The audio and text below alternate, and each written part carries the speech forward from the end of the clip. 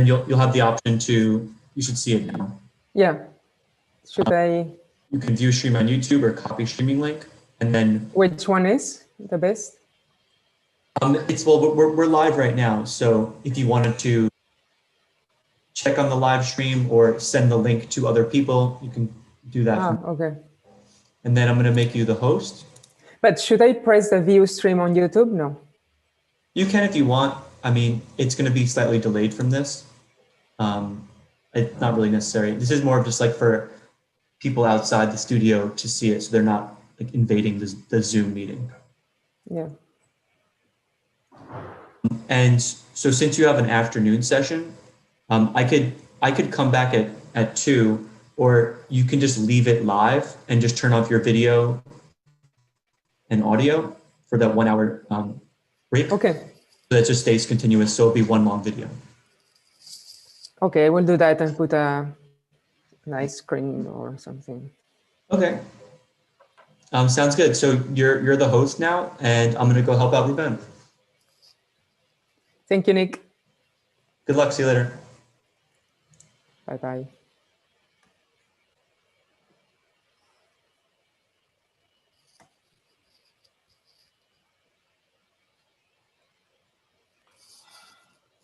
So Kelly, in a moment, we will explain a little bit the place where we are working or have been working and so on. How is Vietnam? How is the projects are going there? If you don't go physically to Vietnam, things stop. No, Yeah. As good as Zoom and all this virtual stuff is, Yeah. it doesn't for collaborations in Vietnam. Yeah. So I'm last time I was there was with a group of students in March. So yeah, it's just before the lockdown. Yeah. So I'm really literally dying to go back. But they don't want to open the country. The whole country is completely closed to foreigners. They're very afraid. They have a weak public health system, so they fear once they let the monster in, they can control their own population, but they're fearful of what outsiders will bring. So they're doing really, really well as a country. Mm. But they're really afraid. For them, it's really difficult too, because so much of their economy depends on a tourist. Yeah. They're suffering, but they're trying to play it safe. I'm hoping to go back in the summer. We had the idea to do a studio there again this year, but we've already made. For now, I'm thinking if we're going to have to make plan C. How is Bruno? Bruno's good. He's, I think I told you, he's become the head of the department. So it's highly bureaucratic. He's forever in meetings. It's not quite his cup of tea, but it's a kind of more of a circulating job that is a bit of an obligation. It's not necessarily a kind of glorious position. Yeah. Counting down the days when you can pass it off to the next person. I'm exaggerating. Not that much. Are you still organizing in summer the urbanism research across the world? World urbanism? Well, you'll certainly be included in our big event. Your students can also, we can maybe find ways to present some of your work or things. We'll have it in June, and we're actually talking about it at the end of June. We have a big event in Leuven. A kind of 3-day margarita, and we were lucky to have it. But it's a massive 3-day exhausting event of alumni, PhD, undergraduate, postgraduate, projects, lectures. It's kind of exhausting but nice event we have in June. So if we can find a way to collaborate, or to some of your students' work, it would be wonderful. Yeah.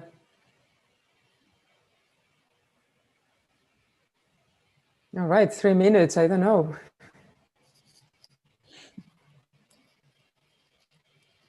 Strange.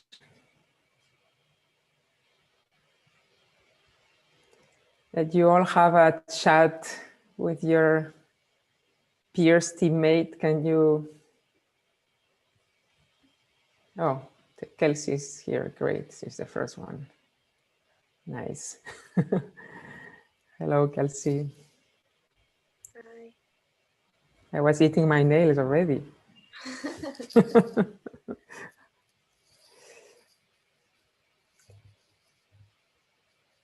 Okay.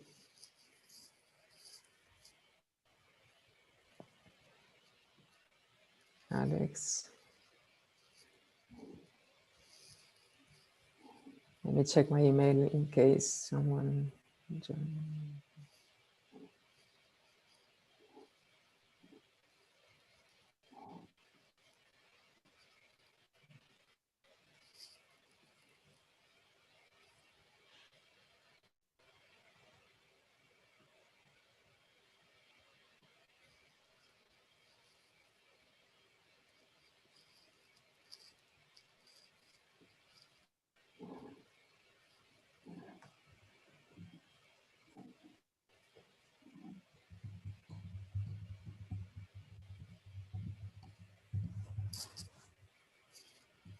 Hello, Iñaki. Good morning. Good morning. You all ready? We are opening the door at meeting. I talked to Karen an hour ago. She should be in also. Okay, good luck. Here is Kelly. Kelly, you see Kelly? Yeah, hello. Nice to see you. Hello, Kelly. How are you doing? Good. Be nice to see you guys in person one day soon. And you have a real library in your back. It's not a fictional background. It's a real library. It looks a bit empty because it's I got a second layer of movable shelves on top of the first layer. So I now need to get to the university and empty my university library and bring it home.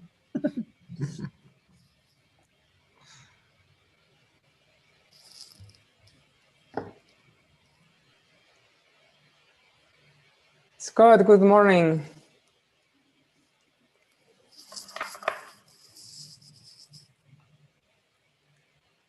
Oh, perfect. Just on. Good morning, Karen. Hey, how are you, Margarita? Good, good, good. Amar, good morning. Carlos Jimenez. Good morning. How are you? Good. Congratulations again, Amar, for your studio yesterday. Thank you for joining us. Carlos Jimenez. How are you? How are you? Coming Jimenez from Rice. How are you? Thank you for making the time. I'm sorry I couldn't. I was. Carlos, good morning. How are you? How long without seeing you? Oh, Iñaki, how are you? Good. How's it going? How's the weather in New Orleans? Today is the first cold day. No snow leaves anymore. Good morning, Derek. Good morning, Margarita. Sorry, I'm a minute late. University. Hey, everyone. Oh, Derek. We'll present you on. Great to see so many friends and old faces there. I mean, good old faces. Sorry. Talking to you, Scott Bernard. Yeah, familiar and old, I know. Good to see everyone. So 9:02. You're almost 20 now here.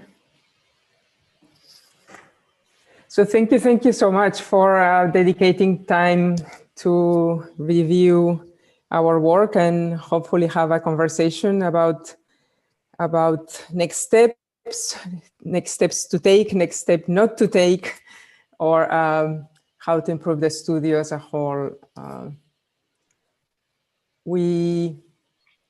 Let's wait just a little bit more. I think Carol might be coming in, and Ken.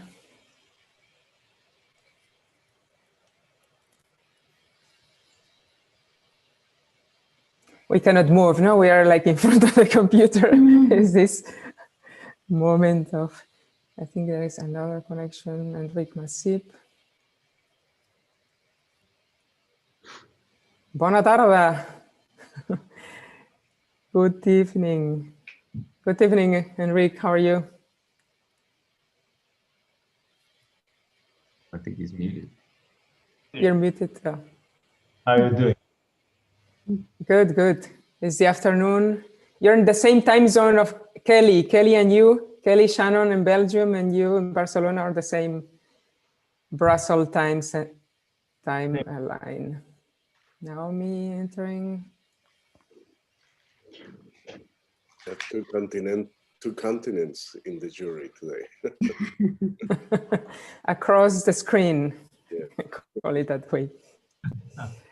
So Naomi, how are you? Naomi is in communication here at Tulane with us. Hi. Okay. Hi. Thank you so much for letting me watch today. Absolutely. Love to have you on board. All right. I don't know why it's maybe Carol. I don't see her. Karen, is Virginia in the same time zone or as us? Or No, I actually got on early this morning because I forgot. You were at 8, you were here connected. No one's there. No, it's 10 o'clock this morning. I just didn't register it before.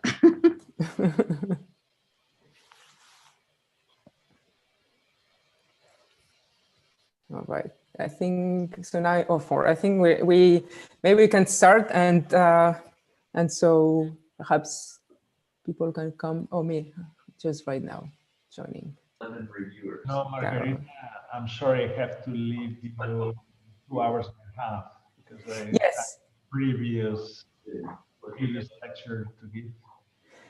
Yeah, Enric Masip is going to be for 2 hours and have a lecture later. Carol, welcome. Thank you for coming. Okay, let's then get started. So if you don't mind, I'm going I think Nick Lakowski may join and help you set up the live stream. Oh, he already did. I see. Okay. Yes. We did our homework this time. Okay, so let's start. I have a little bit of presentation. First of all, just briefly to present our guests. So Carlos Jimenez, architect, professor at Rice University, professional practice based in Houston, long-term member of the Pritzker Prize. Thank you for coming and staying with us. Kelly Shannon, architect, landscape architect, coming from Leuven, Belgium, American origin, working in the Mekong Delta in Vietnam for decades now, and has several books in water urbanism and infrastructures, and directs a PhD there at Leuven. Then Karen Van Langen, Keenan Professor of Architecture, University of Virginia, working at the intersection of art, sound, and architecture. Thank you for joining us. We have Kerek Hoferling, Associate Professor at Washington University, St. Louis, Chair of the Landscape Architecture and Urban Design Department at the intersection of water and architecture. Enric Masip, at Polytechnic University of Catalonia in Barcelona, interest in Japanese architecture, teaches in St. Petersburg, Urban Design Studios. Carol Rees, historian, Tulane University, Director of City, Culture and Community here at Tulane University, historian, as I said, and Favre Professor of Architecture. Iñaki Aldain, Professor and Dean at the School of Architecture here at Tulane University. We have Amar Elueni, Tulane University Professor at the intersection of architecture and digital formal explorations, I would say. Mm-hmm.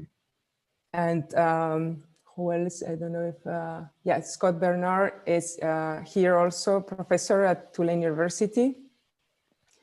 And I think I don't see Ken.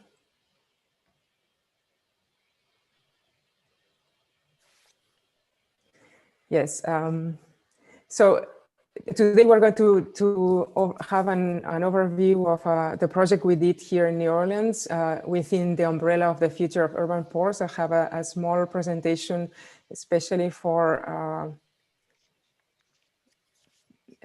some of you that are perhaps not familiar with the New Orleans per se, and it's not that I'm super familiar, but I'm learning it. I don't know if you see full screen with the future of urban ports. Yes, yes. Okay. Okay, so just to start with a little bit of introduction of this territory and the challenges we have been facing. So the larger question is in relation to, so what we are doing is to operate within the metropolitan area of New Orleans.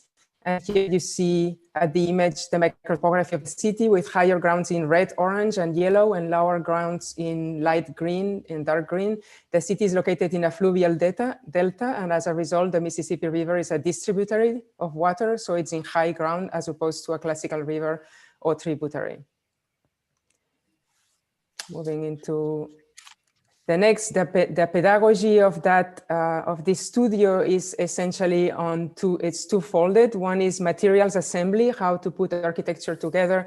Of course, thinking about program materials, form, geometry, space, typology, new typologies to face this era of the Anthropocene and the climatic crisis, but as well.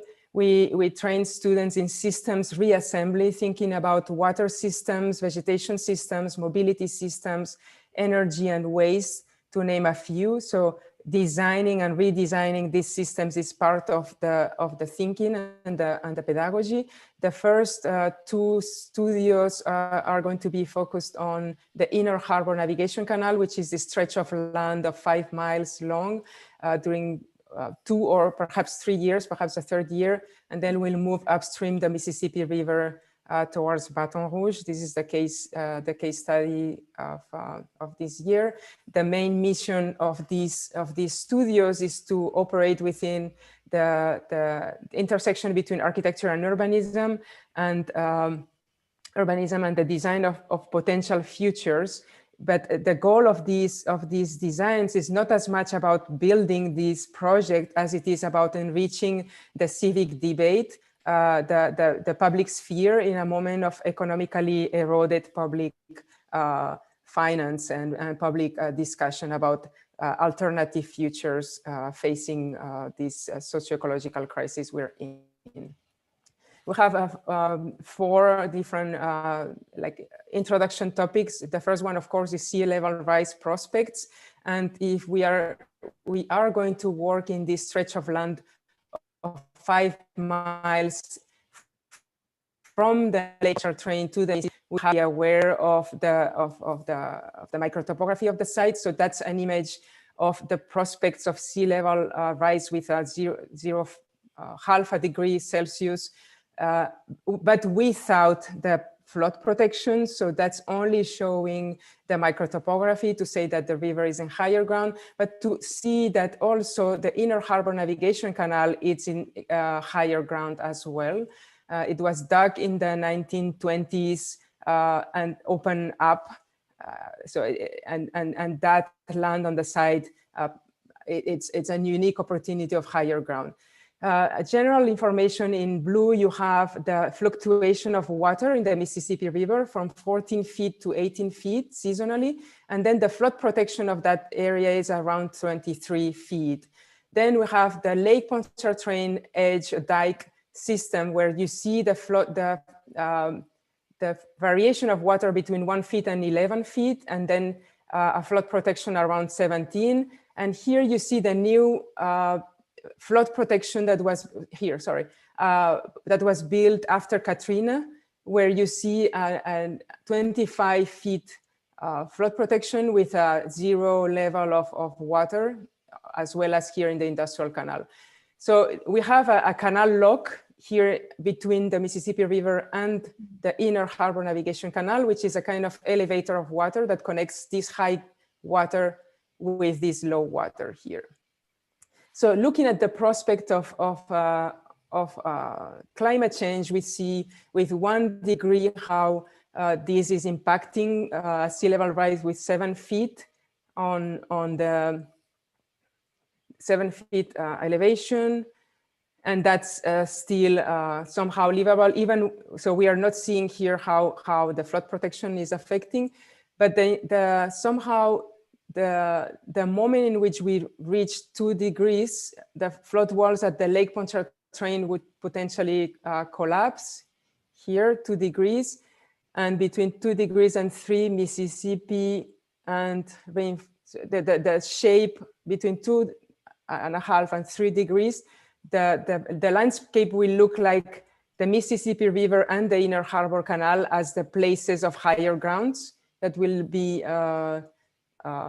above, and beyond 3 degrees, all will be potentially underwater.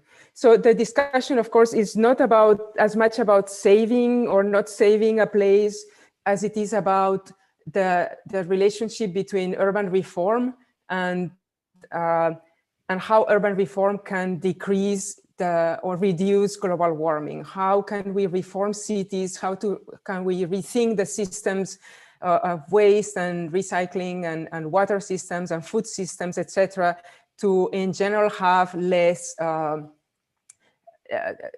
impact in metabolically, let's say that way. The first block of information I just prepared is a little bit of overview of how the place look like. So the Lake Pontchartrain is on the north, lake, small recreational airport here, the Canal Lock as mentioned before. Here is a diagram of the different names of canals. That's the industrial canal is this, from north to south. The Gulf Intracoastal Waterway is this infrastructure here, and beyond you have the Mr. Go that has been closed to the east south.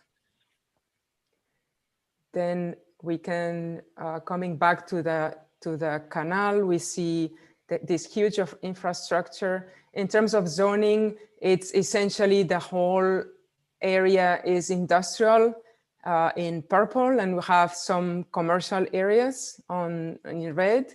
So what the project is taking on the property of the Port Authority of New Orleans, and so without touching any private property, any home or anything. So the view of the Mississippi River to the south, the entrance to the industrial canal, this is the Canal Lock. We'll see that's a view from the south. We see the Canal Lock from above. Now there is a project of widening the Canal Lock to allow bigger ships to move through from the Mississippi down to the canal. But there is a strong opposition from the neighborhood and from the city, although this project has been already approved. In our proposal in the master plan, we have kept the canal as it is. This is an image of the entrance to the canal.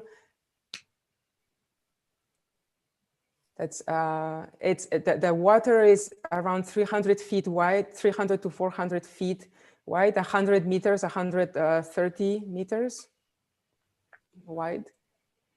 That's a view, an overview of how this landscape look like with, again, the Lake Pontchartrain is 1 feet. There's another canal lock here connecting the industrial canal with the lake. The lake changes quite dramatically with storm surge. We have seen increase of 11 feet here in the lake. So there is a canal lock right there. And those are walls around the canal that are around 11 feet. Then this is the canal lock to the north with the Pontchartrain Canal lake, and how the canal has this train infrastructure with a bridge and other like industrial infrastructures. So another overview of the canal from the north, and a little bit of scale comparison of the scale of this master plan, which is 5 miles long. As I said, twice the Washington Mall. It's similar to twice Central Park. If you have questions, just jump in. The third block of information is the flood wall, spot elevation, and microtopography to understand a little bit more the position of these infrastructures. We've seen all these walls and flood protections around the city, and how these walls inside the industrial canal are around 11 feet. And so looking at, again, making this section transversally to the city, we can see in this section the city is a bowl of this kind, where of course the river is in upper level with this fluctuation and this 23 feet protection. This blue line here is the water of the industrial canal, so it's low ground, but you see sometimes the water is higher than the neighborhoods on the side, especially to the north, except in this area it's higher, but you see this level of that's an image of this big infrastructure built after Katrina that is 20 feet, 26 feet above, where you see the effect of the storm surge protection. And the industrial canal is right there and along. So coming back to the microtopography to understand that the city has, we'll not talk about that, but the fact that the city is pumping out, because it's a bowl, is pumping out water 24 hours, 7 days a week, the whole year. So, and here it rains quite a lot, 1,500 millimeters a year.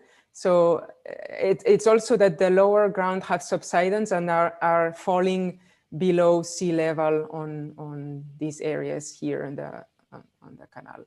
So then we are studying the densification of this spine of higher ground and looking at, so just to finish a little bit perhaps the explanation of that canal. So during Katrina, the storm surge broke, this is the flood wall, broke the wall in several places around. So you can see this image of that when it was happening. And then if this is the flood wall protection, what we are, as a studio, we have decided to increase the flood protection of this wall from 11 to 20. Perhaps we wanted to test if that is possible to integrate, to have both a stronger wall, but at the same time, a possible continuity topographically from west to east, all across the canal. So this flood wall, we have tested 20 feet. We perhaps can even test 25 or 30. You will see the sections. So that retracing the flood wall, not at the edge of the water, but inside the swath of land to make possible this continuity across the canal. We operate with the idea that the ships will keep moving that direction towards the intracoastal waterway, but in this swath of land, there is much less activity. And in fact, in general, we'll see that the activity of the port, but the port is is infra-used. So one of the questions is urbanism in section, is how to organize land use in height, and thinking about commercial housing and different functions in different heights in relation to floods. And finally, a little bit of glimpse of the port itself. And just to say that the Port of New Orleans own this area of land, and it's qualified as industrial real estate. The main port of containers is at the Mississippi River. 80% of activity or flows of ships are along the Mississippi, up and down. Only a little 20% of it moves through this direction. So this studio explores mixed-use productive city in this land use defined as commercial and industrial. That's the base of the studio. The place has quite a nice infrastructure of trains, transversally and longitudinally. And the idea that the many ports, container ports in the United States and oil and gas ports, are two different things. So for container ports, we see that we work with the hypothesis that of the potential decline of coal, increase of pipe gas, and train infrastructure moving goods east-west.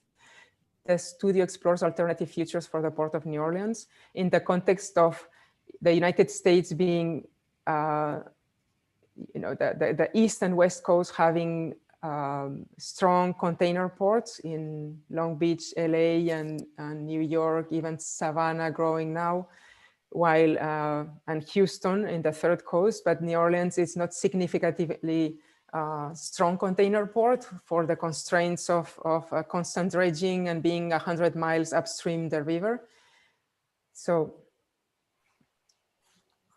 and oil and gas infrastructures, of course, if this is Baton Rouge and this is New Orleans, the big infrastructure of, that's a primary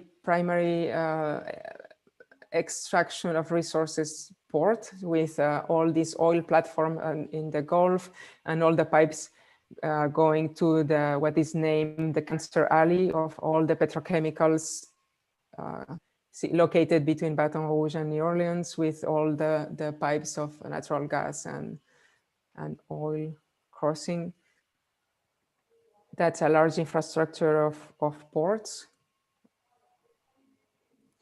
And in this studio, we suggest that an energy transition away from fossil fuel for the Gulf of Mexico, similar to the one of the North Sea, and ask the question of how this transition will look like at the metropolitan scale in New Orleans. If this transition occurs, how will ports along the Mississippi look like?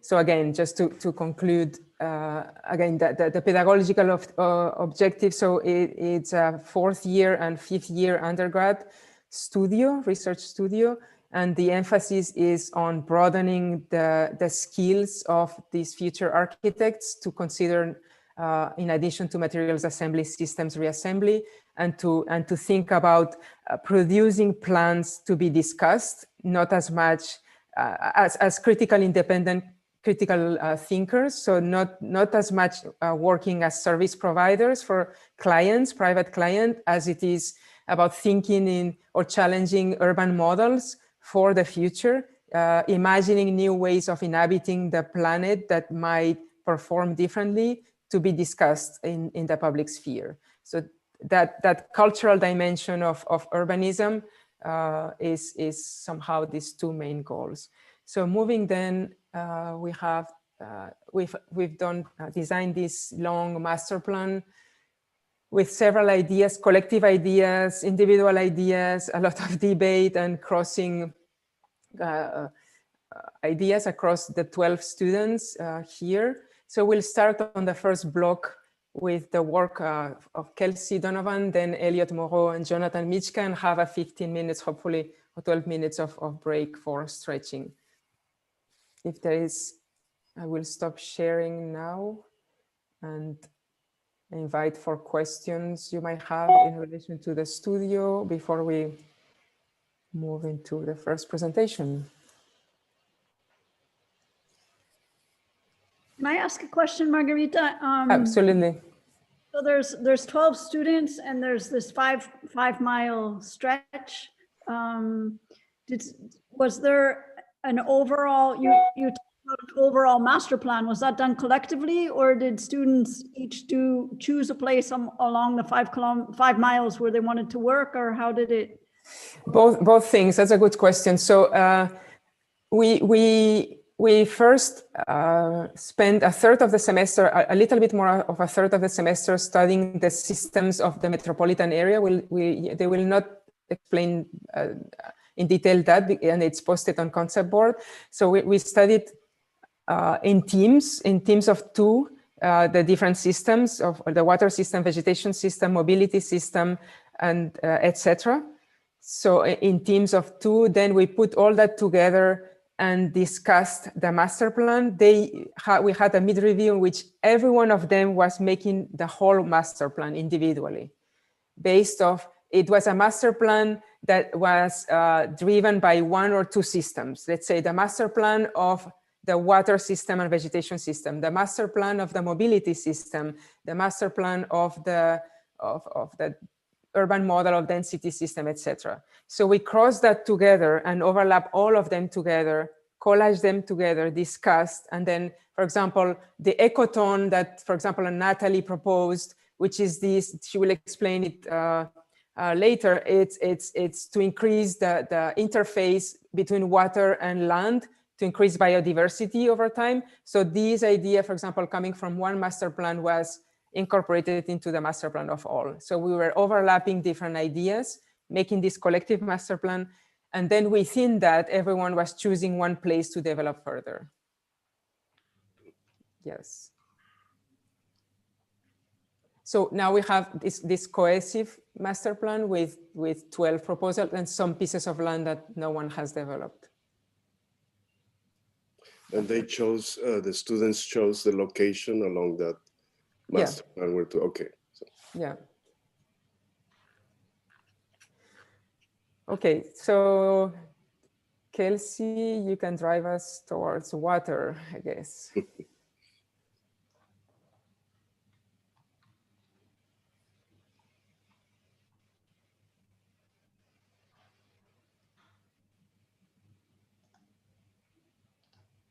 Everyone see? Good? Okay. Yes. Okay, so hi, I'm Kelsey. My project is titled Living with Water. So in the beginning of the semester, me and Katie analyzed the water systems in the city and kind of how the current system is to immediately remove rain and stormwater and even groundwater from the city and pump it through these underground, mostly underground and some open canals into either Lake Pontchartrain up here or the Industrial Canal. So the system is always operating even during dry weather, which is further perpetuating issues like subsidence in low-lying areas. And then there's also little to no opportunities for interaction with these infrastructures. So my overall master plan was proposing just new opportunities for interaction with water, and then also proposing to actually filter this water before it reaches the Industrial Canal. And then the second half of the semester, I've been focusing more on this catchment basin number 19, which is all filtered, pumped through this one pumping station right here. So this one area receives approximately 22 billion liters of rainwater per year, all of which is filtered through this one pumping station number 19. You can see it's pretty isolated and removed from the existing neighborhoods. And it's 5 pumps with a drainage capacity of 3,920 cubic feet per second. So my project is proposing an additional pumping station before this one that's already existing, adding 3 more pumps, and as long as a widened storage canal, and then also a filtration aqueduct. And then just a glimpse of what my project looks like in the combined master plan before I get into it, but it's basically this area right here. So the 2 main goals I kept in mind were storing and filtering the rainwater, and then also promoting interaction with water at both public and private scales. So first I'll go into the aqueduct and the storage canal. So looking at the existing topography, this is that pumping station that's existing right now, just to orient you. And then looking at this existing flood wall and how it kind of creates this stark difference between the low-lying neighborhoods and then the higher ground of the Industrial Canal. So what the master plan in my project is proposing is to create this elevated ridge that actually goes up to 24 feet, and then having this flood wall kind of be buried underneath it. And then it creates more of like a gradual slope down towards the industrial canal. And allowing for this storage canal that goes before this new proposed pumping station. So the water is stored here and then pumped through this new pumping station into this aqueduct, which is actually located along the ridge. And then it's slowly filtered into the industrial canal.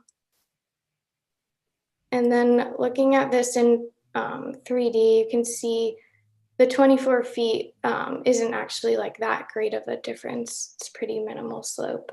And it creates kind of a softer edge between the existing neighborhood, which is over here, and then the proposed site.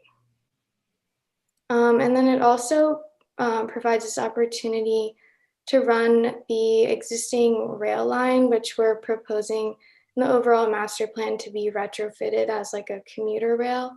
So this can be run underneath this ridge. And you can see that in section as well. And then looking at this larger storage canal that I'm proposing, it can hold approximately 2 million cubic feet of water before it's pumped through this new pumping station. And then it also provides an opportunity for preliminary sedimentation before the water is pumped as well. So looking at this aqueduct, I wanted to integrate it into the streetscape more. So I was thinking that they could be implemented on the neutral grounds. So these larger pools that are located along the ridge can hold approximately 1.8 million cubic feet. And they're more of like a sedimentation phase of the filtration. And then the smaller pools that lead to the industrial canal can hold approximately 1.2 million cubic feet of storage, and they're more like green filters, and kind of showing how these can become their own mini ecosystems within the streetscape. And then this is just a view kind of showing how the potential interaction of the street and then these pools, the aqueduct, and this is actually the proposed pumping station. So getting into the morphology of the buildings, I was thinking about how to actually bring water through the buildings on the site. So kind of inverting the roof and then creating this vertical green filter. And then this is the massing I came up with for the pumping station. So you can see the angled roofs that go down to these light wells or kind of like catchment basins. And then how this typology can kind of be implemented across the site and actually allow for all of the rainwater to be captured and utilized and then brought into the aqueduct.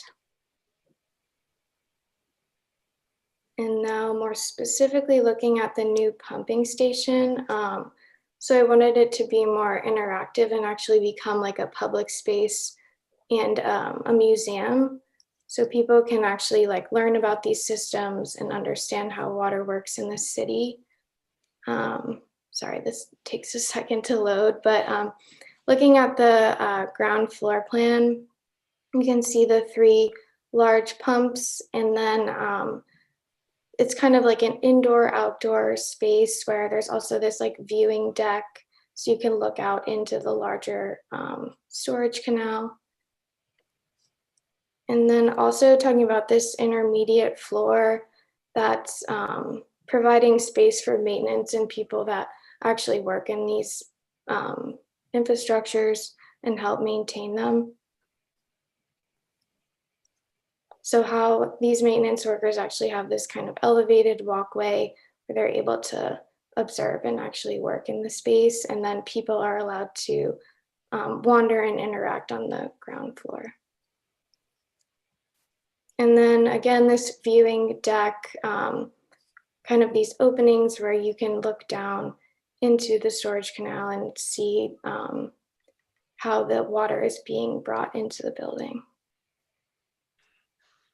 And then just the overall section showing the storage canal, the pumps bringing it up to 24 feet, and then the water is brought into the larger aqueduct system on the neutral grounds of the streets. And then the housing, which is implemented on these top 3 floors of the building. And just showing the ground floor again, you can see these circulation cores that bring residents up to their units. And so each core serves about 6 units. There's single units at the front, and then larger family units at the back, and then more shared working space or kind of like a rentable apartment in the middle. And then showing how these units kind of are configured around this light well that's bringing rainwater through the building. And it kind of provides opportunities to bring light in, and then also these indoor-outdoor spaces within. And also just like opportunities for capturing that rainwater, potentially using it for vegetation too. And then lastly, I had this idea of using the gray water that's within these housing units as well. So how it would work is using like bath and sink water, and then it's filtered before it's used again and recycled for plants and vegetation, different things like that. And then the last section, just showing these light wells and how they bring the rainwater down, which is eventually filtered into the aqueduct. And that is all I have.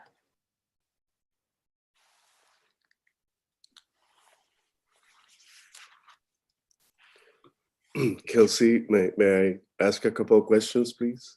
Yes. Yes. What is this at the end of your main aqueduct? There seems to be a certain architectural motif that you're employing there. What is that about? In other words, it breaks the lineality and it becomes more like a series of individual pools. What is that? Oh, here. You can leave this drawing. It's at the end of the long. Yes.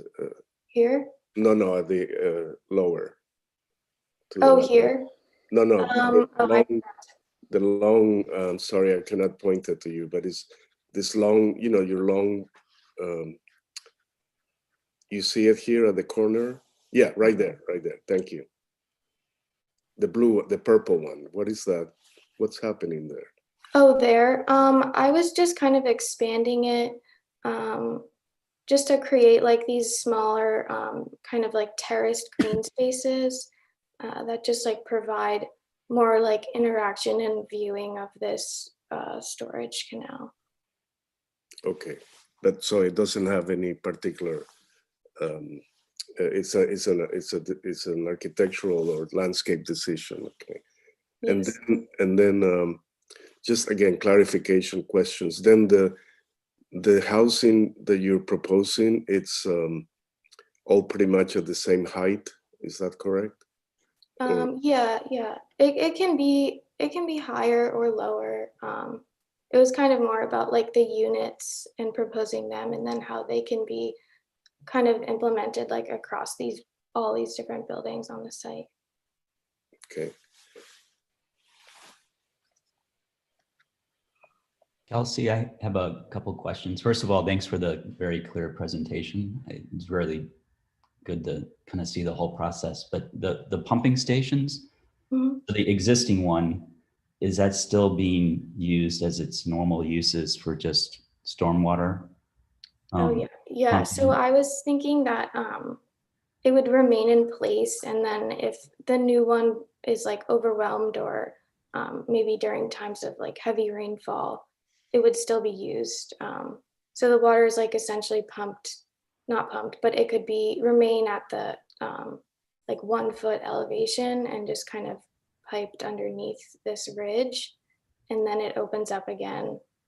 And yeah, it can be brought to this existing pumping station as well if it's needed. So the new pumping station's primary purpose is for filtration, just a supplementary one to get it up.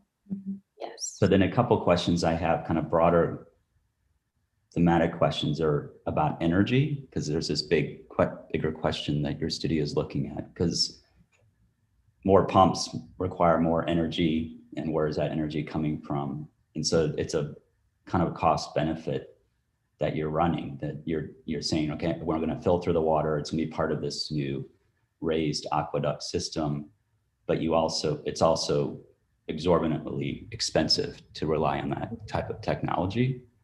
So what's your stance, kind of, where do you see yourself in that? And I guess in the future, how is this being, what type of energy is supporting this? And then one other quick question is also, the water is going back to the upper ninth, or to, into the city to the west. So are you repumping that water back out that's sloping back down to the west? Oh, so this ridge is actually implemented all the way across this whole part of the master plan. So all of this area shares the same topography that I showed in the beginning. There's water going this way and water going that way, right? Yes, yes. So this would probably have its own kind of like underground or exposed canals that would bring it to the larger storage canal. So it's at a ridge, it goes down, back in, pumped up, back down to pump out, maybe. So I'm just trying to follow that logic and understand the efficiency of it, in terms of weighing the pros and cons of what you're proposing as a new pumping station is central to the urban design. Well, yeah.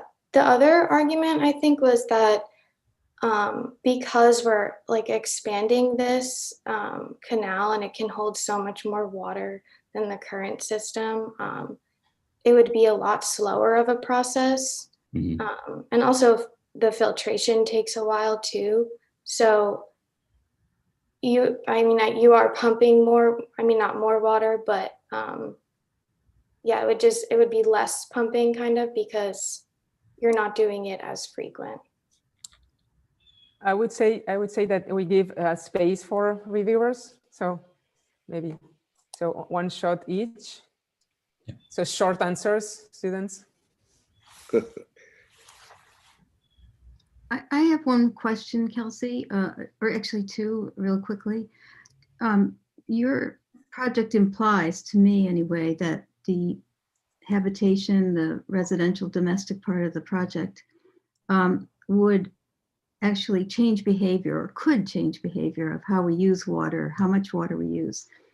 Did you think, you did think about that, I think, and did you find any research about that? Because it's a really interesting aspect of your project about how to live with water in a more direct way and therefore become more conscious of how much we use.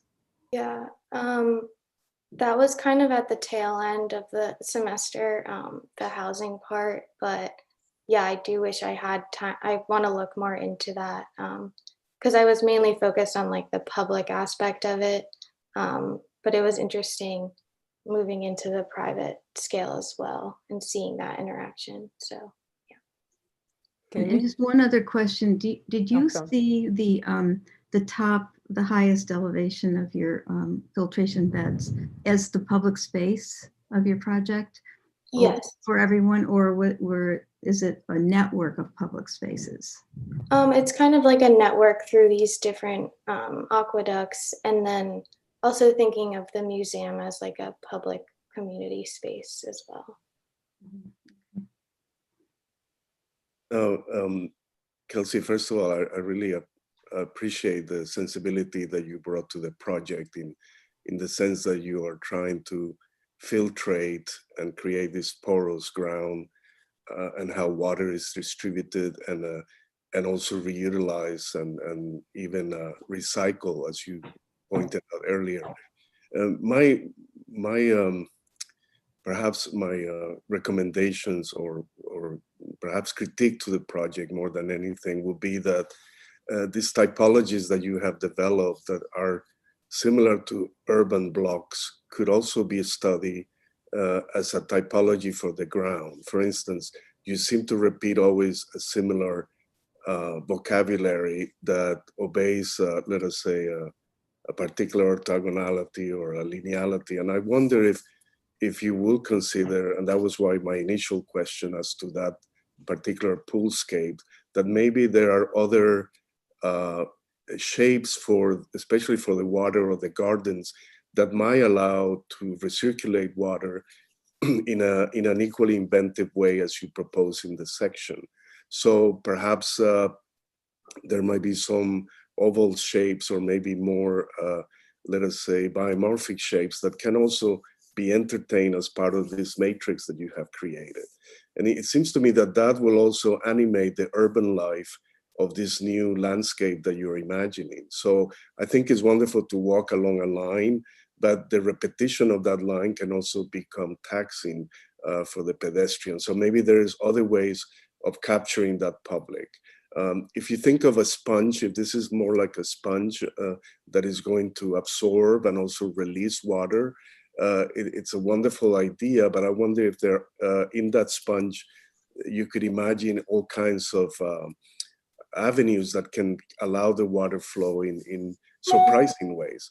And I know that's probably beyond the scope of the project, but I think it's suggested in your diagrams particularly. But I do like, especially the scale of the housing and how you spell it out into the landscape.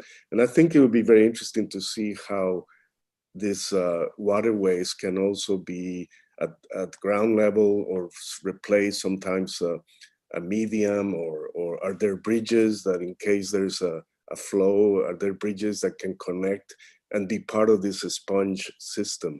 Again, a sponge is something that absorbs and releases water as an idea.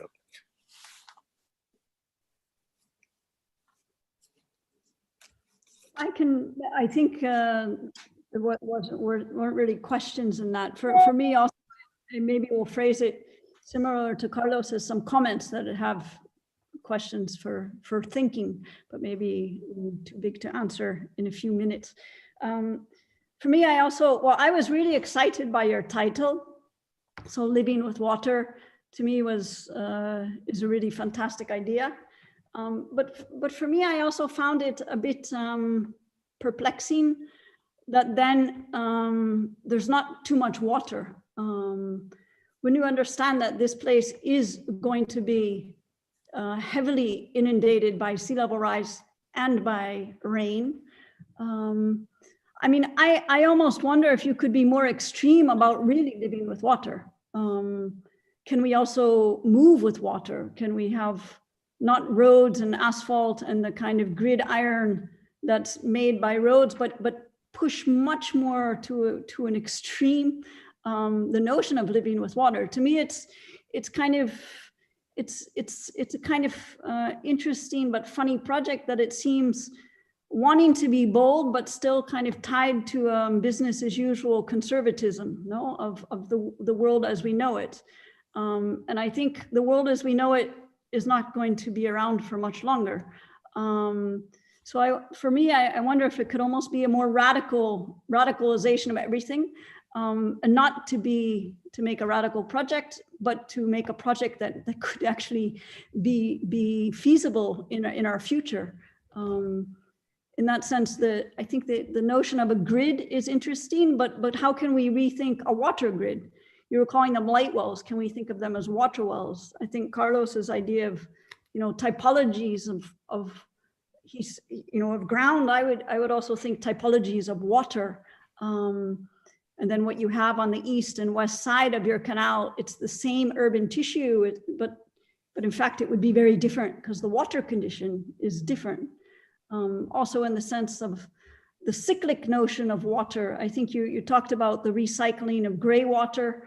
to then use to plant for vegetation. But I wonder if you can also think in the other way, can we shower with rainwater? No, I mean, so to not just think that we need to recycle what we now understand as gray water, but can we rethink the whole cycle in a completely cyclic way?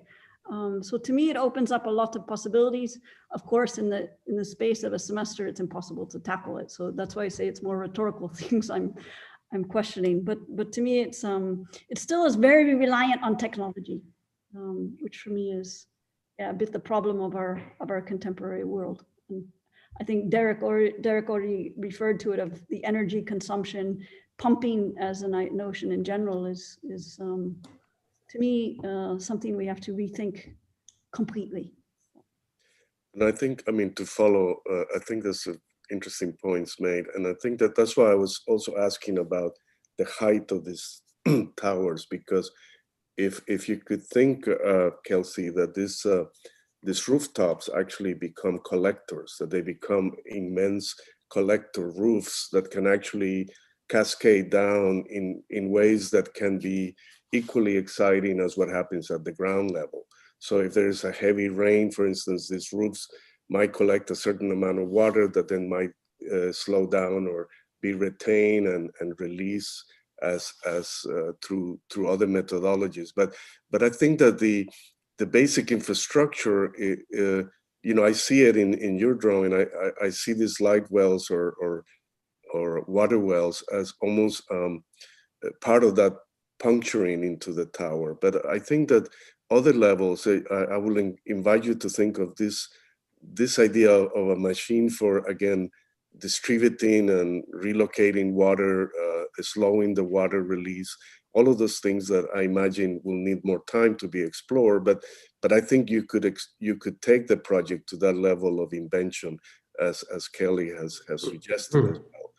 And I think that's where the project really becomes this similar, like the pump station, except through architectural and urban terms. The city is put in motion to articulate this kinetic energy. Here in Houston, we use our parking lots as great opportunities to release and retain and distribute water. We have no choice because the city is so flat and our storms flood us. So we came up with these systems of late that are a way of surviving or delaying the calamities that often come with hurricanes. Can we have like a short shot? The ones haven't spoken. Amar, Yes, Iñaki, yes, Carol. I'm happy to jump in, following on the comments Iñaki that and Carol were just made. To me, I agree that this is, the aqueduct is the threshold. You are moving the pumping station from the industrial canal back here. And one would imagine that the condition between the aqueduct and the industrial canal is very different from the one towards the city. So moving forward, the idea of how you can start to negotiate these two sides of the threshold, what effect does that have on the architecture? And some comments about the height of the buildings and the views, maybe terracing some of the buildings as you move towards the canal or towards the city could be an interesting one, since you are already moving the topography. To me, that's those are some interesting comments or ways of thinking about the project moving forward. The other thing is water in the city is not always your friend, and when you have these flash floods or something, if it, how the system will cope once you get to extremes, which we often have in the city, is something that you might also want to consider. Enrique, since you are going to leave at 11, if you have something to say. I like something on these lines. I think in general, this is the first project we are seeing, and maybe we are going to see others possibilities of development of the idea of the studio. But in general, I think there are basically like three possibilities to cope with the relationship with water. One is going against water, like building up walls, etc., in the hope that it will be retained and it will be not affecting our daily life. The other way is completely embracing water and living with water and being, part of a system made of water, like Venice, many cities in the deltas, especially traditional architecture, etc. And the third way is like sort of in between, like trying to making water a friend, but not too close. These sort of friends that sometimes annoy you, but then you have to live with them, right? And I think that you are installed in a sort of in between way that it affects a little bit the daily life, the lifestyles that you're proposing, but they are actually sort of living the same way they were living before. And I think it's a pity because all these cities, especially for instance, let me talk about Venice, like an example all of us know. Venice in Italy, of course. It's the possibility of another sort of city. It's exactly contradictory to all the functional, mechanical, modern cities. And this is an example. This is something where we have a lesson to learn from. And it's just something that could be incorporated in your project, somehow developing further some of the ideas that have been already commented. And the last command would be, think about certain hierarchy of public spaces. Where do people meet? To me, they seem all these public spaces, they seem like quite homogeneous, quite analogous, right? They are not really hierarchized. And it's a pity because we are not doing the same things everywhere. We're doing special things, specific things in specific places. And I think that's what builds a community, this certain hierarchy, this certain gradation of intimacy, of publicness that finally makes social life possible. Okay, so we have to move into the next project. So I have to comment that you will see all over the master plan, one requisite was to use the urban grid of New Orleans. So the 300 by 300 urban grid was a base to start with and to rethink the grid in section or spatially, but the constraint of this urban grid was for everyone a way also to be able to have one master plan with the same grid system that is the one of New Orleans. So we'll see a lot of, so Elliot, maybe you can, sorry, 10:01. And I would say, yeah, if everyone have one shot comment, that would be great. Okay, can everybody see the screen? Yes. Okay, thank you. So hi, my name's Elliot, and this is Resilient Superblock. The project has three main goals. The first is to hybridize civil infrastructure to create a more resilient network and reduce energy consumption.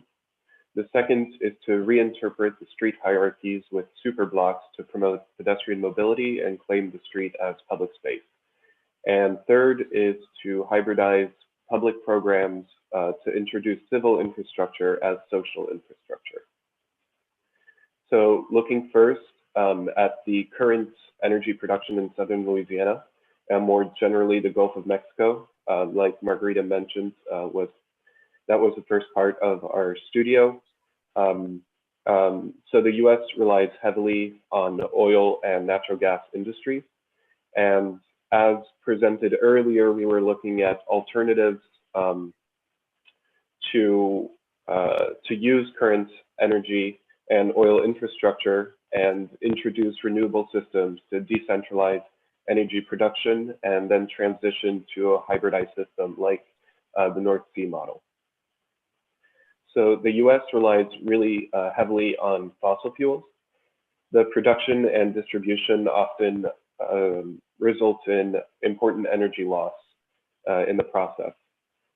So like the previous set of graphics, introducing more renewable sources may reduce the reliance on fossil fuels and improve energy transmission efficiency. The first goal of the semester was reducing energy consumption, which can be achieved through a hybridized renewable system, but it can be further attained through decentralized microgrid systems. Microgrid refers to a localized infrastructure system that's independent from a larger network. It's a self-governed grid, which suggests that they will lower energy consumption, and in case of a surplus of production, they can sell energy back to the city. So as I mentioned, microgrids refer to an infrastructure network in general, so it's not just for energy. And an application of this can result in multiple systems working together. So waste management, water management, and energy are codependent systems that can work together for efficient production and distribution. The application of microgrids can be challenging in existing complex urban networks, and the superblocks provides a simple base for operating it. Superblocks are an organization of an urban grid that promotes pedestrian mobility and creates fluidity of public spaces. It generates a social environment by defining the streetscape as civil space. The fluidity of movements reorganizes street hierarchies to characterize it as cohabitable. The pedestrian space is ambiguous, which suggests that the street is a shared space in which mobilities can coexist. So turning now to the the inner harbor navigations now. The land, like Margarita presented earlier, is owned by the Port of New Orleans, and it's currently just used as industrial real estate. So in the master plan phase of the studio, I applied the super blocks along the entirety of the canal and used existing city frameworks to negotiate the accessibility to each area. Then further exploring the conditions of the city, the energy distribution contains an important substation on the canal, which serves as a terminal for several transmission lines. The proposed microgrid lessen the load on the substation and reorganizes distribution more efficiently. Similarly, the water management systems use existing pumps, but restructure their distribution. And the waste system is currently primarily sent to a landfill east of the site. And instead, I'm proposing to use the microgrid areas to locally address waste and rigorously separate the types of waste. After the master plan phase, I chose to develop a single superblock just northeast of the site with the substation. So using a regular 300-foot by 300-foot grid with 100 feet streets, each block develops with a maximum density of about 60%. The existing waterfront was altered, which you will see in Natalie's project later on, and which means that the buildings closer to the waterfront break that grid condition and follow the ecotones. So this section shows the flooding strategy that Kelsey mentioned earlier, where we have made a gradual slope of 20 feet to replace the levee wall. So defining the mobility across the site was crucial to integrating the superblock with an existing with the existing streets. First, we slightly altered the existing streets to reduce the congestion going up on Chef Malta Highway, which is on the right of this diagram. So the streets within the block are seasonal, which means they're open to the public or to public vehicles at certain times of the day. These time slots are selected to promote the pedestrian interaction. Parking programs are located along the edge, the perimeter of the site, where people can park and then navigate through the blocks at lower speeds. Opposing corners of each block serve as points of intermodality and social gathering places. Each pair of corners holds small, or I should say slow, electric vehicles like golf cars, for example, charging stations, bike racks, and serves as stops for the train transit. The energy distribution system works with an infrastructure aqueduct that is running parallel to the riverfront. The aqueducts are resilient structures that follow within the blocks to efficiently collect and distribute energy. Each block then contains solar panels and small vertical wind turbines to independently produce energy.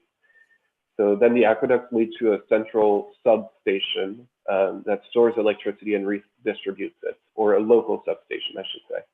Because then on the northern edge of the site is the city's substation that has been integrated into the superblock as part of its civil infrastructure. The waste distribution uses a similar intermodal points to divide and collect waste, separating recycling types to be handled in Jonathan's project, which he will present after me, just south of this site. Each block contains a compost silo, which serves as a resource for methane extraction. Using methane and other waste material, we can extract hydrogen gas, which at a larger scale is often used for energy production, but it can also be used as a very efficient way to cool down batteries, which extend their lifespan. The water management system uses the same aqueducts as energy and follows a similar path using intermodal points as connection nodes. The microtopography of each block drains water inward and leads them to underground systems that follow the street network and down to the canal.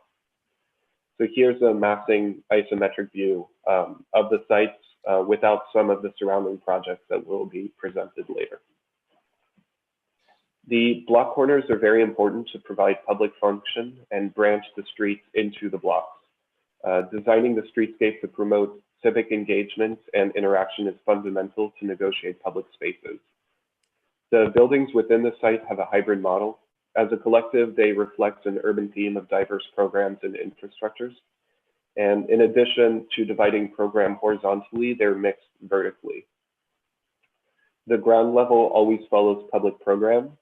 Using map typology to extend the streets into the block helps the narrative fluid movement throughout the site. Mobile furniture and temporary structures are placed with public functions to populate the ground floor. Then the intermediate level contains a semi-public program. They're less accessible than in ground floor and contain social and civil infrastructure. So like schools, battery storage facilities, museums. This mix of programs is crucial to understanding civil infrastructure as social infrastructure. So like energy, waste, and water. Above the site, above this is the pyramidal towers. These serve as private programs with majority of housing, which is common for mixed-use urban developments. The pyramidal shape is to increase the amount of light received in the blocks, and each pyramid contains separate private cores. With this perspective of the streetscape, I'd like to highlight again the negotiation of infrastructures. Civil infrastructure is a public right and should be accessible to all to some extent. The engaged streetscape should encourage the coexistence of civil and social. And this section shows an application of the 3 building programs with the earlier concept of hybridizing infrastructure systems. They're actively parts of the urban structure and live with other programs. The street flows throughout the block and extends the public space. And then the pyramid shapes contain different balcony and facade conditions to reflect the program. The free movement throughout the site on different elevations expands the streetscape. And seeing the superblock as a field of mobility rather than a rigid grid generates a stronger sense of ownership of that public space. These details are to show specific moments and interactions within the block. So the intermodal corner with the waste bins and various social programs, then the train platforms that would extend into those intermodal corners and serve as terminals and connections. And then finally, just a balcony condition within the pyramidal shape to see some of the life of the blocks. And that's it. Thank you.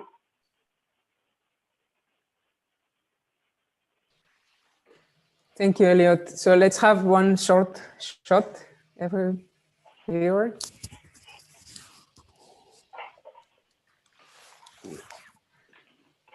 Can start with the ones who haven't spoken before. Carol, perhaps, or where are you, Carol? Karen, yeah, can you? Oh, Karen, yeah. Yeah, can you talk a little bit about the form of your pyramidal shapes and how you came up with the, just the formal aspects that they don't, they're not necessarily aligned with the sun. They're all slightly different. And so what was the idea there? Was it only for the units? Yeah, the pyramids, so they're set above that infrastructure level, and that's to create almost like a second floor, open floor that is semi-public. And then those pyramids, I would have liked to have done sun studies and light studies into the blocks to see exactly how they would react, but right now they're more generated as a general idea of those slopes allowing for more light into the block. And how do you see the semi-public space that exists above the ground plane actually, working? Is it only for those people in the pyramids, or do you see the public coming up there? Yeah, absolutely. I say it's semi-public because it's less accessible than the ground floor, and the street really extends into the block, so that's what I'm defining as a completely public space. But that second level would still be accessible, with maybe some exceptions for administrative programs or things like that that can be mixed into it. But generally, it is also a public space. So I have a couple of comments. First of all, I think, as with Kelsey's, there's a very clear direction to your work and excellent research and a very coherent mapping of what you wanted to put together on the site. I would just question a couple of things, and maybe as you develop it, you might think about this. The spaces that are public, semi-public around the world, and they have them in various cities, etc., are usually not very successful because there aren't enough people to populate them. And, New York City has lots of these and they don't work. So I wonder about that whole issue. Maybe they could be landscapes that are planted or something, but I don't think they really would work very well as public spaces or even semi-public spaces, because people don't want to go there who don't live there. They feel uncomfortable. It's like an act. So that would be the first thing I would say. And the other thing is I wonder if you could have thought about the pyramids as being very diverse and not just all pyramids, because there's something relentless about that. And it's like, it's not made for sun or for any other reason except that you've reshaped the pyramid in lots of different places. And I just wonder about that as a form, and maybe diversifying the housing above that plane might have been a more interesting proposal, but something to think about anyway. Iñaki, Kelly.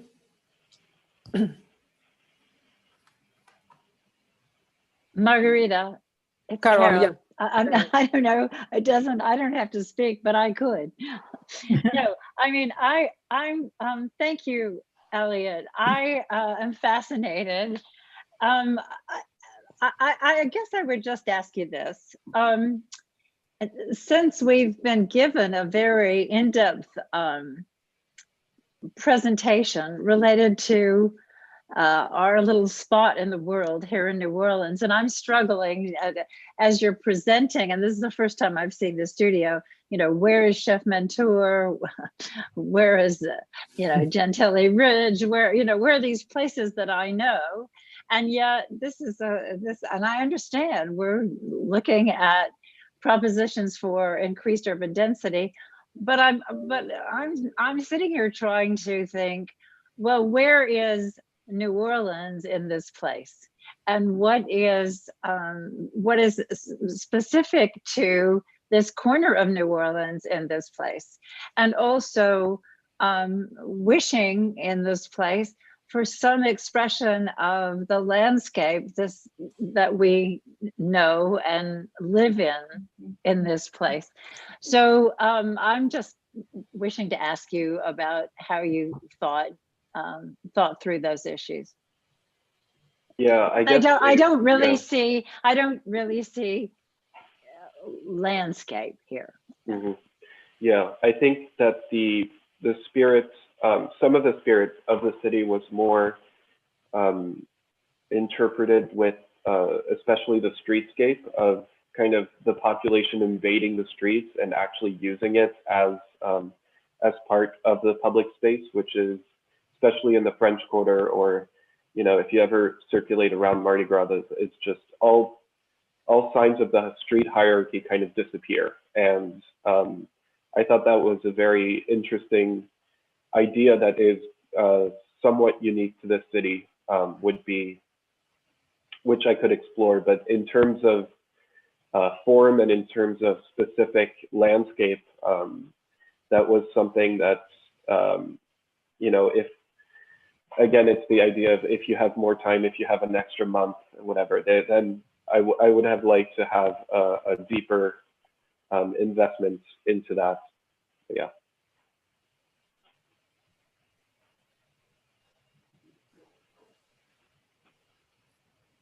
Open floor. Yeah, perfect. Can you hear me? Can you hear me, Margarita? Elliot, can you hear me? Yes. Yeah, I lost the internet for a little bit and I couldn't follow some of the comments, but I wanted to bring up a couple of things. First of all, Elliot, I appreciate the enthusiasm and research and almost fantasy of your proposal. And I say that with unanimity and support in mind, because I think you're imagining this new village for this part of New Orleans that seems to have this kind of potential. My only lamentation about the project is that you are taking these pyramids almost on automatic pilot. You're not exploring them enough to guarantee that they could produce enormous energy for you. What I mean by that is an architectural energy that could be, for instance, maybe you don't have to have different pyramids all the time. Maybe it's just the same pyramid, but somehow articulated differently at each block, so that perhaps in block A or block B, the pyramid might even dare come to the ground to offer a whole new way of habitation. Or perhaps sometimes the pyramid is turned, the same pyramid is turned the other way so that it becomes a water collector, not just simply a housing unit. And I think that that's where I will imagine the project could become so much richer, and it might begin to look less like a thematic sort of Mayan village in the middle of New Orleans. And I think if you could utilize really the opportunity of the pyramid as a fantastic form that can deliver all kinds of services for you, not simply a theme. It could be also oriented in certain ways so that materially it picks up energy or it releases energy. But I do like the spirit of your project. I just think that sometimes this balance that you try to make between energy, waste, and water needs to be equally calibrated formally. So formally, I will not spend more issues on this, but I will urge you to consider that in the same way that it was suggested landscape as well. Landscape can come down from the vertical, it doesn't have to be always at the ground level. Kelly? Yeah, well, for me, I again really appreciated the starting point, this investigation and kind of research into energy and into new cyclic systems. And for me, I wonder if that would be even more potentially the title of the project, rather than this notion of resilient super block, which to me doesn't say a whole lot.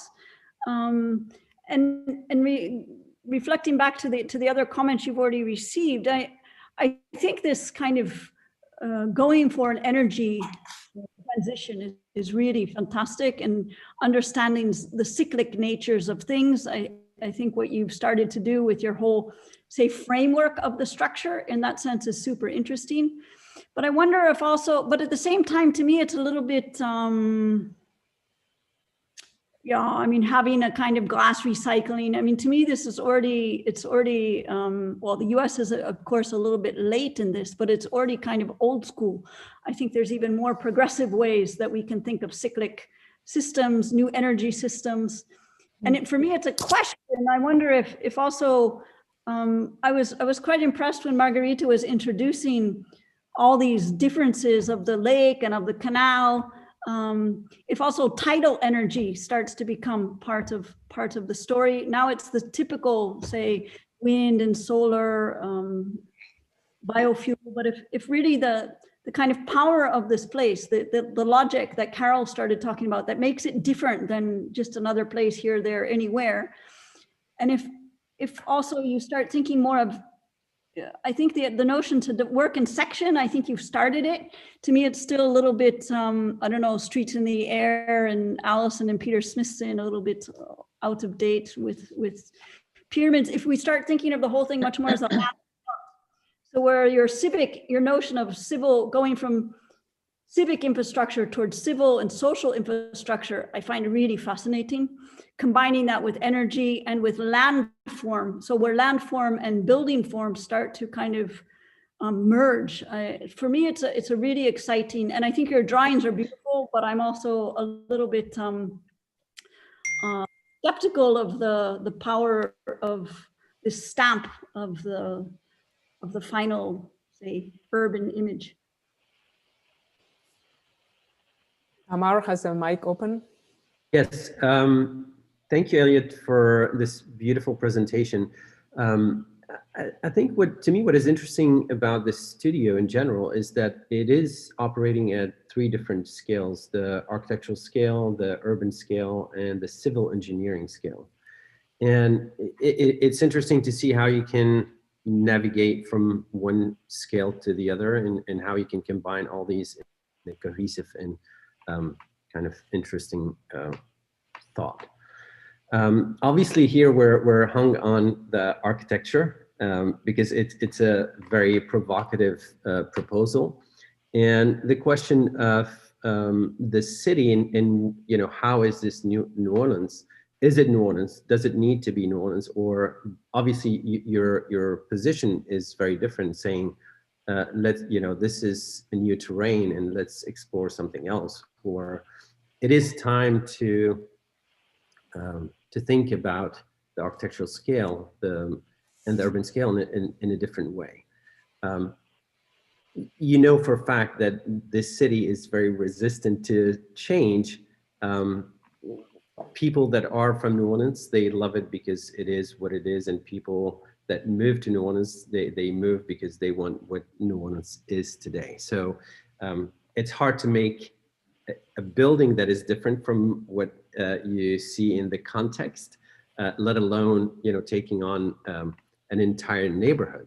To me, this gets to the scale of, you know, something when you think of Haussmann in Paris, and all of a sudden how you can create almost a new typology that leads to something very specific. You know, in the case of Paris, Paris is the most dense city in the world because of the typology of the Haussmannian buildings.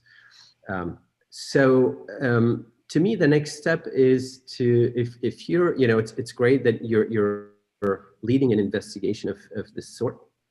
The question is how you can start backing this design with some data and information and say, what do we have on a block today and what does this offer?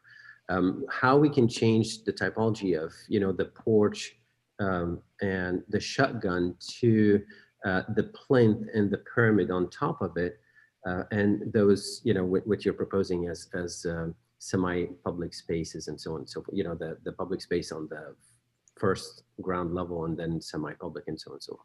So it's I commend you on taking the risk of, you know, moving in a very daring direction in terms of the architecture. The next step is, is maybe looking at the data and comparing a block of what your proposal is offering versus what already exists.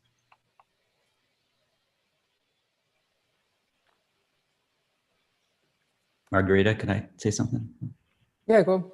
Yeah, maybe Please. Maybe I'll meet somewhere in between Amar and Carol in terms of the future of New Orleans or the past of New Orleans. But I think what you're doing is, this has already been said, but I think the idea of the energy, I mean, sorry, maybe I'm just thinking about energy a lot. I said it in the first project, but the microgrid energy, that going from a typically kind of, I guess, plan way of organization, like when we look at that plan of the Gulf of Mexico with the oil and gas lines, or even the initial diagram plans that you drew of the redistribution. But then the formal strategy is how it can work sectionally. And you're doing it. And I think the comments made about the danger of like the raised public plaza, but maybe if you really think through the sectional idea of energy redistribution much more emphatically, it could be a way to, I think, touch upon interesting aspects that are New Orleanian, but maybe don't look like what it was, but really engages the sectional idea in a different way. Because I think like the shotgun typology, it's a plan kind of typology. It's still based on a flatness. You go up a few feet and then you go through a series of rooms, right? And the roof is the roof.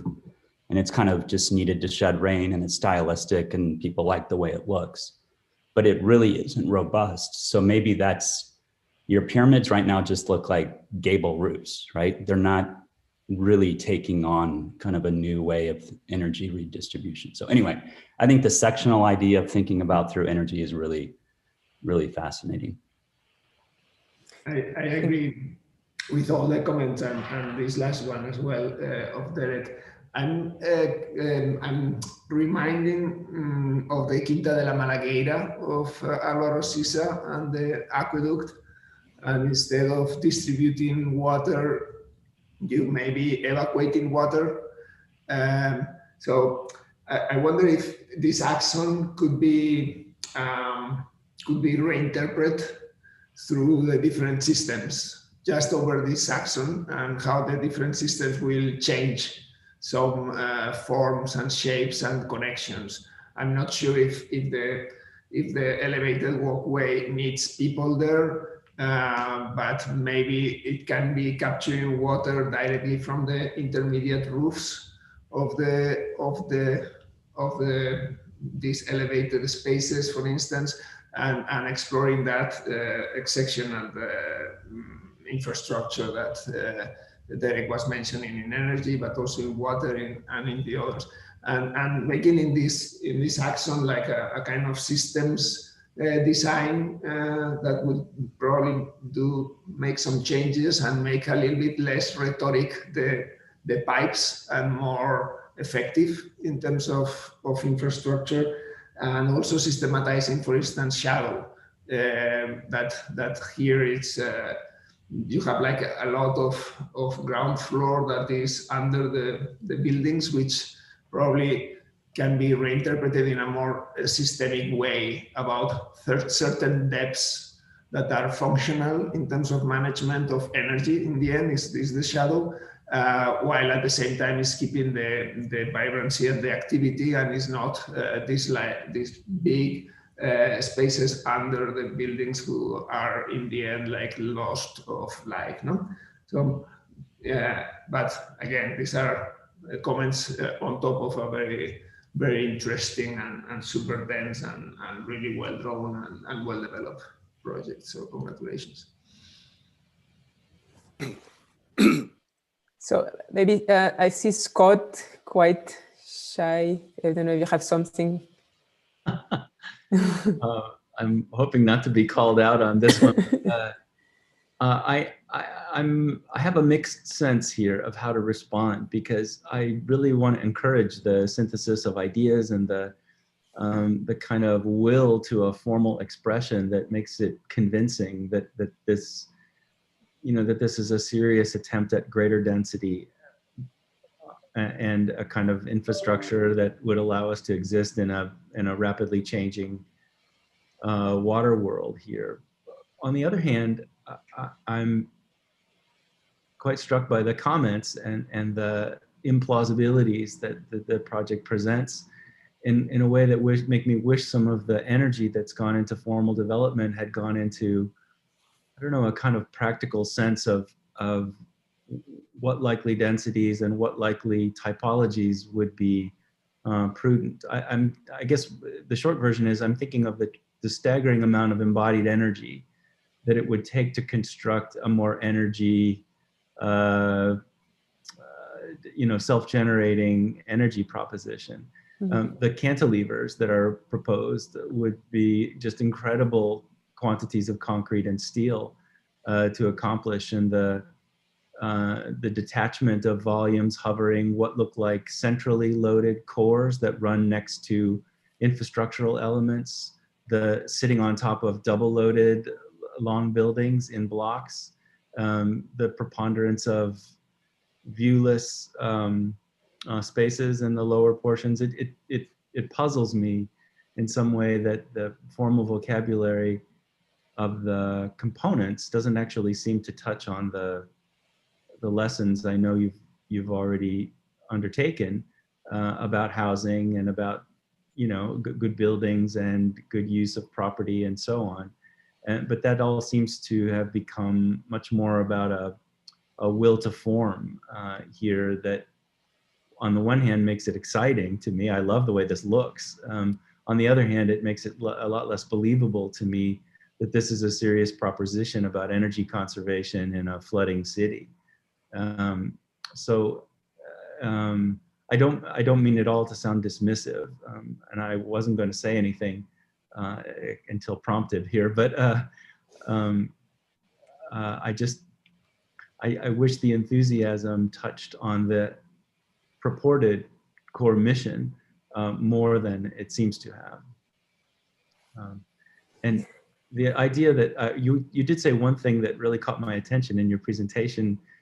Among all the exciting and positive things, I did notice that when asked about the pyramid forms, you were talking about how it brought more light down to the bottom. And one thing I've observed about New Orleans after my education and life in the East and in the Midwest is that we just never have any trouble getting light to the ground here. We can build spaces that are 3 times taller than they are wide, and it still gets direct sun at the bottom of it. So I just don't think that formal device is doing you any favors other than it'll look great in your portfolio when you see it, but it just doesn't seem to bear out the logic of your larger ideas. So sorry to give you a mixed message here, but I'm really enthusiastic about what you're saying and the energy you're putting into it, and a little, let's say, suspicious of the vocabulary of form. Let's move into next project with Jonathan. And having said that, Margarita won't ask me to say anything about any more projects. So no, I think I think as well as long as it's articulated, it's always good. Okay, so have Enrique, you will have your last before you leave, maybe. Yeah. Then we'll come back, no? If possible, yes. Like, okay. Right now.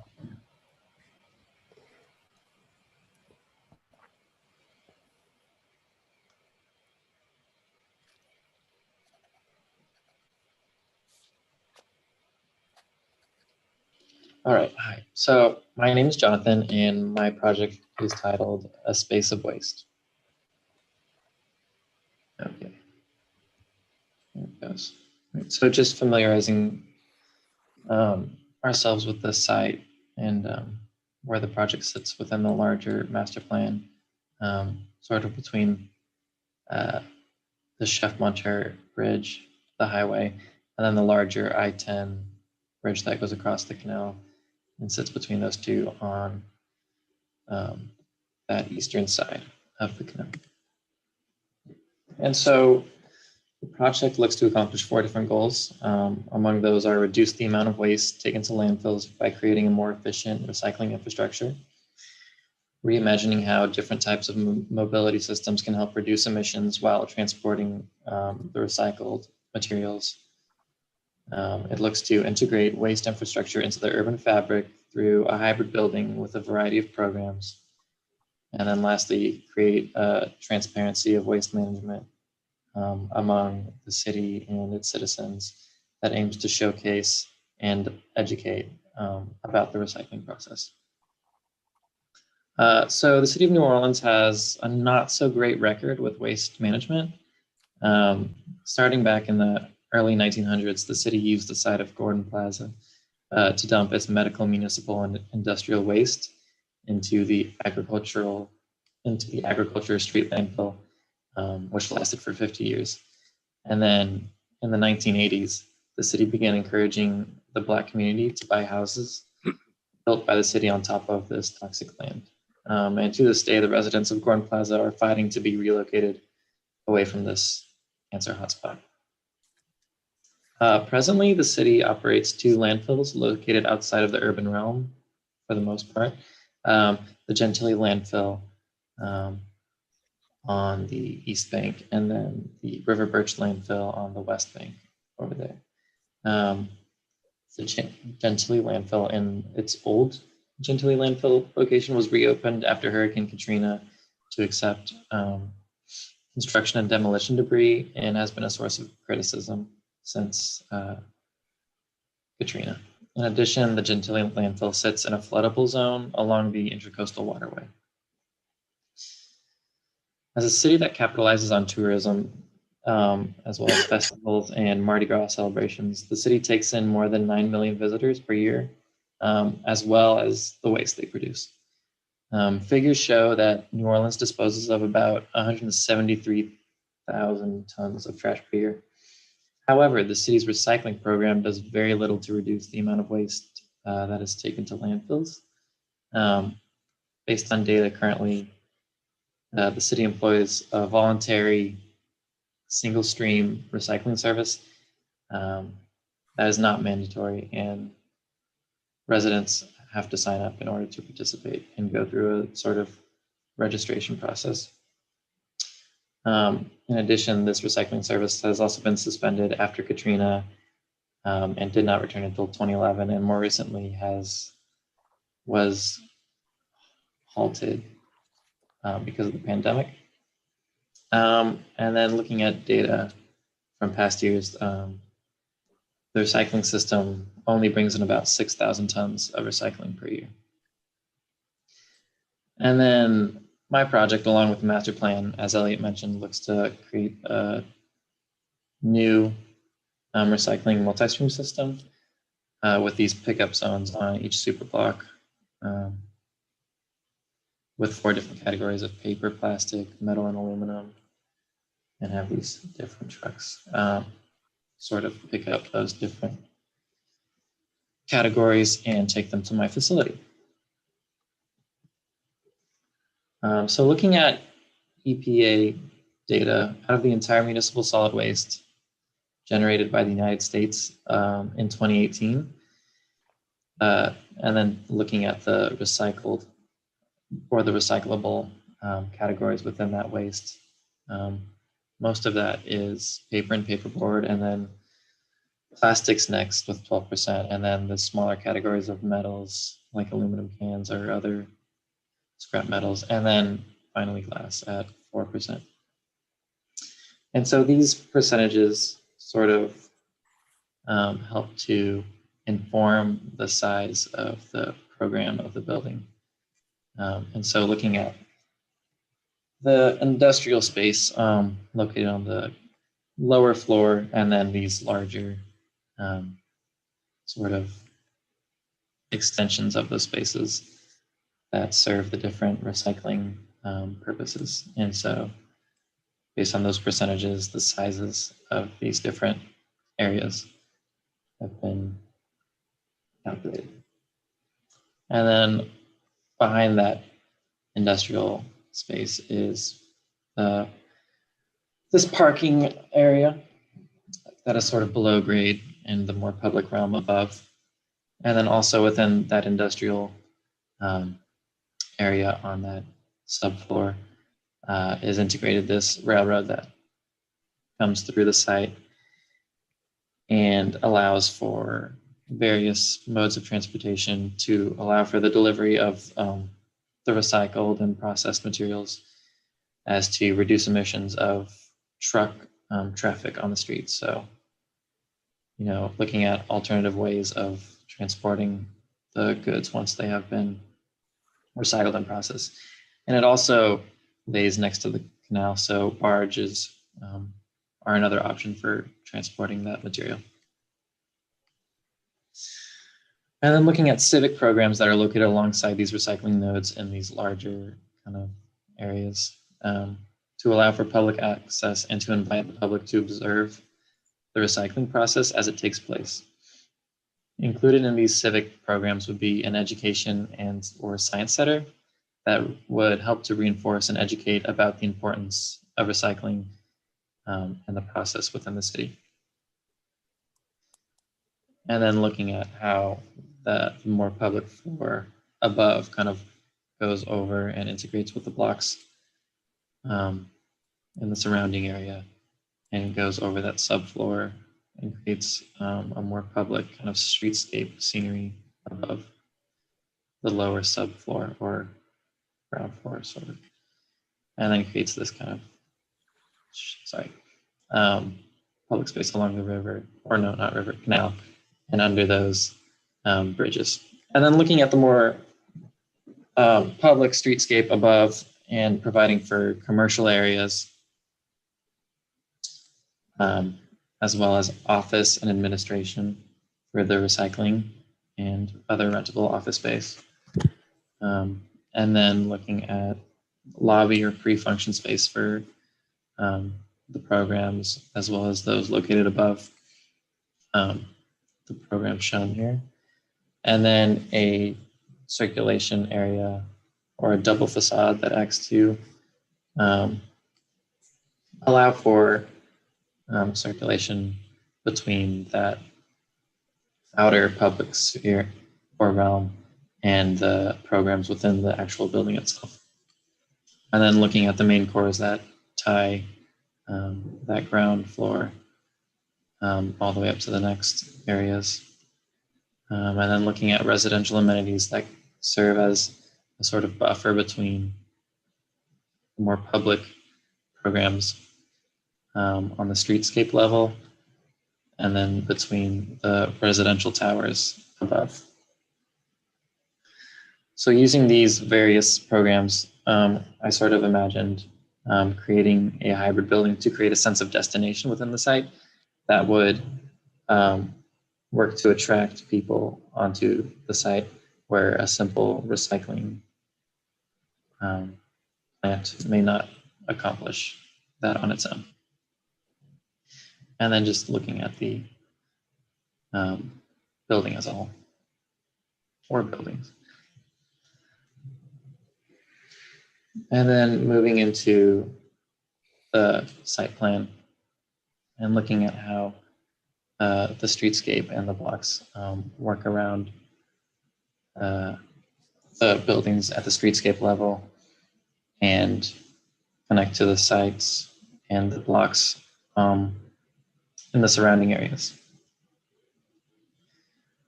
So around section C is where the project is at its highest point, going through a gradual slope over the industrial and parking areas, and then sloping back down towards the canal. And roads and large rows of trees work to kind of bring people in from the other areas and push them more towards the canal and through these spaces, while a more pedestrian path is incorporated through the site and these courtyards there. And so looking at the ground floor where the traffic the road traffic can enter on those ends on the left and right and work their way through the site and the parking areas, and where the trucks can access towards that industrial area that is on top of that rail connection. And then those civic spaces are also present on the second floor, and then more divided streetscape level, where in some spaces the industrial pops up in those long kind of exclusions through there. And then you can see that kind of pedestrian. You have 2 minutes. Okay, I'm almost done. And then finally, a sort of how those residential towers might look above. And then moving into section and looking at how these different levels interact with each other. So yeah. And then zooming into that and looking at the industrial area and how large of a presence that may play on the canal side of the project. And then looking at a civic section and how that can also look in closely to the industrial and recycling level. And then looking at how the height of those residential towers and courtyards plays with the those bridges that go across the canal and connect the project to the city as a whole. And then just returning to those project goals. And that's it.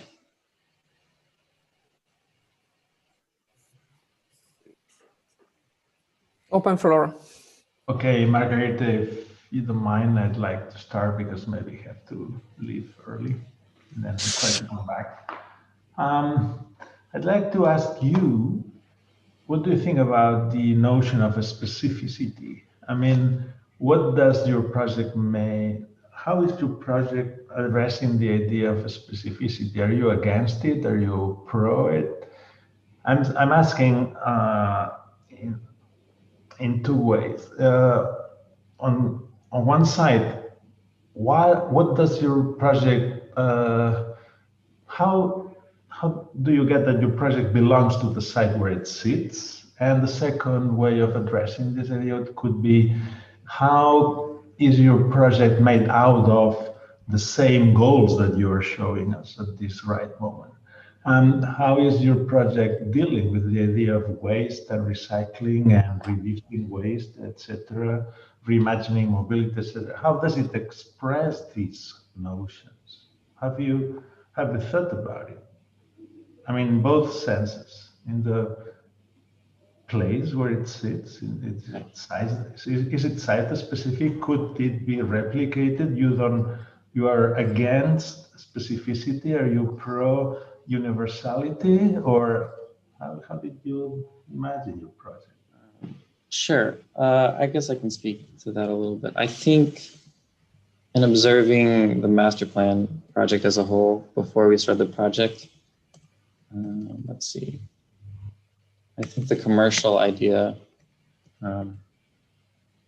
sorry, I'm just came from this Downman Road right here at the bottom is a sort of small scale commercial corridor, somewhat that sits on the edge of that East New Orleans area. And so I think that's where the sort of commercial and more destination kind of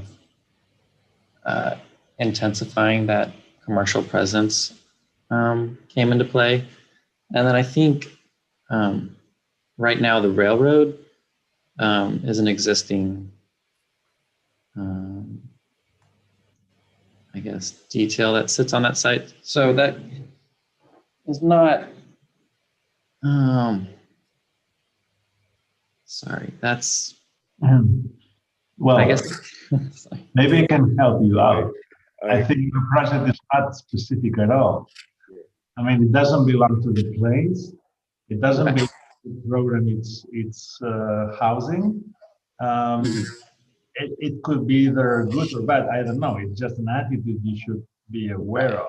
I mean, just give it as an answer, automatic answer, without questioning this notion of belonging to a place or belonging to a program. For instance, you could have imagined this project built out of the same materials that as a work in progress, right? Something that is built over time with the same refusal materials that are being brought here. For instance, that would be one way of thinking about this project. It would be also a way of showing people how much waste we are generating day after day. The other way would be, you know, getting your feet wet. This project doesn't get its feet wet. It doesn't belong to this place where water is so important, right? What is the relationship with water and all the discourse of the street? I'm questioning that. I don't know if you have been reading about the notion of resonance, which I believe is increasingly more and more important. You know, like for instance, addressed by Harmut Rosa and other philosophers, contemporary philosophers. This idea of really something that is specific. I think the notion of specificity is one of the most important nowadays. If we are to relate with the problems, with the socio-ecological problems that Margarita so wonderfully talked about at the beginning, we have to resonate with the society, with the ecosystem, and with these very problems. We are, as architects, we are capable of generating solutions. I mean, we have to be part of the solution, that's for sure. You know, I would like to follow a little bit on the subject that Enrique raises, because first of all, Johnny, I appreciate the fact that you took upon waste. Waste is monumental, and the scale of it is overwhelming sometimes. I mean, your figures just make one want to quit and the amount of waste that we produce in the world. And so your desire to create this infrastructure that can mobilize a new occupation of this very precise area of the city is an important one, but the typologies are slightly, I couldn't agree more with Enrique's comments that they seem so out of place completely.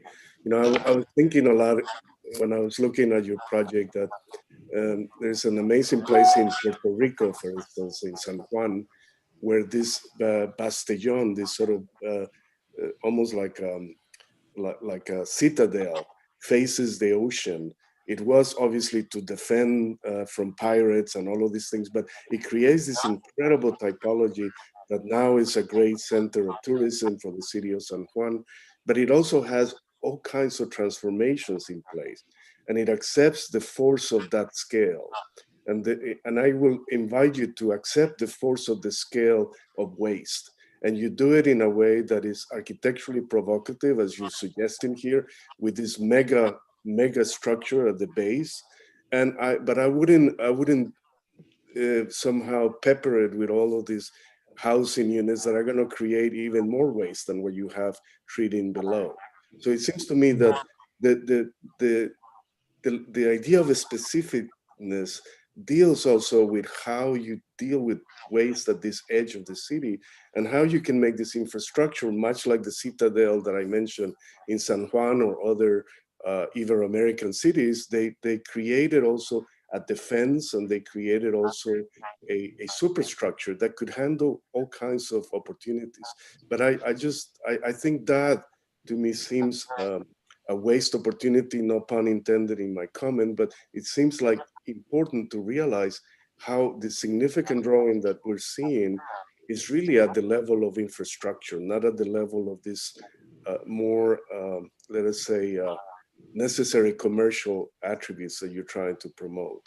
And I would really encourage you to consider that waste is a major issue in our cities, and how you can also use that waste as a productive machine that can deliver water, recirculate it, or even take the shape of this marvelous sort of edge along the water. You know, it doesn't have to run away from it. In the same way that the citadels along this formidable coastlines will take their shape and will be also defense mechanisms.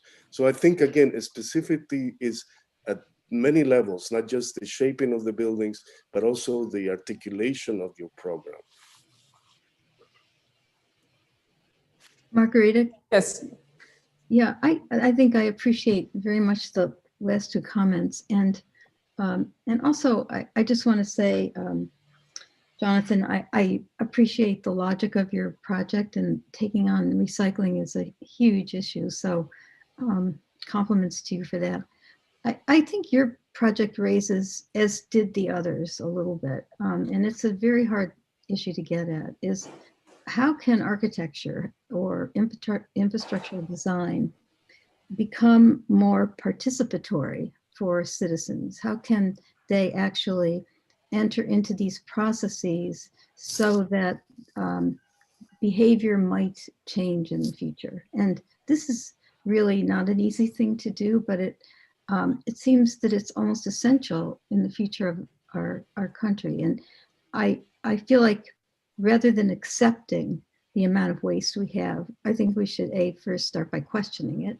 And then, can the architecture come out of understanding how to participate in the reuse of many of the products that we are throwing out? And so perhaps, and this was alluded to before, but how could your project actually be a set of processes that do that, and people participate and possibly live there and possibly regenerate structures based on existing products or thrown out products?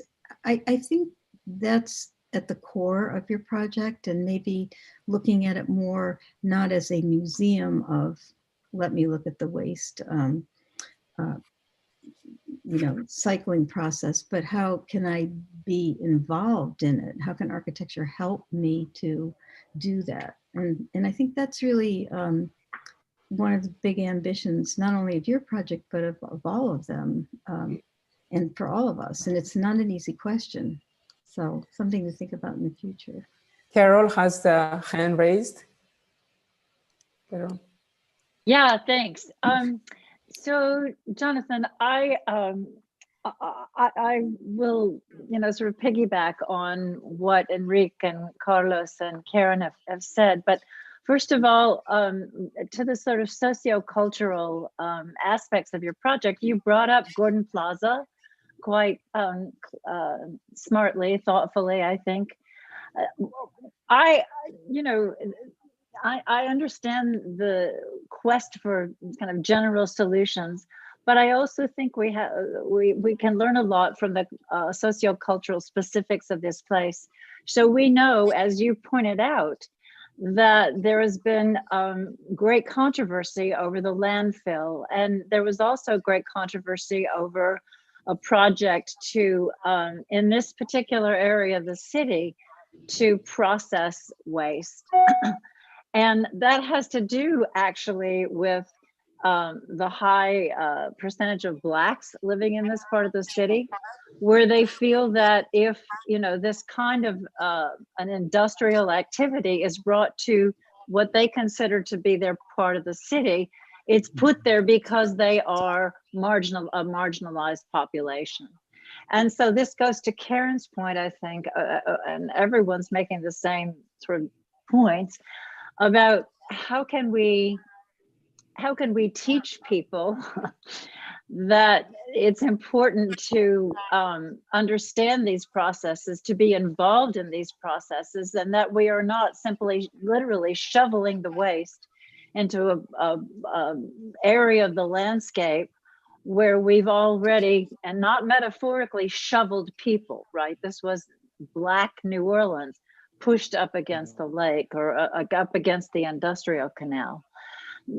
And then I wanted to say this in Kelsey's project. I mean, it seems to me that there's so much architectural opportunity, not just for museums, but for making industrial components, factories, here recycling or there water processing, where you could actually bring people through to see, bring them into this kind of industrial process in a very active way. I mean, I don't know if this happened when you were a child, but the sort of excitement of going to, you know, the place where ice cream was made or bread was produced, or, you know, as a child, the ability to engage, right? And now it's at a different scale and at a critical scale. So that's what I wanted to say. Rather than, I would agree with Carlos. I think, you know, maybe that's the focus of your architectural design, rather than, you know, this mega hybridization. Kelly? Well, I agree with the comments that have been given. Just I think attacking waste is super interesting. I would encourage maybe to also, but to push it one step further. So instead of just talking about a space of waste and basically burying the waste in this kind of complex building that you've made, but to think more as waste as a resource. How we used to have 3 R's, as we called them, the reduce, reuse, and recycle, but now it's considered the 4 R's, where we add recover. I think there's a lot of, you know, Japan is doing this whole notion of upcycling. They say recycling isn't enough. You need to upcycle it. You need to actually turn waste into new things. So it becomes a new industry. So it's not NIMBY, but you would welcome this because it's a new economy, it's new jobs, it's new kind of release on the world. Even in Leuven, the university town where I commute to teach, they now start material banks. So there's also quite a lot of waste produced from buildings, from architecture. And they start to collect materials and to use it as part of a kind of creative process that becomes a new economy. Because I think we need to also, so to me, it's interesting that you tackle it, but again, I would encourage you to push it one step further, particularly if you're looking to the year 2050, 30 years from now. I think we'll have a lot of, there's a lot of new economies that can dive into these things, working as almost a think tank of new job training, new creative industries that come. So I think it can all, because now even your whole building of your complex program is separating all of these things. No, it's in a very traditional kind of functionalistic, as Karen said, logical modernist way. And I wonder if things can also be turned a little bit more upside down. So I leave it. May I say something, Margarita? Yeah. I think that I really also want to commend you, Jonathan. I'm sorry, I thought it was Johnny.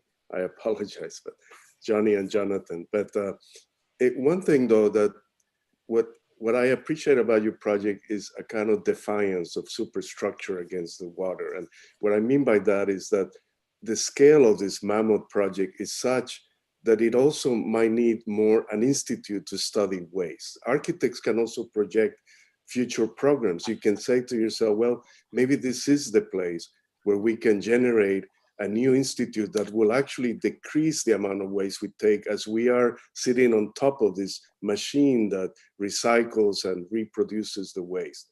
And it seems to me that just to put housing and the typical characters that come along into these sort of areas of the city, it's a waste opportunity. And it would be wonderful for you, Jonathan, to consider that a whole institute could be created, inspired by the totality and the monumentality of the scale of waste. Instead of simply, I doubt that anybody is going to come and live in this complex. Maybe there is some romantic aspect to it, but I don't know if I will necessarily see that as a future for the area. But I think the idea of developing the super infrastructure is fascinating, and to find the equivalent in terms of the future as an institution for waste studies is a possibility too. Thank you. Yeah. Go ahead. Sorry. No, it's just that sometimes, we bring our old habits. We develop the city and we bring the museum, we bring the housing, we bring all the desires, And then we don't realize exactly where we're dealing with at the scale of that incredible opportunity. And so I want to always commend the students for their courage to task themselves with these problems, but also to let go somehow temporarily of the usual things that we bring to our solution, which is a more complex project.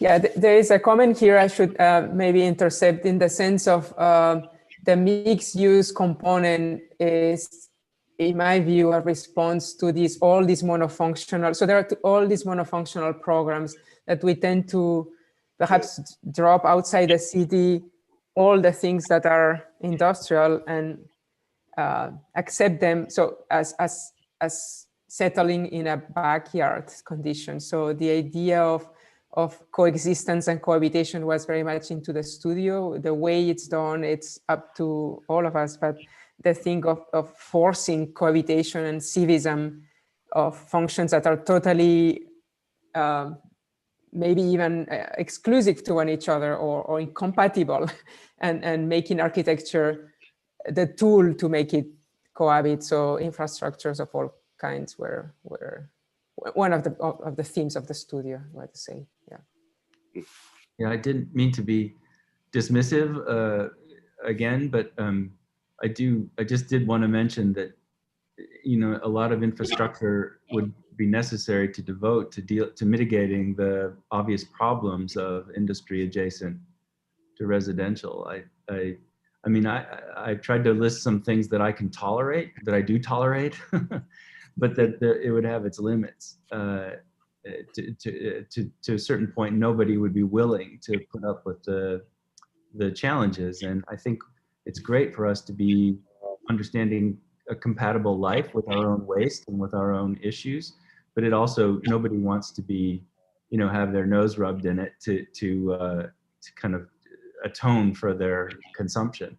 Yeah, but there is, I would say that's there's different ways of recycling, I guess. So when you're recycling, thinking that a person will deal with it, or you don't. No, so the change is from the origin to the end. So I guess the facility itself should not be the same as it is now. That's the thing. So in order for it to cohabit with other things, so it's a ripple effect that needs to happen, because those things cannot be hidden anymore. That's maybe a discussion of how if the planet is, you know, getting urbanized, and we cannot assume that it always will have second, third class, fourth class citizens, or even countries that will have to live by these things. So instead, let's make it ourselves live by and make sure that works, right? So this collision, it's intended to question ourselves and the way we design things, instead of putting them apart, to make them, force them to cohabit and see what happens, or try to solve the issue. No? But yeah, it's more of a driver for thinking. Okay. Yeah. Real quick, Margarita, comment real quick. I don't know. I think another challenge on this is this site is particularly gnarly, being between Chef Highway and the 10, the highway. But maybe those are remarkably scaled bridges, right? The need to get high, right? I guess Chef Mentor still has is it a drawbridge? Is that lower? Yeah, I think still sidewalks, yeah. Yeah, and then the 10 goes really high. So you've got those two things flanking this project that maybe they're really difficult urbanistically and infrastructurally for people to engage, but maybe they could be part of the mitigating factors that Scott's bringing up. Or just a sectional relationship, because it's spectacular when you're driving, sometimes terrifying when you're going across those bridges, you know, so anyway. Okay, so thank you so let's make a pause. We're now actually in the time we should come back to the pause. So let's start, instead of at 11:15, let's start at 11:30, or a little bit before, so 11:25. So 10 minutes pause, 11:25, we resume here. All right, thank you. Thank you. Thank you.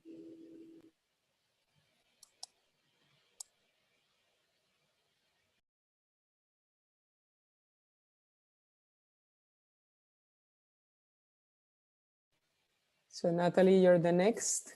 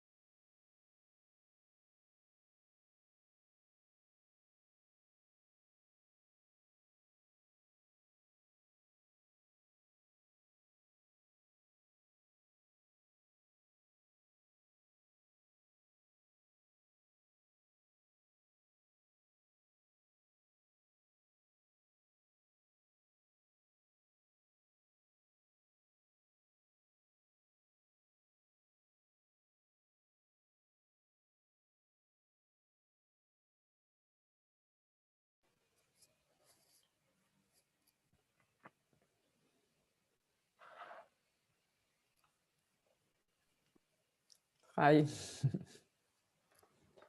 Hello again. Out of the box. Again.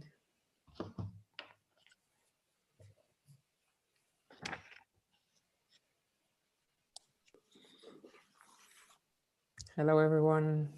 We're back, 11:25. That's great.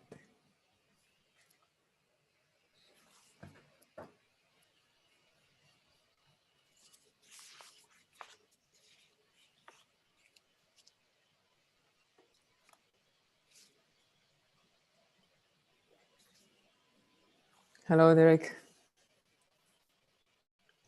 Hi there. Perfect. I don't see Amar and Scott. Okay, 11:25. Okay, it's 1 minute and we start. Natalie? Sounds good. So we've seen energy, waste, water, all ugly ingredients. Hello, Carol. Hello, Carol. Scott, hi. It's nice, the background. Yeah, what is that? That's the Library of Babel. That's the Cincinnati Public Library, demolished in the 1970s, but a really, really cool building. Walls of books, 3 stories tall with catwalks clipped onto them. Wow. It's nice, this background. When you go, you disappear behind the books. That's right. Walk into my library. Yeah, nice. That I don't have time to read anymore.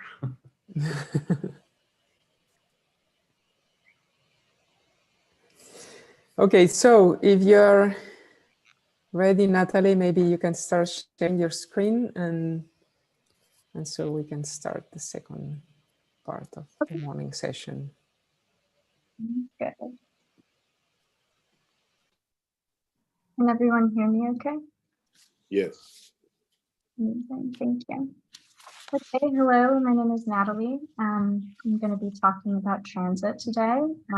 So as a studio, we analyzed various systems. I'm going to first look at a metropolitan scale and hone in on the intersections of mobility and vegetation as long as microtopography. So as a studio, the diagnosis for the mobility systems in New Orleans that we contrived was that transportation in the city of New Orleans centralizes strongly on the automobile, increasing environmental and economic burdens within the city, and there's a lack of diverse and functional public transportation. So looking at a few different systems, the streetcar and the bus, the RTA systems, handle local transport. They are not fully functional as they have a little bit of an unequal dispersal of service. And then looking at the rail system, it is managed by the NOPB, or the New Orleans Public Belt, which connects 6 Class 1 railroads, including Amtrak and other cargo rails. So this rail connects nationally to the East, West, and Midwest.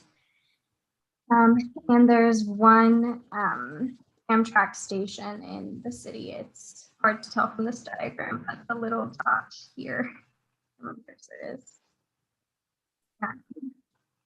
Okay, so thinking of a solution for the problems in these systems, thinking of the words intermodality, which involves multiple methods of transport and is sustained through multiplicity, as well as isotropy, which means equal and even throughout.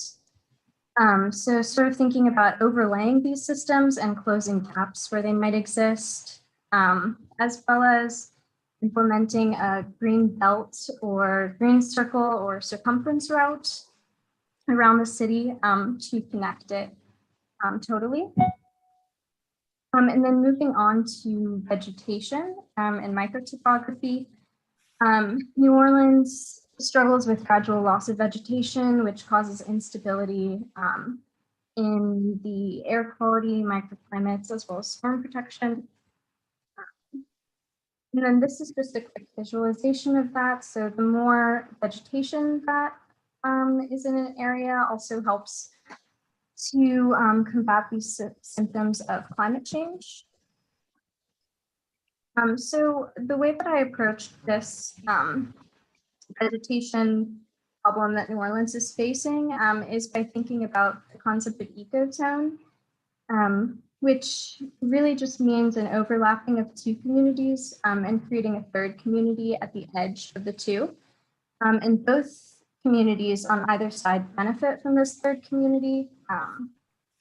And it creates more biodiversity, which helps to solve these problems. And then on the right, there's just some diagrams showing some strategies for creating ecotone. So then when developing the master plan, I connected the grids of neighboring neighborhoods and used this geometry as a generator to soften curves and create increased surface area on the water's edge. So then this is the result. The previous condition is on the left and the new condition is on the right. And some edits have been made to this map that's on the right as we move forward as an entire studio. And then using this increased surface area and ecotone as a way to create nature paths and more space for microtopography shown in these diagrams. And then sort of jumping back, from here on, I'm going to be thinking about the intersection of these two systems and how they can come to fruition in a transit hub in New Orleans. So this is pointing in on our site, on our site, and the gray lines are the Amtrak rails or the cargo rails as well. For the NOPD, and the yellow is the RTA public transit. So sort of thinking about changing this a little bit so we can see the difference here, closing some gaps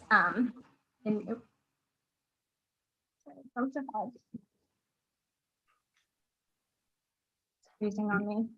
Okay. So closing some gaps and animating these rail lines to also include local transportation. Then the little star there is where I'm going to be really focusing in and putting the transit hub because of the centrality of the site and how it would benefit these underserved areas, as well as thinking about how it intersects all three of these lines. So this site is actually where this little pin is. It's in zone C2. Actually not owned by Portnola, but we're justifying its use in the studio because zone C2 is described as usually residing on major arterials and is intended for large-scale commercial-oriented use. So I think this is justification. Okay, so I actually went and visited the site, and this is a pano. It's across from Jonathan's site, actually, so it has a similar condition of I-10 on the right and Chef's Highway on the left. Two sort of monsters, but also sort of beautiful in a way. So I really wanted to focus on this geometry and try and work with this already existing condition. So it's a bit of a complex building. So this is how it looks in the end. So it's actually bridging underneath I-10 and using that space underneath and capitalizing on that, as well as using the meter of this I-10 to create 4 other bays. And trying to create cracks in these bays, which allow for this edge condition or continuity of ecotone. So this is the first floor plan. It's cut at 0 feet. So like projects have been touching on, we are actually raising the ground 20 feet above 0 so that we can sort of create a natural flood wall. So this shows that condition, and the rail line is traveling up on the right here. And this geometry here is a piece that is going to be just a smaller scale station to connect the site below, which is Annie's site, to mine. And then here you can also sort of see other animated these cracks in the geometry, these undulating ecotone spaces. And then this sort of helps to clarify the relationship with I-10 and how it's bridging underneath and replicating sort of the meter and structure of the interstate itself. This shows the structural grid, which is also replicating this meter. And then across from the transit hub itself are these multi-use buildings based on a grid of the adjacent streets, which have commercial use on the ground floor and then housing on the top. And then this is a gridded demonstration of ecotone. So offsetting the grid from this diagram and using it as a way to continue throughout the site as well as create nature paths and vegetation spaces. And then this is, excuse me, this is using the curvature of the building and replicating the curvature of the water's edge as well throughout the site. So these green cracks here can also be thought of for water filtration, which we'll get to in a second. This is a perspective being inside of one. So we were thinking of also doing using water filtration off of the interstate by using the existing infrastructure and adding these funnels, which can collect or help to drain stormwater, which can permeate the ground here. And then this is just back to the first floor plan, just to have a refresher. And then this is cut at 15 feet, so we're no longer seeing the full underneath condition. The floor is pretty open-ended, but thinking about commercial uses up there. And then in this diagram, we see that as well, where the yellow on the ground floor indicates lobbies and on the upper floor, commerce. Let's see, the teal color sort of in the middle is going to be spaces that are used for platforms or landing spaces. This is another section to show this condition of the ground plane, as well as the relationship to the interstate. And then this is looking inside of one of the platforms across the way. So you can see these light wells that start to happen and spaces for vegetation to coexist. And then this is one entry point. It's just another example of the change in ground conditions that we are dealing with. And then that is all that I have.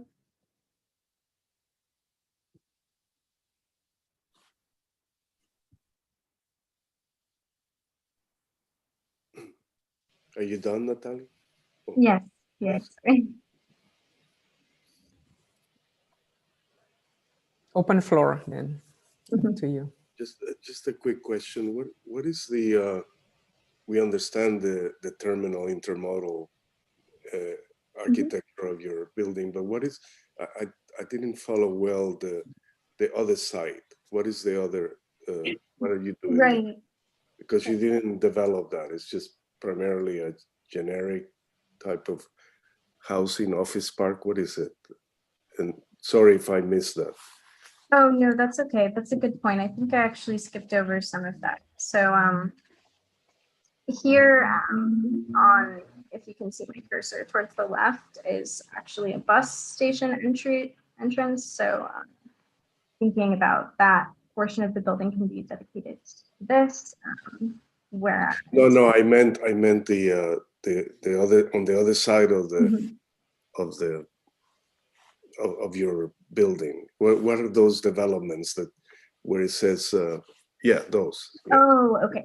Thank you.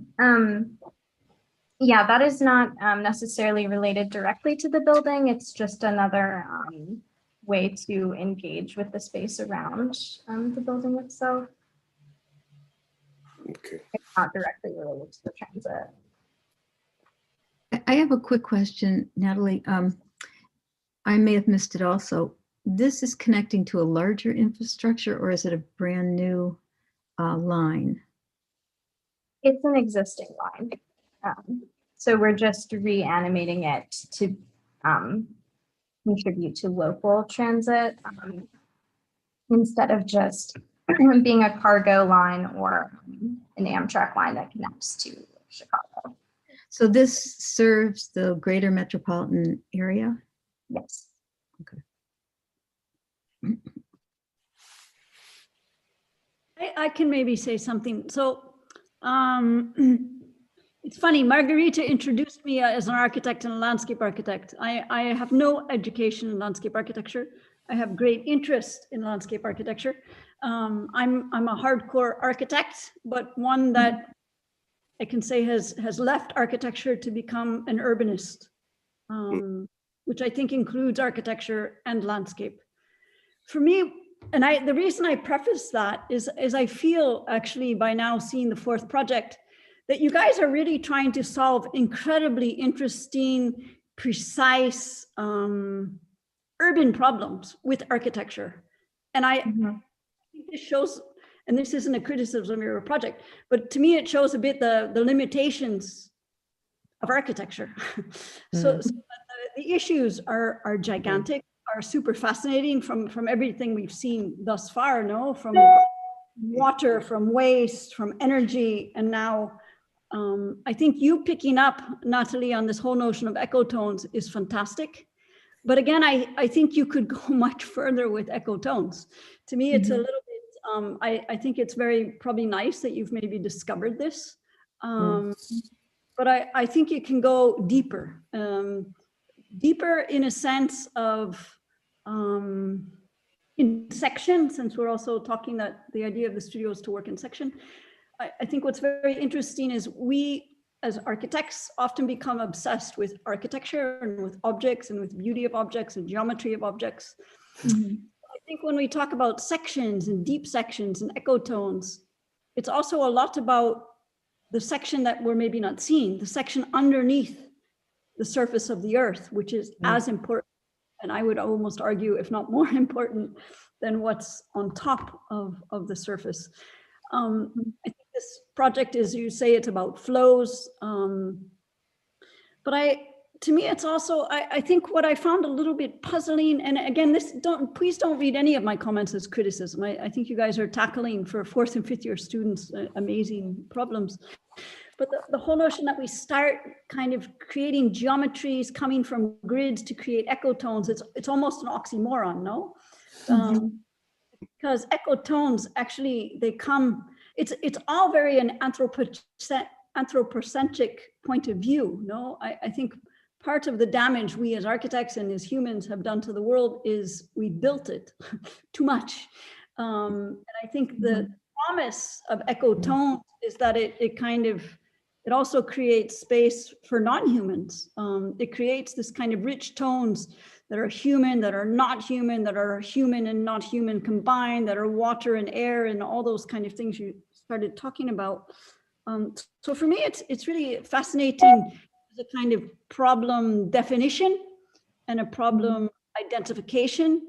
I would encourage you also to look at the work of the group led by Janit Sadiq Khan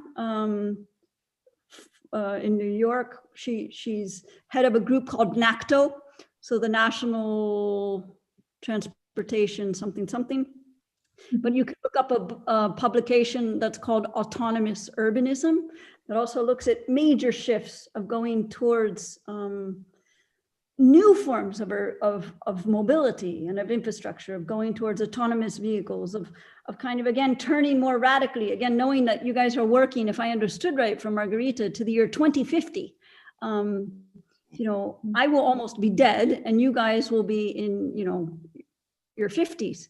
So I think, yeah, the world then is going to be really different. Mobility is going to be different, waste and energy and all these things. So for me, again, I would ask for a more, almost more radical, again, to be more realistic, no? So I do, what was really fascinating is your site photographs and operating under existing infrastructure, also projects like the Buffalo Bayou, I think is for me a really fascinating system made by SWA in Texas, how to kind of create out of this kind of mess of infrastructure, how to introduce public space ecologies.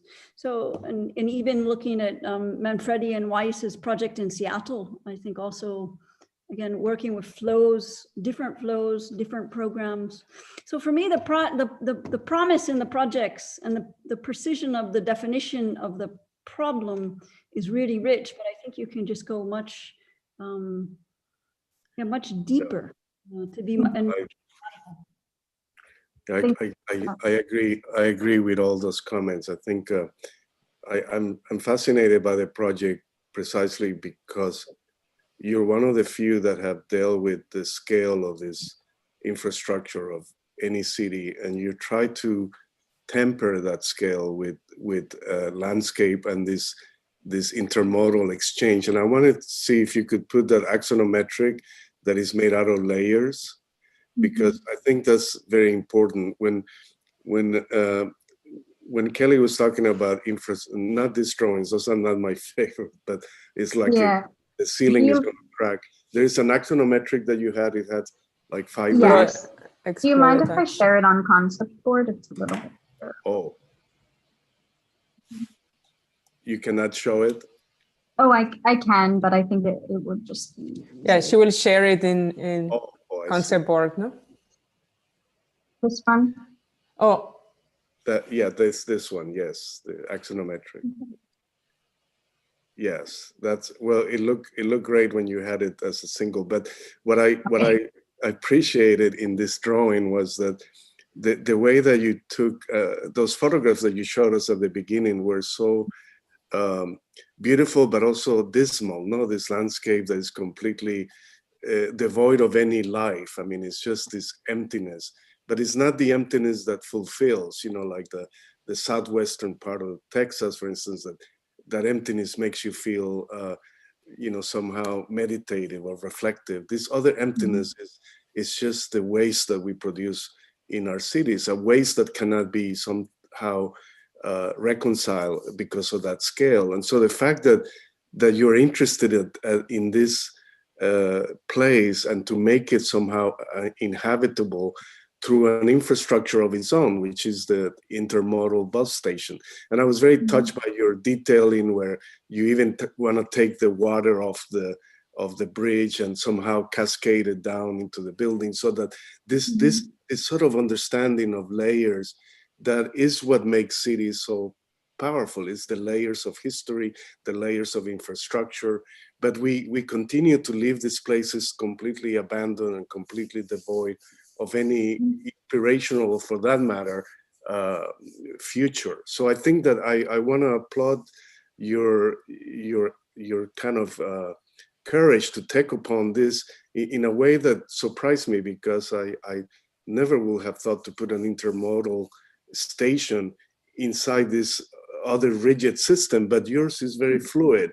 And I can see the buses moving very easily out of this intermodal, because we have one here in Houston and it consumes enormous amount of area because the buses have to obey an architecture that never understood anything about fluidity, and it's just a big box of a storage facility.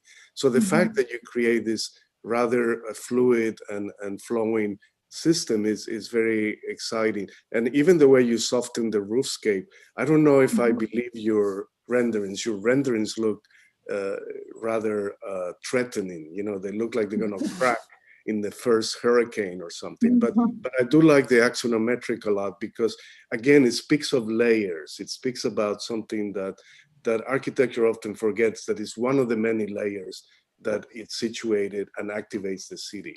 So I just want to commend the effort. And there's a lot of information that you give us, except this, again, I don't know why I've responded to your renderings in such a way. Maybe it's the way you finish them, but they look, they are a different provocation on its own. Yeah. So, thank you. Yeah, thank you. Although the top one is beginning to have some life. Yes. And they have a sort of humor, like the man with his bicycle. Explain that one to me. I love that. The man with his luggage and his bicycle, the bus broke down or something. Yeah, he's an intermodal man. Yeah.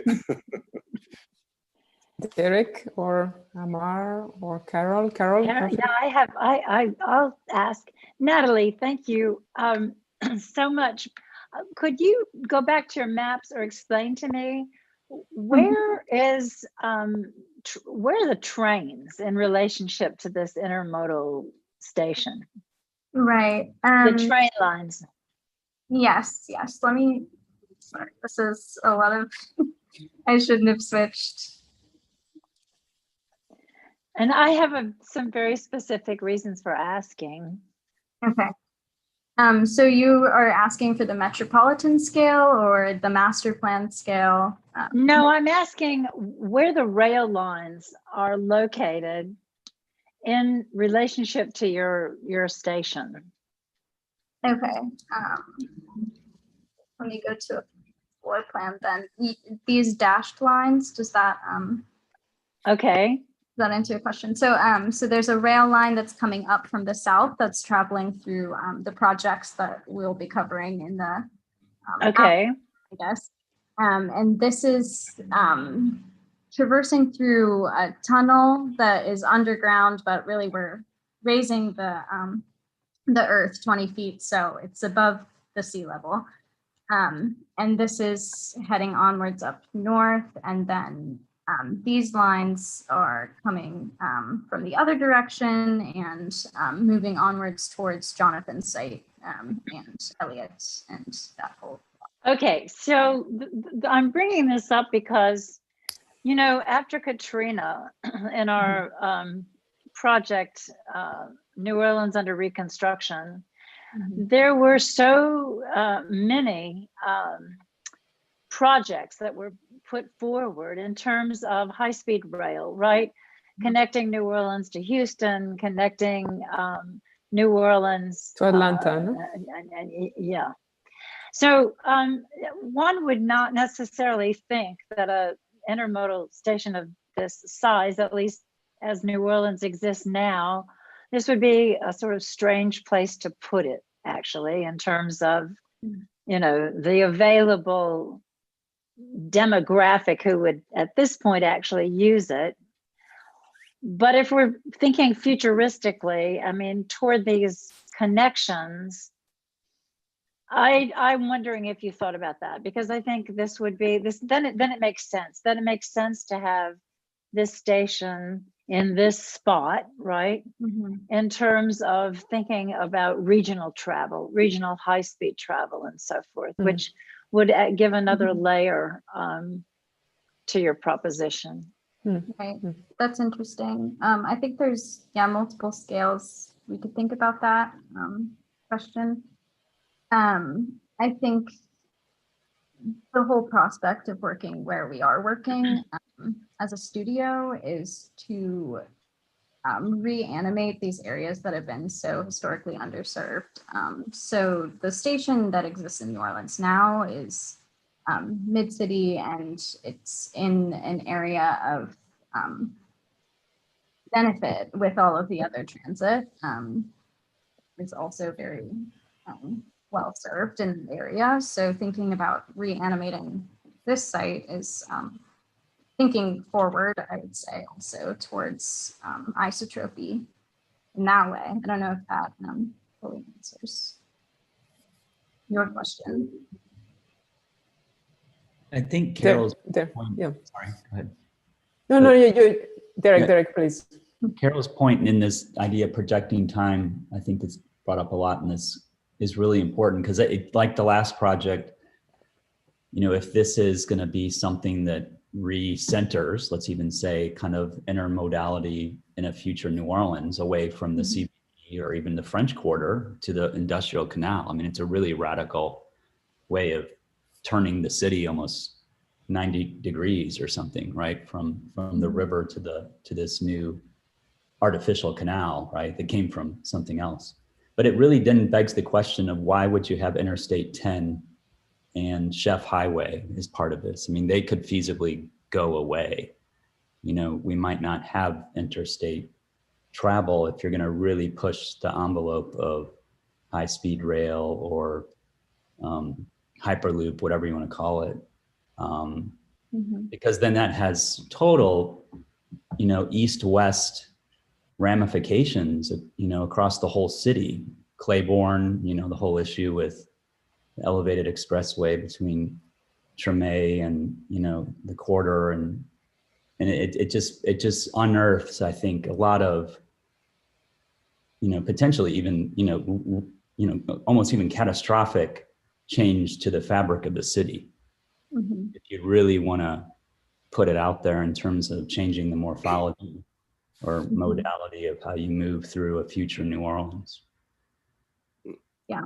Which is back to Kelly's comment about can architecture, and maybe I would even say, I don't know if landscape architecture or urbanism can even solve these types of things. I think they're even in another scale or discipline potentially. So anyway, very provocative, interesting project. Yeah, I think to enter into the discussion of the scales of conversations, I would say that in my opinion, overlapping scales or debate from different disciplines, not as the solution, but as how you visualize from that discipline this problem and how other disciplines view it, and just having a collision of them, right? I think it's interesting, perhaps, understanding that way. But I guess just real quick, the fluidity of this that Carlos is bringing up, it could really literally grow or transform and consume the highway, the interstate, or the blocks nearby. It doesn't need to be within this tight Louisa to the canal, 10 to Alamoster or whatever, I'll just add a couple of comments, because everything that's been said has been so interesting and really valuable, I think. And kind of going back to what Kelly asked, and I think really this is one of the core dilemmas of architecture in our time, is how much can we do to solve these problems that are much larger than the discipline itself. And it's a really hard question to answer. And I just am so grateful that you decided to take this on, Margarita, with the idea that it's paired with urban design and landscape design. And in your project, I think there's some potential, at least I see, in the forms that you are beginning to make, which are, really forms of flow, et cetera, and whether, and Carlos mentioned that as well, and whether that could really infiltrate the surrounding blocks and architectures that exist in those blocks, so that they don't remain the same, that this begins to grow, like a landscape begins to take over certain areas. And one of the things to me about landscape architecture that's completely different about architecture is that it's much more of a process, and you can't control it in the same way. And so if you are really smart about design, you listen to that landscape. And it seems like there's this moment in your project that wants to do that within the surrounding district. And you didn't have time to develop all that, but maybe in representing it, you could imply that this kind of flow is now moving into the surrounding areas, and not only just in plan, but in section as well. So I think there's a lot of potential there for it. Thank you. Scott and Amar haven't spoken. Yeah, I just have a very quick question, Natalie, about your project. The first part you presented the edge condition of the canal and how you're redesigning it, and then you moved to the architecture. Are the two parts connected? And if so, how are they connected in your project? Formally or? Right. I think that, okay, I will say that they are not as connected as I would like them to be, formally and otherwise. I think in just as baseline, thinking about geometry in a way that I typically don't. I'm used to orthogonal, rigid. So in that way, it was an experiment for myself to think about these new conditions, which are maybe more biologically rooted. I understand that, you know, you did them separately, and this is my reading of the project for now. And obviously this semester is a very limited time to tackle a project of this scale and you know, get it to something, you know, have enough time to reflect on what you're doing in all these steps and different scales and put them together. I think it will be interesting moving forward, if you can pursue working on this project, is to think about how your analysis of this canal edge and the fluidity and how you're expanding the edge condition can start to impact the architecture of the building. We are talking about fluidity, whether it's about traffic, water, or all kinds of fluidity. I think a connection between the two might get the project to the next level. But other than that, it's beautiful work. Well done. Thank you. Scott? I'll just repeat the comment I threw into the chat a little bit ago. That I find the idea of the riparian landscape as an in-between zone, ecologically speaking, really interesting when to apply it as a metaphor to design of this transit component. And the thing that always occurs to me in the city of New Orleans, especially when it's hot out and we're looking for shade, is the way the city uses covered outdoor space as self-programming. I mean, we never give programs to covered outdoor space. They just occur spontaneously in the city. And I'm sure everyone has seen what goes on under I-10 and I-610 and all the different ways we engage those kind of leftover covered outdoor spaces. And then I also think of the huge train sheds that exist at intermodal facilities or bus stations where people are covered and yet still outside. And that in-between condition, like the riparian landscape itself, is a sort of fascinating zone of richness and rapid change and culture. And I think just to kind of make this really simple and direct, I think covered outdoor space is a component that this project doesn't indulge or exaggerate in the way that elevated highway and the in-between condition of urbanism that you're trying to evoke might call for. And so I wish in some ways that your forms would extend their roofs, and that your roofs then would produce these in-between zones between the conventional conditions of an urban environment and the interior spaces of a large facility. And that those, I would imagine, would be the most exciting and well-used parts of the project. Yeah, that's an interesting point. Thank you for bringing that up. I actually hadn't thought of that and how fruitful that exploration could be. It might also touch on Amar's question about the connections between the water and its actual riparian landscape, that you have that intermediate condition near the water. And so you create an in-between urban condition in the in-between ecological condition, as it were, to experience both. Yes. So much. So let's move into Gabby Vega's proposal. Thank you, Natalie. Thank you. So Gabby works up to the north.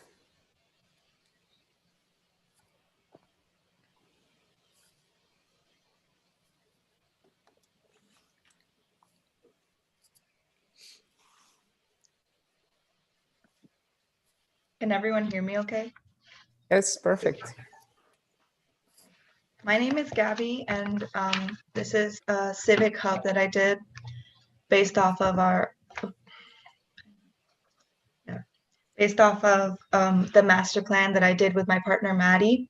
We looked at morphology in New Orleans, and essentially what we found was a very concentrated region of residential areas along the higher ground here and along Gentilly Ridge, and then the newer residential areas would move toward the lake and toward the lower ground in the basin that is New Orleans. And then here on the canal site, we have a lot of industrial and commercial regions that belong to Port Nola. And then our proposal for a master plan would be to take this industrial real estate in the canal, essentially, or by the canal, and then address this diagnosis that we have, which is a lack of equity and access to vital infrastructure that coincides with lower income communities of lower socioeconomic status, where the canal real estate is mainly industrial and obstructing the growth and polluting the waterfront with underused spaces. So essentially, after we incorporated Natalie's ecotone, sorry, it's freezing up. I started moving toward a stitch idea where I would connect both sides of the canal, and then inside these or near these stitches, I would start incorporating civic hubs, more or less, where I would have vital infrastructure like schools and healthcare facilities that would be close and accessible for both sides of the canal. And the goal is to address the social inequity for accessing resources for life, the high consumption of energy and other resources, and to bring back ecological biodiversity by increasing the investment in the growth of low socioeconomic communities, retrofitting the industrial port and large commercial real estate areas, and integrating the natural environment into the existing urban fabric. So my site is further north than the last few sites, and it's it's on Dwyer Road, and you can see it here. I'm right in between two schools along the canal, and here it is again in the top right. Oh, sorry, over here. And this is with the canal in view here and in plan. So my idea was to connect, to incorporate the stitches inside within the building itself. So this green stitch here would be neutral ground connections between both schools that you saw in the site plan, and the big stitch in the middle, right at the peak of the flood wall, would be my healthcare facility, accessible hopefully by everyone in the surrounding community. On the ground floor plan, it would be mostly for healthcare facilities and commercial areas, and a lot of open space that's covered by the upper floors. So essentially creating a large porch that would become a civic hub. People who live in the area can use it for recreational activities and just to be outside. New Orleans it can be hot in New Orleans, but it's still really enjoyable to be outside if you're in the right setting. And then the upper floors would just be dedicated to recreational areas, semi-private areas like indoor recreational areas, and then classrooms that would be used for educational facilities or anything that could be done after school when you're a student, or even for advancement opportunities for the low income areas that maybe they didn't finish high school or they would like to do technical training or something. And they would also include affordable housing, hopefully.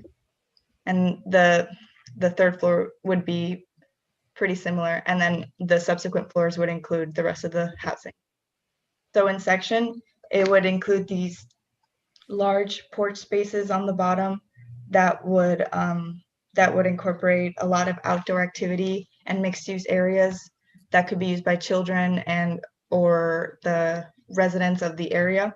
And then ideally the roofs would be used for other kind of semi-public or semi-private activities, like a closed area for children to play in, or a food garden or a meditation garden here above the healthcare facility, and incorporating those the natural environment by having roof gardens that could hopefully filter any gray water.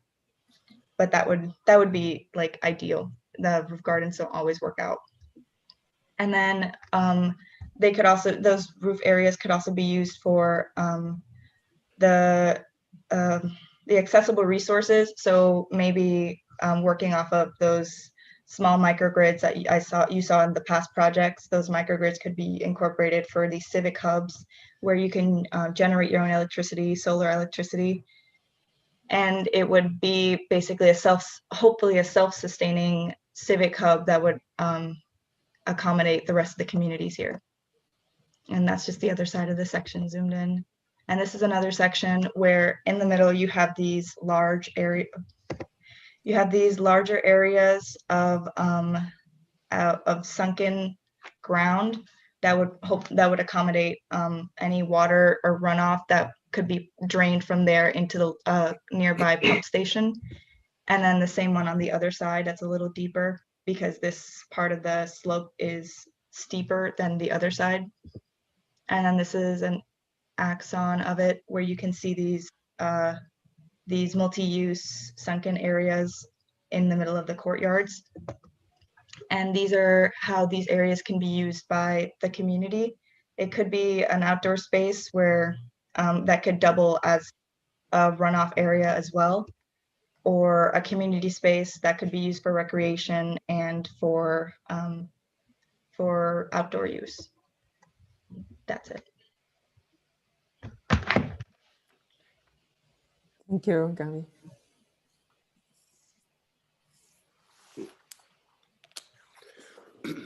Can I ask a question for clarification and then follow with the comment? When you showed your site, so the choice of your site in one of your earlier slides, it looked to me, but again, I've never been to New Orleans. I would like to come one day, but it looked like it was a site that has kind of forest on it. Is that correct? Existing, for the existing condition. Yes. So I would be taking away a large chunk of this, but in the master plan, it would actually, all of this would be more or less gone and replaced with denser urban areas that would hopefully make up for getting rid of those forest parts by incorporating the natural environment in their own plans. Okay, well, maybe for me, that's a really questionable move. I think when we understand the climate change consequences upon us, the world simply needs more forests, more and more and more forests. Many countries start to have policies, you chop down one tree and you have to plant 10 in its place. I think it should be 100. But for me, I really wonder about, because you also said that you referred explicitly to Natalie's story of ecotones. And that's where, for me, I think Margarita also made the comment about scales. I think we have to be able, and this isn't, again, a criticism, as architecture students working across scales, across disciplines is enormously challenging. But for me, I think part of the, well, again, superficially looking at this site, it seems that this forest, even if it's a fragment, and even if it's not the most biodiverse rich forest, it is a forest. It can be strengthened. It can add to the kind of it can add to the health of the city. Again, yeah, I think all of your titles are very clever. All of your big themes are very, very interesting. So when we talk about healthy stitches and talking about, to me, you almost had a checklist of all the great objectives, no, of how to deal with, I think you're very sensitive towards inequalities and in looking towards inclusion. But I had, as you explained more and more, I started to almost feel if this isn't the kind of, the urban renewal of 2020, as we recognize there's a kind of blight, we recognize there's injustices, social, environmental, economic, and can we fix them, again, coming back, can we fix them with architecture? Where in fact, I wonder if it's more about transforming, to me, the project of urban renewal was a gigantic failure. I wonder if we can understand how can we weave healthy ecological systems and strengthen them, and with transforming brownfield sites, transforming low density sites. Again, if we look to the bigger issue of how should we be behaving as architects, as urbanists, I think it's never about, in my opinion, taking a greenfield site, but always trying to understand how we can recycle, densify, recharge sites that are somehow sensitive to local typologies, not in a nostalgic way. But I find all your objectives fantastic. As I say, you've checked every list of a person who's obviously very concerned, but I wonder if it's still kind of like a big architecture project can fix it. I really don't think so. So for me, it's, again, don't see this as a criticism on your project. No, to me, it's part of a bigger debate about our role. But I think what's really fascinating is this notion of health, particularly in the times of a pandemic. I mean, we talk about our own health, the health of a city. And I think this notion of healthy stitches is really wonderful, and bringing in more diversity, more civic programs. But for me, the starting point of this site, to me, it's a questionable site to deploy such a project. Gabriela, is it possible to go back a few drawings back? Yeah. There was one where you showed a literal stitching, which intrigued me. There was a drawing earlier. Right. Do you remember? Yeah. Keep going. There was another one. The master plan diagram. It was a diagram. Yes. Sorry, my computer's it crashed earlier, and it's been. I know these are some of the casualties of Zoom reviews, no? But there was a very interesting drawing where you show this sort of,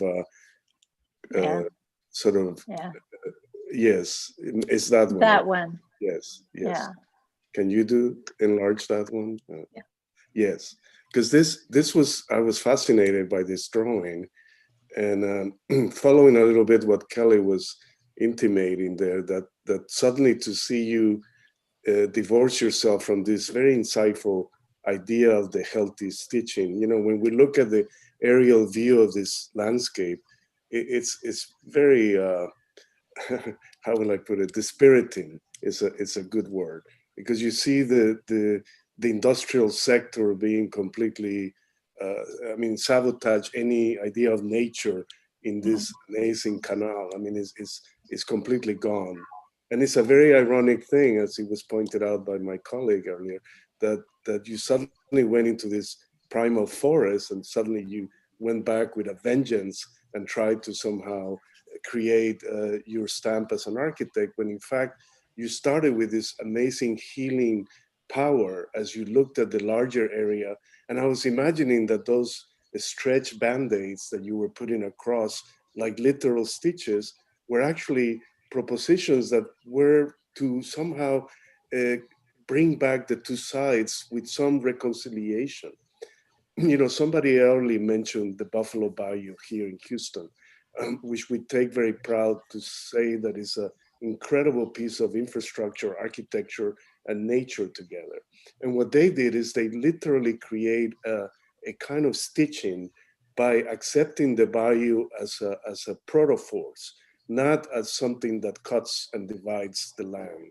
And so I was fascinated by this diagram because suddenly I said, wow, I can't wait to see these healthy stitches. What are they going to be? It's like Band-Aids. No? Sometimes the Band-Aid is transparent. Sometimes it's made out of porous material so that your skin can breathe and you can heal faster. Sometimes the Band-Aid is made out of a surprising new material.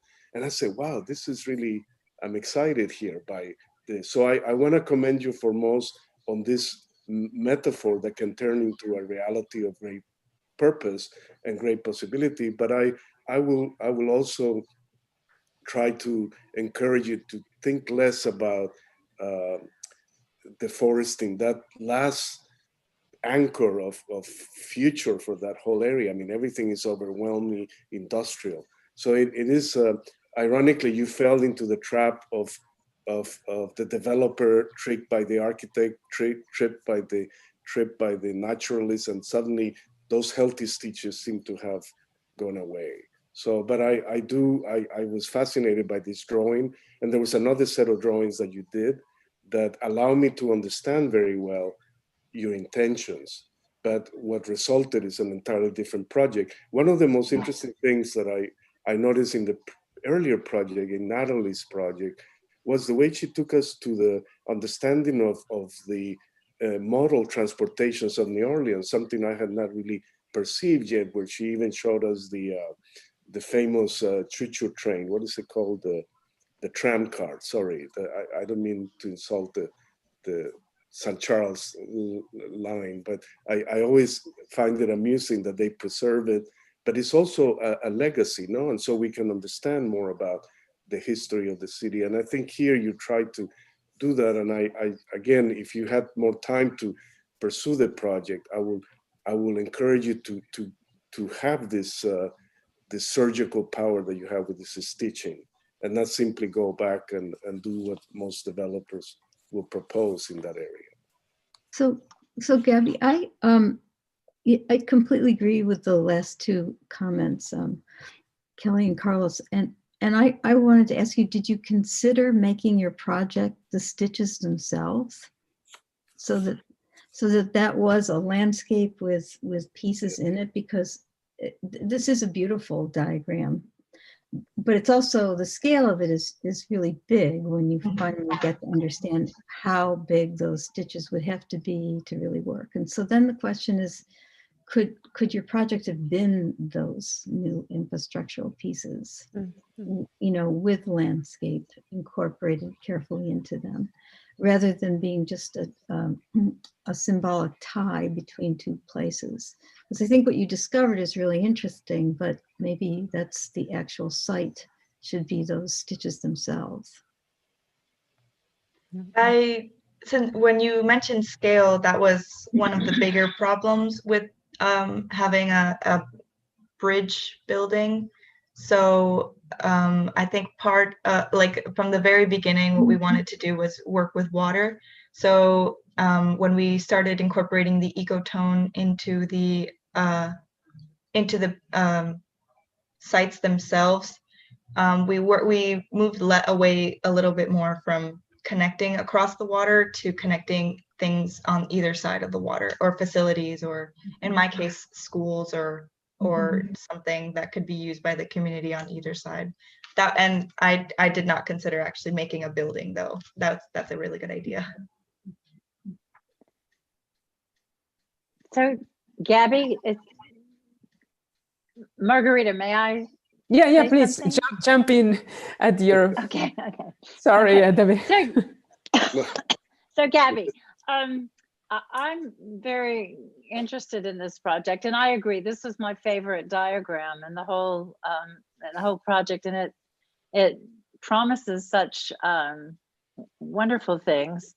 You're talking about connecting, with the kind of river of the industrial canal, across the canal, water in the canal to what's on either side. I've worked for many, many years in Pontchartrain Park on the west side, but then on the very close to your site is a neighborhood called Pines Village. And I'm wondering whether you looked at it at all. We looked at it very carefully after Katrina because it was a civil rights era neighborhood, largely built with federal funds, and into which Black lower middle class families moved. And so that's very near your site. And also, so I'm wondering then about these flows from the canal to Pines Village, let's say. That forest, I would be very interested. There wasn't forest here. That is not old growth forest. I don't know how that got built or how long that's existed. So I would sort of take issue with the disturbing the disturbed views of the other critics, because I'm really not sure you know, about its utility, why it was planted, why it's there. But I am really curious about whether you looked to the neighborhood side and thought about flows from the canal through your site to the neighborhood, which I think could be really powerful. As I'm looking, Cog Hill Elementary School is a place I know all that area very well. Anyway, that said, that's a question and a provocation, I think. I think the question of the choice of this site is a little bit strange, just to reinforce what people are saying. Whether, you know, we're talking about the forest, whether it's historic, it has, you know, value or lesser value than some are suggesting. I like Karen's suggestion of and Carlos of using the stitches as, you know, ground for the project. As you know, there after Katrina, there has been this project of the development of the waterfront, the riverfront, and one can imagine that this will be the continuation of that project. There has been few development that occurred during, you know, this period of time in trying to densify that area, and whether it's literal bridges, you know, and one can think of the Ponte Vecchio in Italy to be very romantic, and or, you know, Stephen Hall projects in the 70s in New York of these bridge buildings, or just as, you know, as anchors or densifying this area, taking some of that waterfront development project that I mentioned and using this as the extension of it. Because again, you know, the densification is really interesting, but where it happens, I mean, is that it is very strange. The choice of the site to me is very strange. There are a lot of neighborhoods in ones that you think that where there is already a certain density that you want to increase rather than taking almost new areas and talk about density. New Orleans itself is not, the population is a very small population. So when you want to densify, you have to be strategic about where you suggest the densification happens. In this transversal section, we are seeing those are somehow the lowest points in this transversal section. Can you come back to this diagram? The fantastic, sorry, I thought you wanted to. That we talked, yeah, that one here. I guess these and these are the lowest points in this transversal section, right? Mm-hmm. So that's really a place of somehow subsidence, at least in this part. Just to clarify.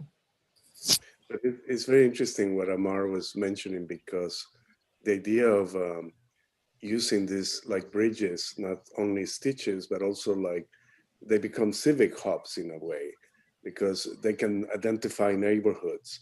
You know, but when I was also referring to the Buffalo Bayou here in my native city of Houston, I mean, my adoptive city, what has happened is extraordinary because bridges have been added across the bayou, and bridges that were there already, or freeways, have now been given names.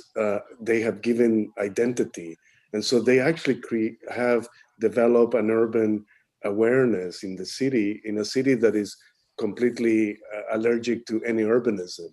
And so you have these interesting devices that I thought were so interesting in your scheme, Gabriela, that intuitively you were tapping that. And I think it is a credit to the clarity of your diagrams that you can see the DNA of your thinking. And I think perhaps it overwhelmed your amount of time, and suddenly you took refuge in that poor forest that you went and exploited. And I'm sorry because I'm with Kelly. I am from a country, actually Costa Rica, where we tend to penalize people for cutting a limb or something.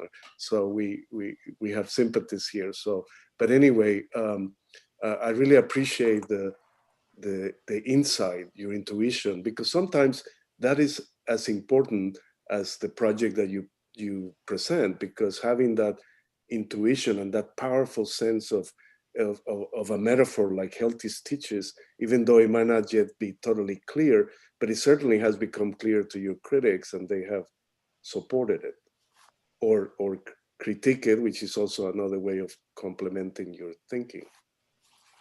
But also the idea of the industrial canal, it is a man-made infrastructure that happened at the beginning of last century.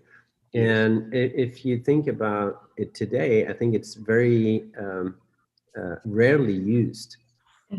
So to think about how you can, with a project of architecture, infrastructure, you can gradually heal, and reconnect these neighborhoods that existed as one at one point, and now you have this scar in the middle.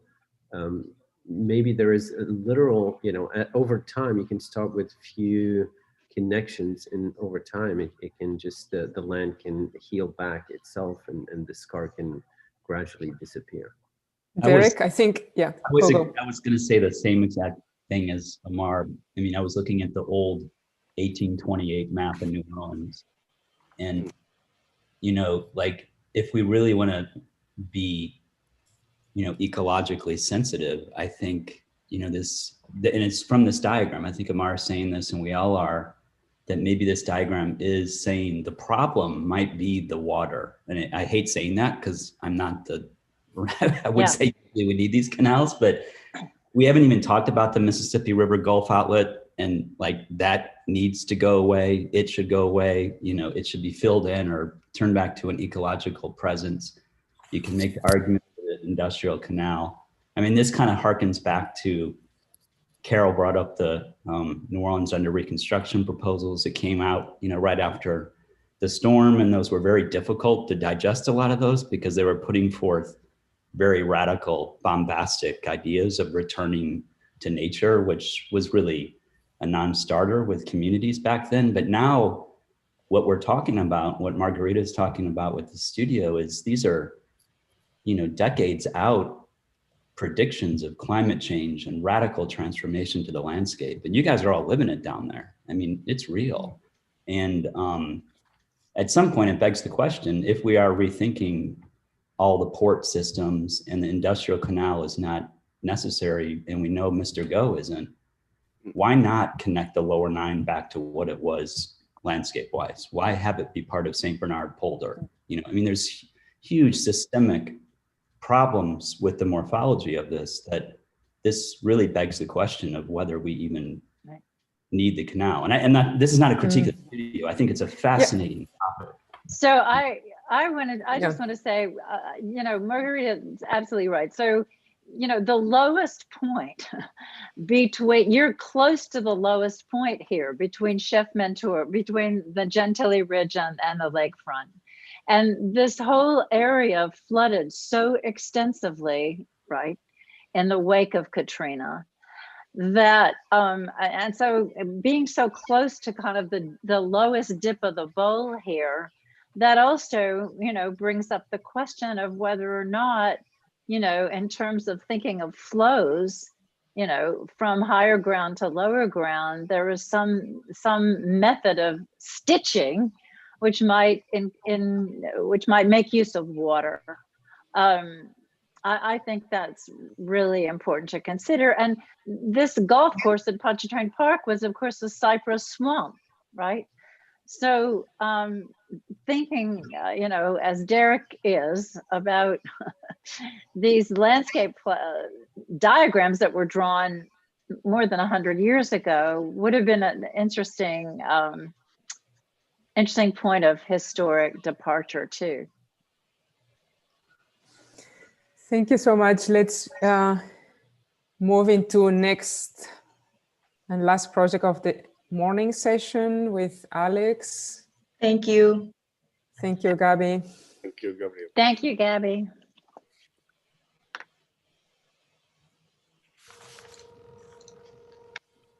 Hello, can y'all see that? Yes. All right, perfect. So I'm Alex, and I was going to start today's presentation with like some of the analyses and possible solutions to the master plan as a whole that we discussed in the previous session, the previous section of the semester. So in this case, looking at the systems specifically, and the systems of energy and waste were ones that I found to be very inefficient in how they're handled on a municipal scale.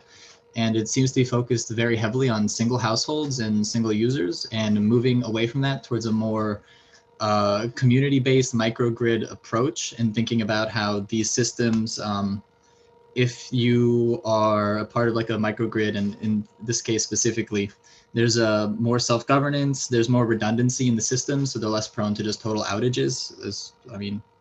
New Orleans is very familiar with that problem.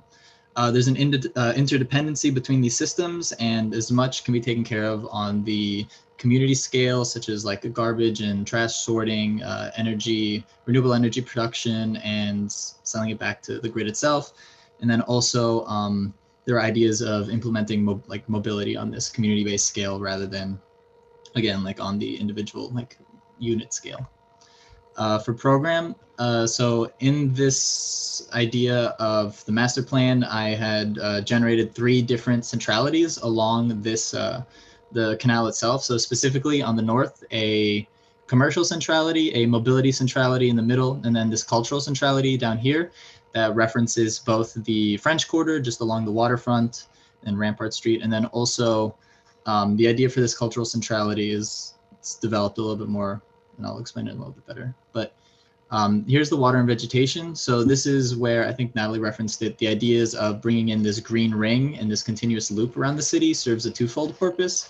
Both it generates a public space along the waterfront that can tie in very easily a continuous loop mobility system to make the systems of transportation and intermodality more efficient and more equal and more isotropic. But then also it sort of brings the public space to the water. So rather than shying away from the beautiful waterfront that we have around New Orleans, it starts to pull people from the communities on the inside of this sort of bowl and beautify the edge. So instead of looking away from water, sort of appreciating it again. And the flood wall, again, we're moving away from these 9-foot flood walls that very harshly separate the community directly from the canal itself to a more topographical 20-foot flood wall that's integrated, and using that in part of this new expansion of the urban context. So this is my sort of thesis or idea for the last iteration, and it sort of references and is expanded upon, and these same ideas come up again for the actual site itself. So for the recentered urban holarchies, it's thinking about how New Orleans is currently it's anisotropic in its entirety, and then also it's a single centrality. It seems to be focused entirely around the French Quarter, both economically and culturally. Not entirely, but it seems to be that is the vast majority of the focus. So rather than taking away from the French Quarter, this idea serves in it's thinking about adding new centralities throughout the entire waterfront of New Orleans and New Orleans East to, one, again, integrate New Orleans East back into the conversation of the city, because it seems to have been very much forgotten and left to the side. And then also address some of the some of the sort of notions of, again, like that green, like public ring, that green belt around the city. So urban metabolism in this context is thinking about how the current systems in New Orleans all exist in parallel, as you can see in the diagram to the left. That's to say, like the systems of water, waste, electricity, mobility, program, and vegetation don't work together. They're isolated from one another. And why? So I think to define a new urbanity is to define a new approach to city systems thinking. Systems like waste, electricity, water, mobility can function symbiotically on the scale of the neighborhood and the municipal scale. And thinking that once these systems can interact and work together rather than all existing separately, can create a more efficient system, more efficient city, and then also a city that forces agency upon the individual equally. And holarchy is this idea of, it's a philosophical idea, but basically the entire point is that it's very Matryoshka-esque, so that a holon is both comprised of holons and generates larger holons. And so the idea here is that the systems of the city, and this speaks to sort of the microgrid specifically, but how an individual can be part of a household, can be part of a community, can be part of a zone, can be part of the municipality. So not every system of the city has to be dealt with on the highest level, the municipal scale. To start to generate energy and deal with these, the issues of the systems of specifically waste and electricity, mobility, water on the smaller community scale. It both generates a system that allows for more self-governance and more agency as an individual, but then also creates a more efficient system from the top down, thinking about how if these systems are organized on a community level, there's less work to do on the municipal scale. So my project now is this hybrid musical refocus is sort of the general sentiment. So it's thinking about how the musical history and context of New Orleans is being lost. So shifting to Los Angeles is the production and the distribution of music. New Orleans has an incredibly rich musical history and context, but the dissemination and creation and production of music specifically is being lost. It's not necessarily being focused in the city, and it's not being addressed. So by sort of referencing and integrating musical production along with other cultural, historic, and artistic programming, the idea is to create a musical centrality, this new centrality here that's located next to this neighborhood called the Musicians Village, which has a after Katrina, it was a large investment by the Ellis Marsalis Foundation to create a community for housing artists and musicians. And then also there's the Ellis Marsalis Center for Music that is going to be integrated with this project, and thinking about how not only does the city of a whole have a very deep connection to music, but the site does as well. So here's an aerial view of the site here in its entirety. You can see here, it goes from Florida Avenue down to North Claiborne Avenue. And in this drawing, you can see more articulated, but again, that the ideas of the green belt coming back, focusing public space along the waterfront throughout the city on both sides of the canal. And then moving into the centrality more closely is a series of diagrams that explain the generation of, well, starting with the ecotones, and from those, these regulating lines. And in urban fabric that we had used for the master plan scale of 300-foot blocks with 100-foot streets as just a general guideline for how to organize this new density on the site specifically, overlaying these regulating lines onto these new block generations and cutting them. So this, the entire purpose of this was to generate direct pedestrian thoroughfares from the neighboring communities through the more dense, more commercial and not commercial, hybrid urbanity, and bring them to the waterfront itself. So it's these ideas of passage, and then also manipulating the geometries of the site specifically using these the new ecotonal waterfront. All of the streets and the general urban contexts or urban fabric of the site itself is directly addressing and relating to the existing urban fabric and the fabric of the neighborhood itself. And here, just the boundaries that are a bit more clear. Florida Avenue, France Street, North Claiborne Avenue, and then the ecotones. This diagram shows the levee wall and how the flood protection before was this stark wall, and now how it's this 20-foot flood protection integrated into the topography of the grid itself. So here's the centrality as a whole, the site specifically, and then we have the water plan. So the water in the site is being manipulated not only through the ecotones, but then also through like depth. So underlaid is the old water line in blue, and then the ecotones in black above it.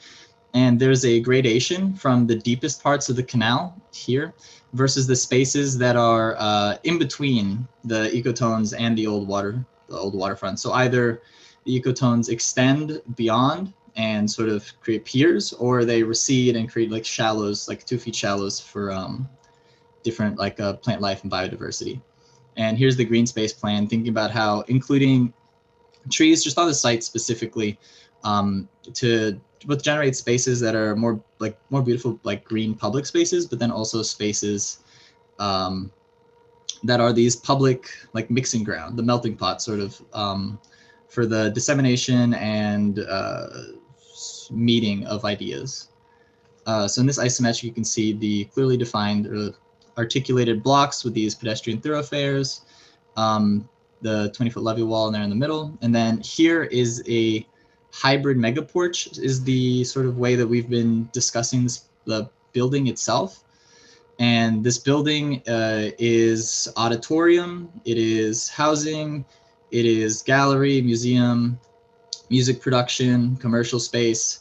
It is really trying to address hybridity as a concept in itself, sort of, and applying these concepts from the previous iteration into an object articulated on the site as a whole. So the ground level of this hybrid megaport structure, it introduces commercial spaces into the fabric of the waterfront ring, and it like uses those regulating lines to define the geometry and then also the access to the geometry. And it features an amphitheater. And this amphitheater is I want to stress that this centrality isn't to take away from the French Quarter or to take away from any of the other programming of the city of New Orleans itself, but to ameliorate and add to programming. So this theater doesn't replace the Joy or the Palace. It works along them with like the Mahalia Jackson. Like it's not trying to take over the French Quarter. And as we move up, the levels of the auditorium until finally, this is the first level of the actual like bar structure, the hybrid mega porch. And this is where museum, gallery, and music production spaces are incorporated. So museum expresses the components of the city's cultural and historic legacy that are lacking representation. There were some ideas of what museum specifically could be going on. I had ideas of like a gastronomy museum, thinking about the history of the South and the Mississippi River specifically as generators for what the program of this museum could be. But then there's also a gallery space that is coupled directly and integrated with artist residence to showcase the contemporary artistic and cultural production of the city. And then again, music production. So that recaptures an industry that isn't focused as much and incorporates the history of the neighboring community. So yeah, music production, these 3 housing towers that again will incorporate like this artist residency and 3 programs, and then 3 cores and the subtracted volumes. So here we can see, so the housing level of this hybrid megaport structure, it not only serves the development of the cultural centrality, but the development of the master plan as a whole through a concerted effort introducing intermodality and isotropy as like a studio-wide focus. So the housing tower integrates housing for artists and residents to display in the gallery and surrounding commercial spaces. These towers also serve as a space for exchange and dissemination of ideas, space for individuals to interact in a beautiful public and private space are the emphasis of the centrality added towards like green space. So in these sections here, so to see how it's this very long extruded porch, and it sort of, get into that more later, but how it's used or articulated on like multiple levels, thinking about how the ground floor is the most public to the most private at the top, obviously just through how they're accessed, but also how the entirety is about the sort of dissemination and mixing of ideas. So here we can see a longer section that includes that 20-foot flood wall into the topography, the articulation of the auditorium itself here with its lobby space, the green space acting as a buffer in between the more urban condition and the more like the XL size of the hybrid structure. And then again, over here to the smallest scale of the community, a sort of gradation up to the waterfront. And across the river, we can see that it's still utilized with barges and the flood protection on the other side of the canal. The canal, no, sorry. not the river, the canal. The canal. Yes. So the actual mass itself is just a rectilinear volume with these subtracted volumes and these added housing towers. And it sort of comes together as this hybrid mega porch located at the heart of the new cultural centrality development. And it references the cultural vernacular and artistic histories of New Orleans. So beyond just reintroducing music production and the appreciation, creation, exploration, and showcasing of artwork, the structure references the porch typology and the idea of a less than public, a more than public, less than private space of an elevated surface to interact with the city. And it's more than just for the residents of the housing towers. It's meant to serve in its entirety as this place for the showcasing, creation, and like mixing of artwork and ideas. So here you can see the isometric view specifically of the auditorium and the housing towers and the hybrid bar itself with the articulations on the site to create these direct pedestrian access to like the waterfront. Alex, 2 minutes. Yep. Okay, so here's a sectional perspective showing the auditorium and its lobby space, and then these direct visual connections through the hybrid bar itself into the auditorium. Then there's also other ones that connect the higher levels of this to the actual like ground floor and the streetscape. It's the facade, some more perspectives. Oh, it's lagging.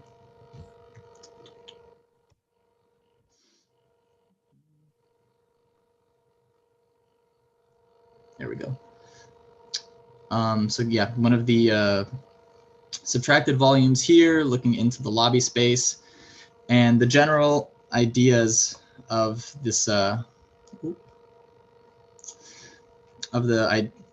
it's taking these ideas of the centralities, looking at them specifically on this combined master plan, and how there are multiple centralities being developed, this cultural centrality, there's specifically the mobility centrality, there's energy production, the mega blocks. All of these projects work together throughout the site specifically, and then around the city as a whole as an idea. And then this hybrid mega porch specifically is an object that references both of the ideas of the master plan scale, and then also the cultural scale and the historical and artistic context of the city. Thank you. Thank you, Alex. I think Karen has to leave. Maybe you can jump first and then see. Yeah, I'm sorry I have to be out of here for another Zoom, but I just, before I talk about your project, Alex, I do want to say that I really appreciate the ambition of this studio, because I feel like it gets at some of the really strong and current themes that all of us have to address as architects or designers or whatever.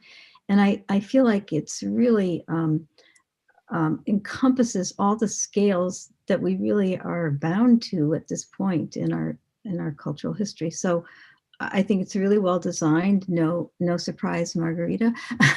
But I appreciate the conversation of all the guest critics as well. But I do want to say, Alex, on your project very quickly, I feel like you made this amazing green space. Can you just put up take thank you off and put down like a site plan or something. Yeah. Yeah, that's good. That's good. That one right there. Okay. Yeah. And I feel like that was a really strong beginning strategy.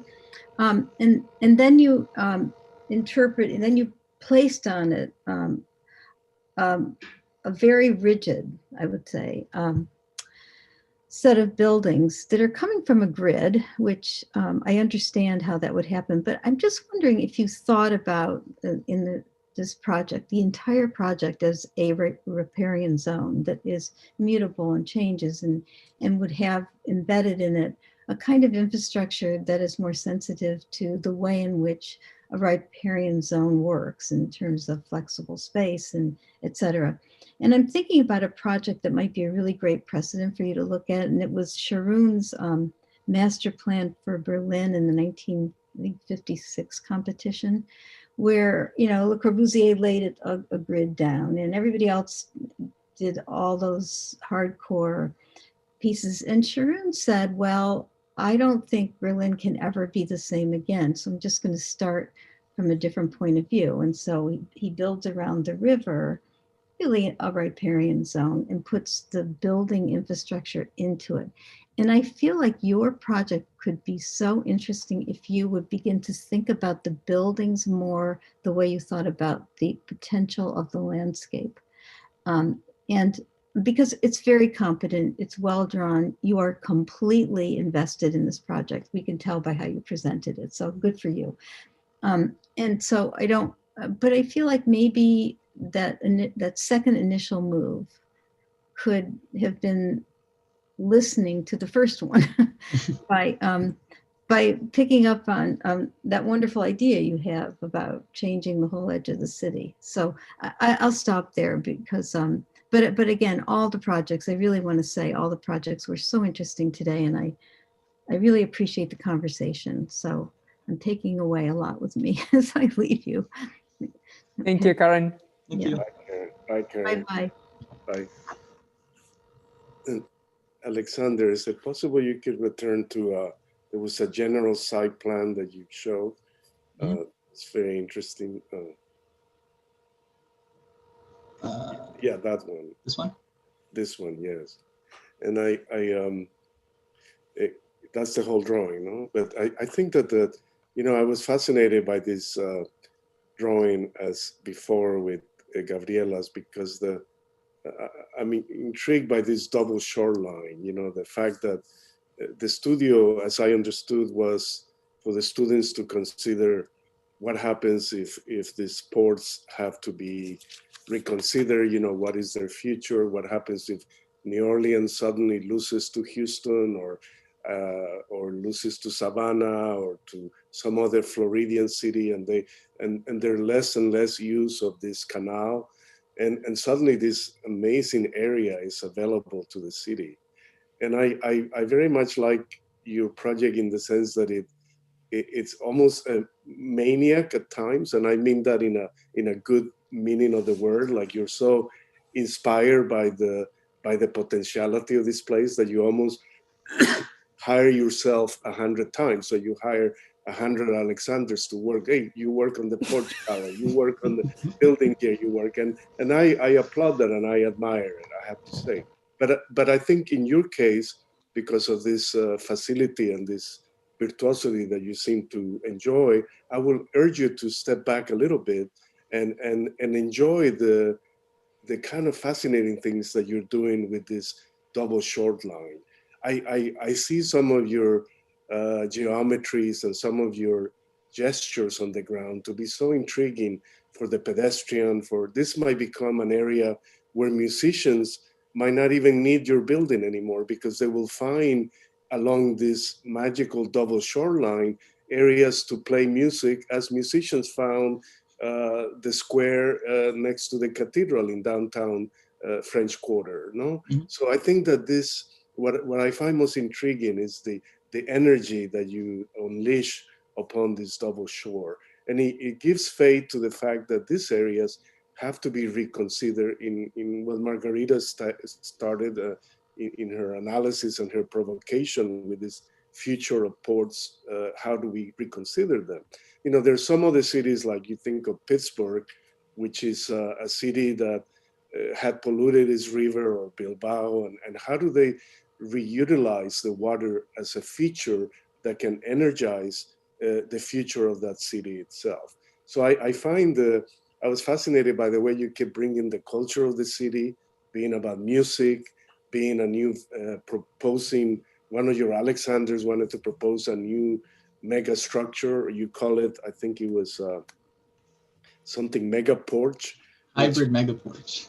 Yes, as if it wasn't enough, you call it hybrid mega porch. I like that. But anyway, I was fascinated by the way you went about presenting the project and the eloquence. I will get lost once in a while with some of the Helons and some of your other more obscure vectors, but I really appreciate the fact that you saw in this double short line this great potential for energizing this part of the city. So I really appreciate it, the enormous effort. And of course you are an architect, and you can't, you know, you wanted to keep telling us about the project, but unfortunately I wish there was more time. But thank you, I appreciate it. Thank you.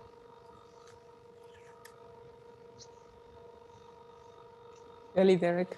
Yeah, thanks. I have to hop off in a couple minutes, but I agree with the comments. I mean, it's seeing this plan right here, and then the one you ended on, is that the group master plan? Is that everyone's together? Yeah, right? that's really, all of our projects. yeah, it's really nice to see that, and I think the way that you scripted the whole story and tied it to really talking about New Orleans, and I agree, you went really deep, and maybe for the presentation and Zoom format, it's challenging to pack all that in. I sense that we're all struggling with that, but it's I think it helps. The last couple of projects have made me think of this. I think the particularity of the site in the Industrial Canal, it's hard to really compare with any other waterfront places. It's like when I hear the references to Venice or to Pittsburgh, which is great, but it really takes a complete, I think, reinvention of what this area is, like a reinvention of the economy, a reinvention of the landscape, whether it's making it more like it was in the past, which I don't agree with, by the way, or what it becomes in the future, more ecologically diverse. It's very specific to this place, not just New Orleans, but to this actual site. So I'm really struggling in I think a productive way to try to understand what that means. And Margarita, I know you've been fascinated by this site since you've gotten to New Orleans. So I think you've tapped into something that is really, really challenging, but needs desperate attention, because it's in the hands of the port and the Corps and big government, and it's intractable right now. Like the current model of governance and operations does not allow us to engage this kind of site, but it desperately needs to be engaged. So it requires things that are beyond spatial design, which I think architects should be a part of. Like, just like Billy Fleming talks about, landscape architects need to be a part of redesigning government or running for public office or something like that. That's the kind of engagement that's required in this kind of physical and policy shift that needs to happen here. So that's sorry, I'm talking too much, but it's incredibly provocative as a studio topic. Can I ask you, Alex, to go back a few slides to one of your early analysis, where you showed a very beautiful figure ground drawing of the existing context? Really in the beginning. Really in the beginning, okay. Black and white figure ground of the existing context. Because for me, what that one. Oh yeah, but you had it not with the black, but anyways, okay. You had it on a white background with the building. Yeah. Oh, I think you might have been one of the site plans. This one? Yeah. I think you this one, no? Is it this one? No, well, it's not your plan. It was the analysis plan that I'm looking for. Okay. Okay, I see. So in the I think the first part. again, for me, speaking as a person who's not understanding, but this one. So this one on the left, to me, it's a very, well, no, you just switched it, but anyways. The figure ground, the next slide. Stop. Yes. So for me, this is, again, I've never been to the city, so no doubt what I'm saying is a bit ignorant. But what I find super fascinating about this drawing is that it goes, I mean, when you keep your eyes half closed, you go from very dark to kind of the dissolution, the dissolving of the urban tissue, even knowing that the grid structure is still there. And where the kind of void takes presence, no? So as you get closer to this canal, there's more void than there is building, which I find very fascinating. And for me, I would almost wonder if that isn't maybe a quality of the site, it's a difference. Because I agree with the comments. I think your architecture for architecture's sake is really nice. Why not? But for me, you're using terms in a very conflictual way. You started talking about, your thing is called about a cultural centrality, but you were talking about isotropy. Those things are the polar opposites of one another, no? You're talking about, I would say for me, it's a kind of compulsive behavior of a vocabulary that we've inherited very badly from planning about green belts and buffers. Or when you look at the beauty of the white, of the void here, it's a landscape, it's a territory that's not a buffer, it's not a belt, it's a system which is holding the kind of different densities, the different blackness, grayness, and eventually whiteness.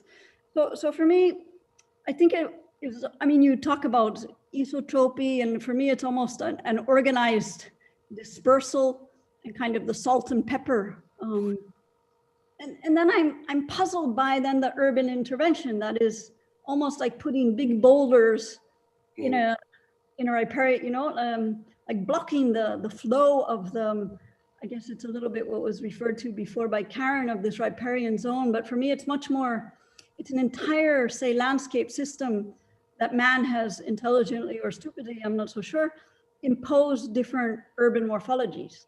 To me, I don't know, I found it's the first time I really saw such the footprint, again, not knowing the city, but I really found that part of this kind of, when you talk about microgrids, about esotropy, to me, it kind of runs counter to the mega, to the super block, to the architecture with big muscles, even though I find it very beautiful. So in that sense, it's, to me, you're preaching one thing and you're doing another. And they're both kind of good, but I don't buy that you can do the two. I think it's one or the other. You either are doing esotropy and organized dispersal, or you're doing mega stuff. And to me, you can't like mash up those languages because they're very, very different. They're both very interesting. So it's not necessarily, I clearly have a preference, but that's not important.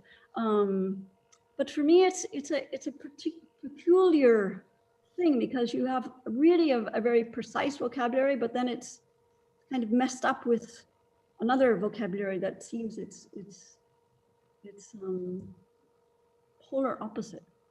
I find it very puzzling, but also, I mean, as people have said, it's a beautiful presentation, and I think as all of the students, it's a kind of projects held with a great deal of passion and conviction. So it makes me really want to come and visit New Orleans. Please do. Everyone who attends virtually is also invited to attend physically when the time comes, when we can be humans again. I think you're right on the mark, and I have almost verbatim the things you just said written in my notes here, not just about this project, but about the studio in general, and that it's such extraordinary work to see at these two scales, but there's such a profound disconnect between the scales of inquiry, where we see an urban scale and an architectural scale that share almost a kind of schizophrenic relationship where they don't kind of seem to correspond to one another.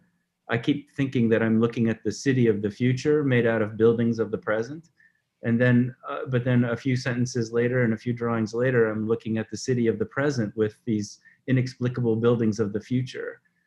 And the kind of ricochet between this post-apocalyptic notion of how we might live in a very different context of the city is coupled with this kind of creeping realism of what might we do to repair the conditions of the city as it presents itself. And I guess what my recommendation would be, both for this project and for the studio, is to construct a narrative of what's being done in a more linear fashion. For instance, you could say, here's what I think happens to the city in 50 years if it's guided sensibly.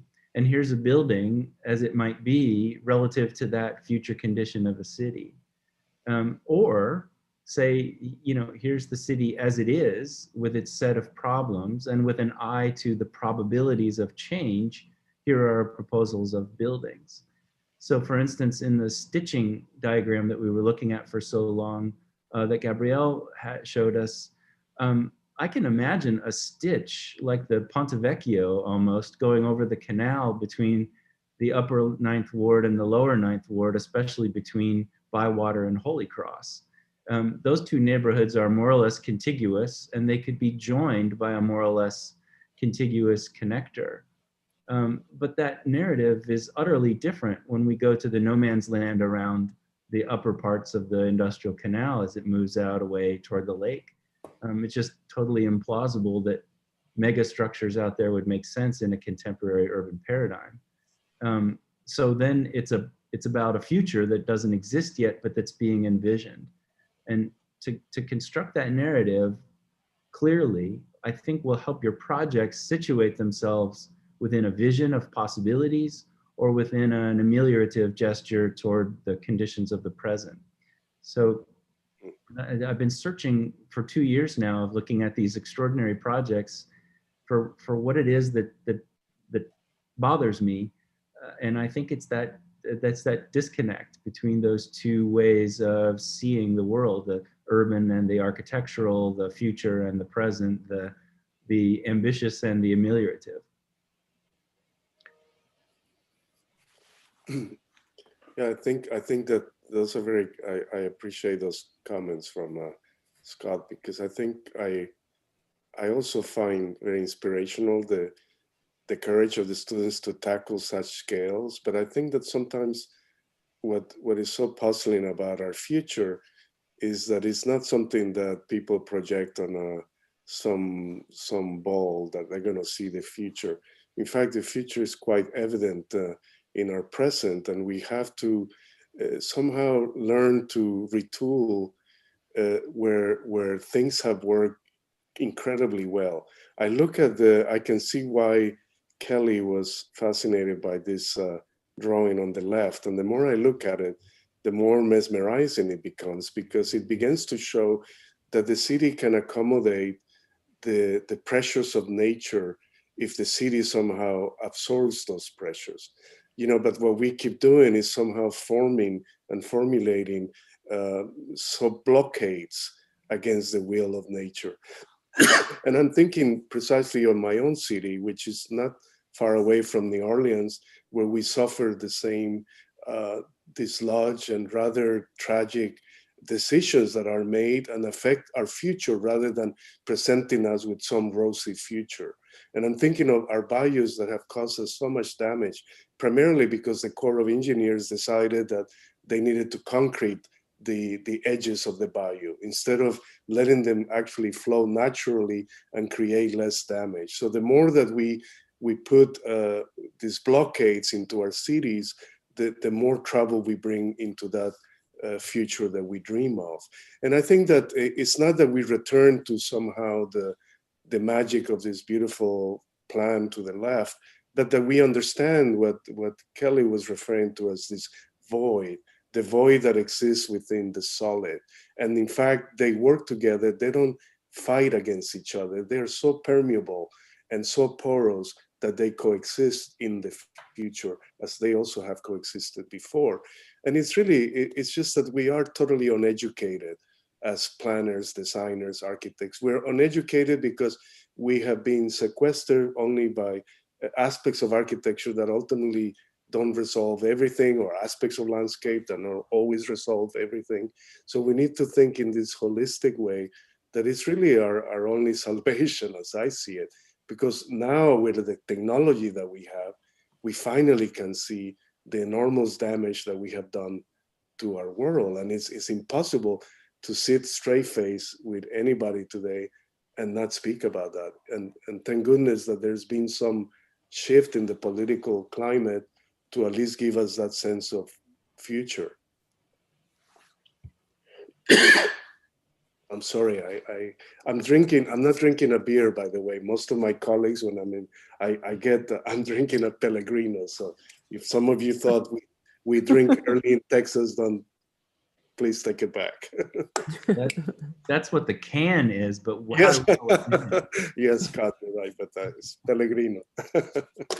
Carlos, we are in New Orleans. I think it's the same way. They can see, if we were in Boston, they probably will think the same as with us. Any other last comment before we close? I just wanted to say, to me, Margarita, I mean, yeah, congratulations for you for formulating such a good site and statement. And I think all of the projects that we saw in this first session, all 6, I think are really, I think it's great for architects to be confronted with this complexity. I would guess it's not a scale that you're often, the complexity of issues that you're often confronted with in your 4th or 5th year of architecture school. But I think it's your future. I mean, I think it's our future, but even more yours than mine, and your grandchildren, etc. I mean, I think we talk about it, we say that kind of a bit in jest, but I think it's more necessary than ever that we really think of long-term futures. I agree that Scott's summary of, the kind of, are we continuing with the, say, old architecture with new urbanism, or are we projecting a wild urbanism with the same old architecture and say planning tools? I think it's still, we need to still develop a richer, more nuanced, more precise vocabulary. I think a lot of you have tried to do that by looking at terms like ecotones and esotropy, but to really understand the kind of, but to really take them, and again, it's not a criticism, the terms are loaded, but to really take them for all that they're worth, because I think even the whole story of ecotones, it works across scales, it works from watersheds to then neighborhoods. I think there's a whole vocabulary arising that also takes the notion of systems and, food sheds, food deserts, food swamps, food mirages. I mean, all of these, I think we need a new vocabulary to describe the predicament, and therefore new tools and new urban systems. But I think you've all been very bold to kind of jump into things that are incredibly complex in the space of a small semester. So it's really impressive work. Yeah, I'm sorry, Margarita, that I won't be able to be in the afternoon, but I really appreciate it. We'll miss you. Yes, but, and I have to be actually in another Zoom meeting. It's terrible when one says another Zoom meeting. No, I can't wait for this future to end soon. But really, it's been a pleasure to see everybody and my dear colleagues, and wish you all well. And I have to leave actually, but thank you all very much. Bye. Thank you. Thank you. Thank you, everyone. Kelly, also for taking time from Belgium in your late afternoon now. So Thank And you. Carol. I will also, good luck with the rest of the day. I'm sorry I also can't join. I have to finish some things for students that are due at midnight, so I still have a few hours. Carol, you wanna conclude? Bye-bye. Bye-bye, Kelly. Bye. Oh, you were muted. No, I said, do I want to conclude? Well, I'll be back this afternoon, so I suppose it's not necessary to conclude, but the But you haven't ambition, commented. Yeah. the ambition is amazing. I'm sorry I missed the discussion of Alex's project and I couldn't hear it very well because Okay. something's going on over here at my house, but Okay. I'll be back. I'll fix it up, but I really am in awe, you know, of what the students have learned and what they've been able to, how they've been able to interpolate, how they've been able to integrate. It's just, it's marvelous, really. Thank you. So we'll meet at 2, 5 minutes to 2 with, or 5, 7 minutes to 2 with all of you students and get ready for the second round. Okay. Congratulations. Bye-bye. See you. I will just stop the video. It's the same link. Okay, great.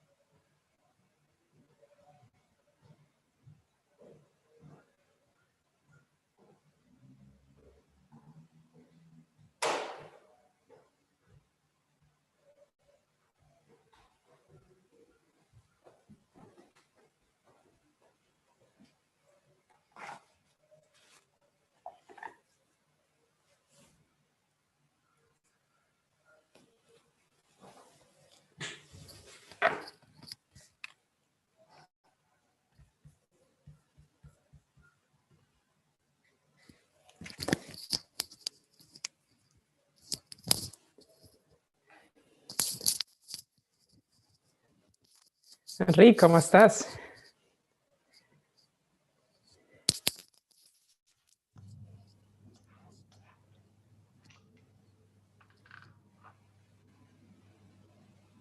¿Qué tal? Hola, Margarita. ¿Cómo estàs? Acabo d'acabar la conferència. Val. Estem just en una pausa ara mateix i ara en 5 minuts, 4 minuts ens trobem un altre cop. Vale, però canvieu, no? D'equip, Sí. de reviewers, que jo me'n vaig a sopar. Però estàs una estona i després te'n vas a sopar, no? No, I think I'm going now. I just wanted to know if you had finished or not. Okay, yeah. I will enter. Okay, anyway. Thank you for your invitation. I hope we can soon. Hello, Ken.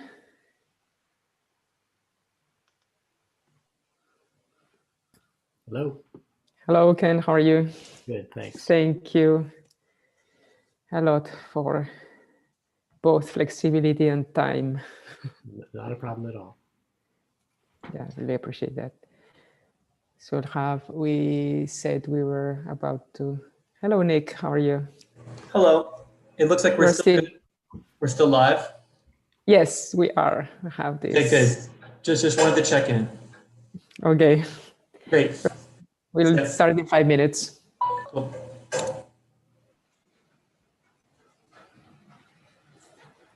Ken, how are you? Good, thank you. Nice. So the afternoon we'll see 6 projects, 3 and 3, and we'll have a little bit of presentation before intro, even though most of you, if not all of you, for sure know more about New Orleans than myself, that's for sure, but just some things we have highlighted about the place will be part of the presentation now. I have here some problems on the chat. Everyone is on board.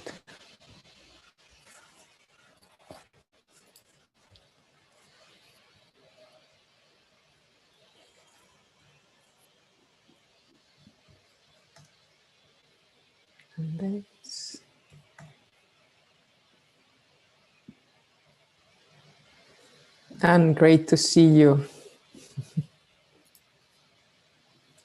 Since you're the first one.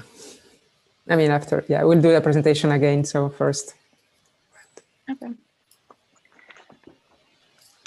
So wait for Irene, Carol, Jesse, okay. With Ken perfectly on time.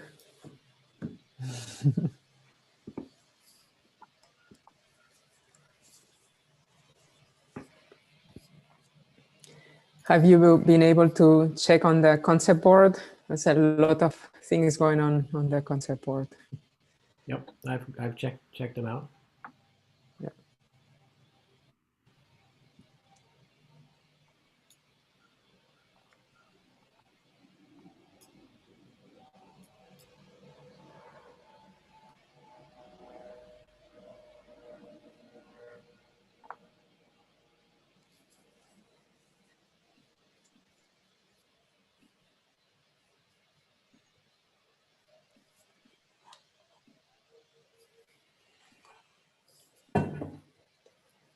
You have time to a quick lunch, some of you? Yep. Yesterday when I was checking the concept board late, it was quite busy.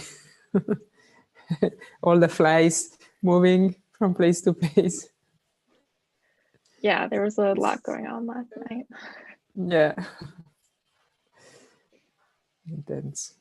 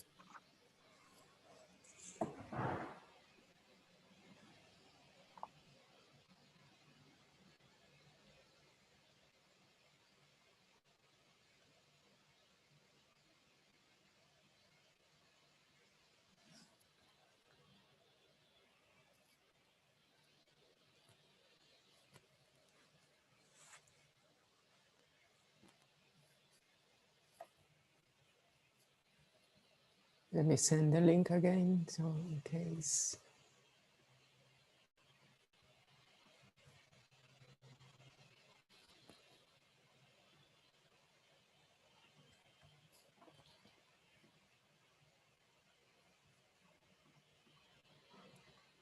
Oh, here.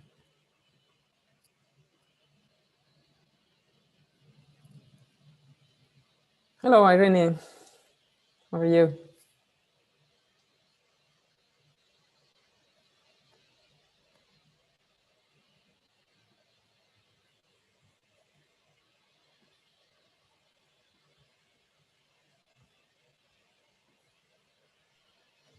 Hi, Margarita.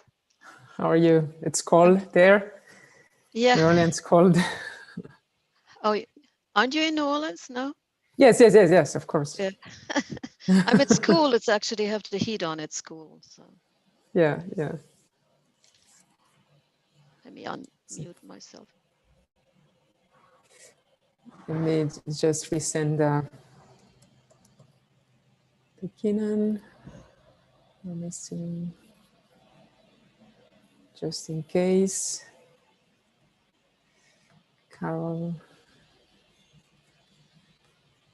I'm resending the link, so just in case. Sometimes you don't find it at hand.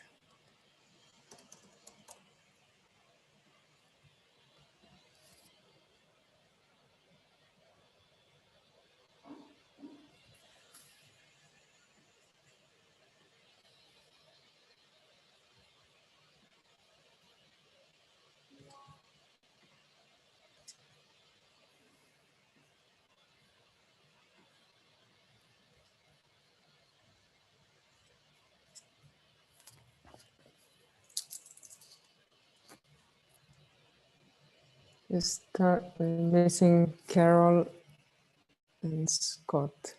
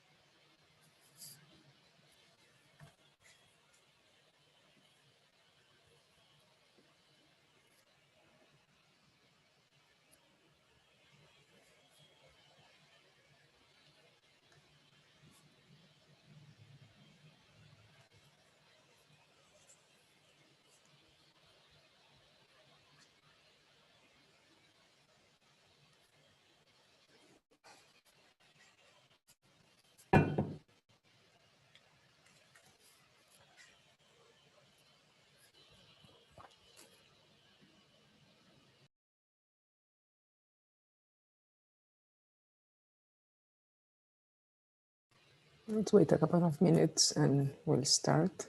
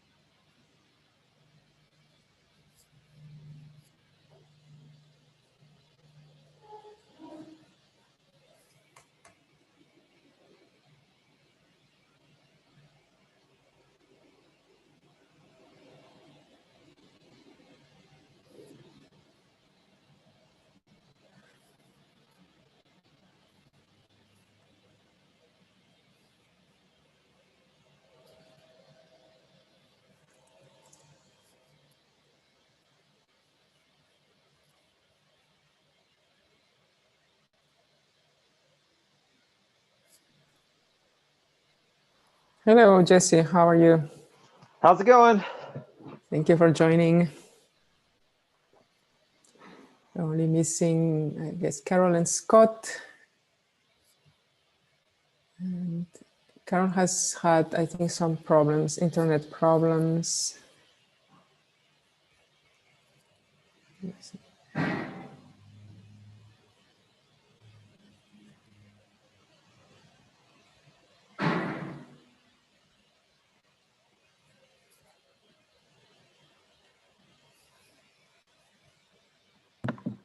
Margarita, do we have to like get accepted in? Because my presentation is on my desktop. So should I do that now, just so it's ready? Like to join on Zoom on there too? Do you know what I mean? Yes.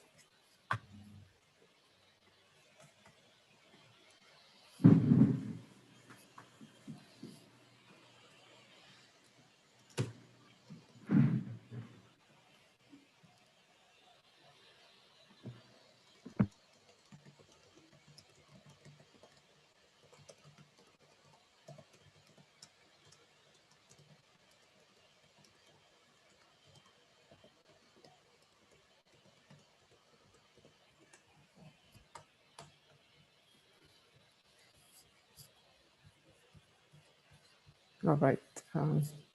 Okay.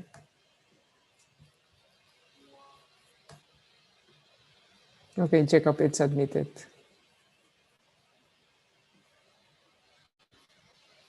All right.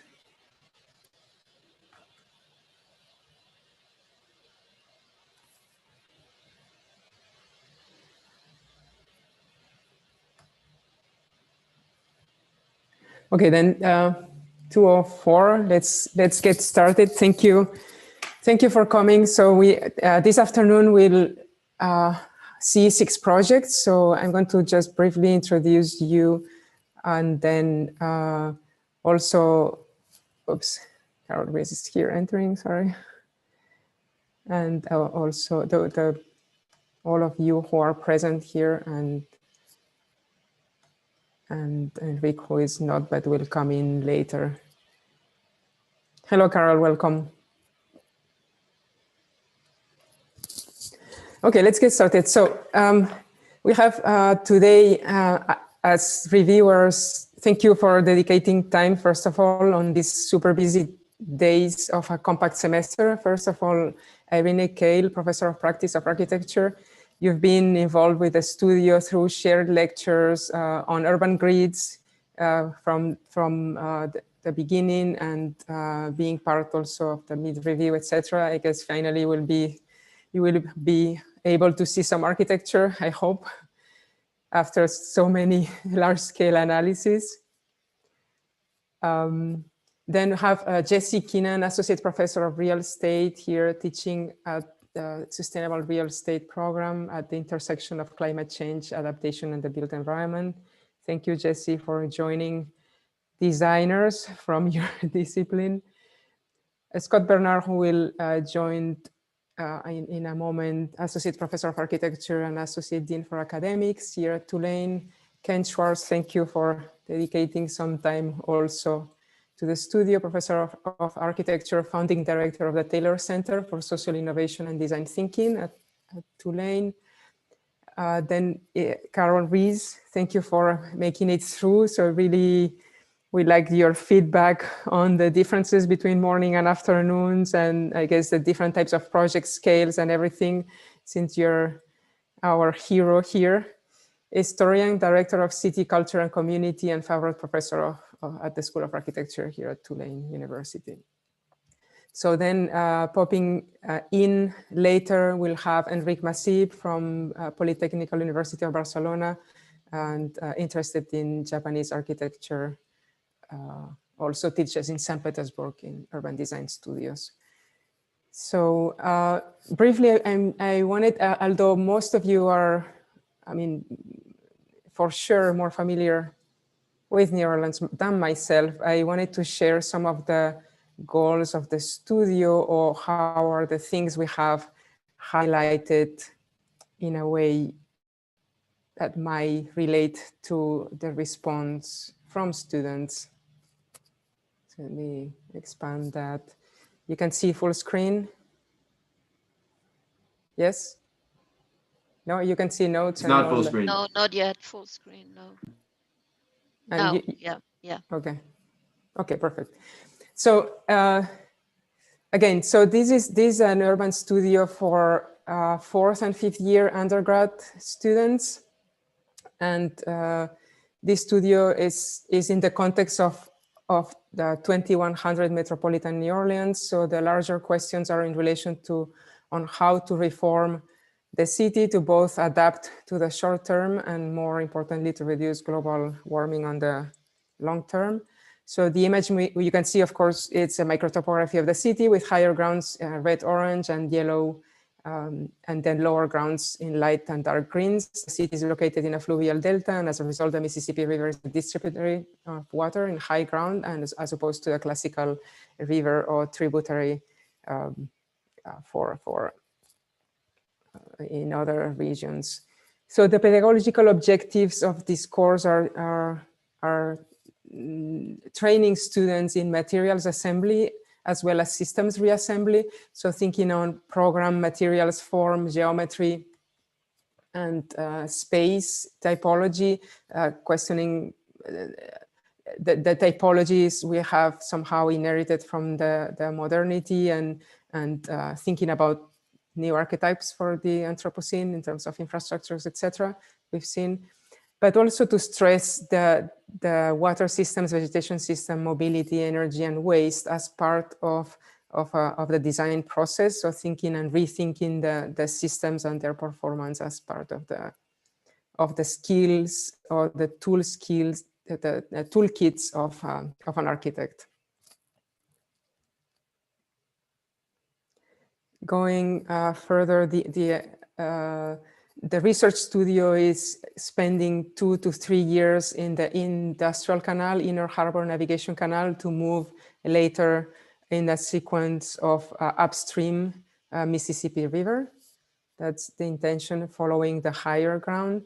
So we've seen the pedagogical objectives, but we also have this mission of the studio, which is in relation to urbanism and the design of potential urban futures, not as much as designing projects for a client or for an institution as it is about exploring potential futures on the reorganization of urban systems, potential futures facing climate change, to essentially be discussed on the public sphere in a moment of eroded public sphere, in a moment in which funding on the public sphere is disappearing. The idea of generating scenarios that can be visualizing moments for scenarios of climate change, it's an intention of this studio.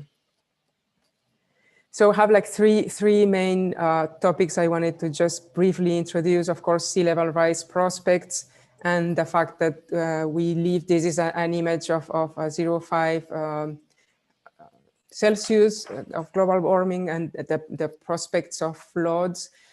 Of course, without the flood protections, just to highlight the microtopography, nothing more, and to introduce, especially the guests coming from outside, how the different pieces of water move. So from 1 foot to 11.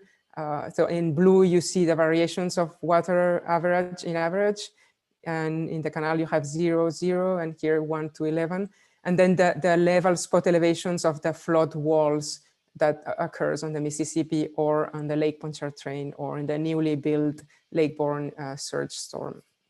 And how these elevations are informing somehow a kind of urbanism in section that we're exploring in the idea of densifying higher ground along the industrial canal. So in a way, with these prospects, we can see how much time we might have on that movement from low ground to high ground, and from there to upstream potentially. So these scenarios are not necessarily for inhabiting them, but for testing how much people can be allocated in this stretch of 5 miles in a mixed use linear city. So looking at then, as I said, the 1 Celsius global warming, we see the microtopography, and we start to see that beyond 2 Celsius flood walls at the lake would potentially collapse, and how from 2.5 to 3 Mississippi, and as we will see, reinforced industrial canal will be still dry. So this line will be dry, and beyond 3 Celsius, potentially all land will be underwater. So the question for the studio is of course, we have seen these two missions that are pedagogical and cultural somehow. But the question of that cultural aspect of it is, can urban reform contribute to reduce global warming? Can the reorganization of systems contribute to this agenda of biodiversity loss, social inequality, accessing resources for life, and global warming?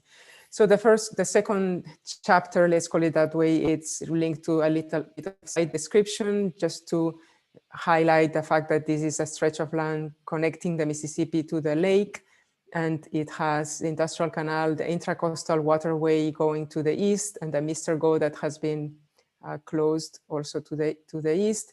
There is a canal lock elevator of water that connects this 14 to 0 level of water, and another canal lock in that north side that disconnect from the lake. And this stretch, the Mississippi River is really busy traffic in many ways, and this is less intense, and that stretch here, it's even less transited. So we can see this from more near, just to recall the fact that the project or the master plan, the collective master plan we're doing with the students, is operating or inside the property of the port on this purple zoning as industrial, and using commercial punctually for a transit hub that we've seen this morning. So we are not, the view from the Mississippi River and the industrial canal here along this stretch of land to the lake, and then the intracoastal waterway that way, the canal lock. The canal lock is, there's another project of widening the canal lock that has been approved, but with a strong resistance from the neighbors. So we have kept the existing canal as it is, and haven't incorporated the new one. So we see the difference in topography. Some views from this canal lock. The breadth of the waterscape between 300 feet and 400 feet, a wide stretch of water.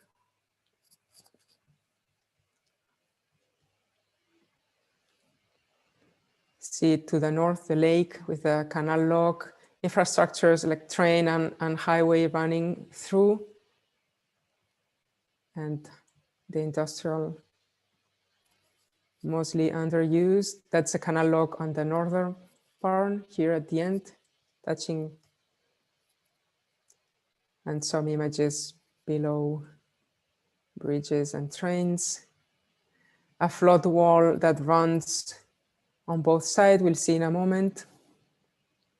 And the scale comparison of that piece of 5 miles that is twice the Central Park or twice Washington Mall. So the third is just to recall the importance of these flood walls on this area and the height of them, as we have seen on the chapter 1, and taking this section transversally here. You all know we have a city that is a sort of ball. Here is the level of the water in the industrial canal, this blue line. And then on this area is higher than the neighborhoods adjacent to it on west and east. At this point here is leveled, and in some upper part of the industrial or southern part of the industrial canal is above. We see the new constructed storm surge, and then recovering the first image with this higher ground as a place for potential densification over time. And just to remind that during Katrina, the storm surge broke these flood walls that are along the industrial canal in this, as you see in this image. And this is the existing condition, this flood wall on this level. And in terms of one of the of the proposals or main proposals of the master plan is to reframe this flood wall that was around 11 feet above water to 20 in this second iteration of the master plan. Perhaps we can even try 25 or 30 at any point.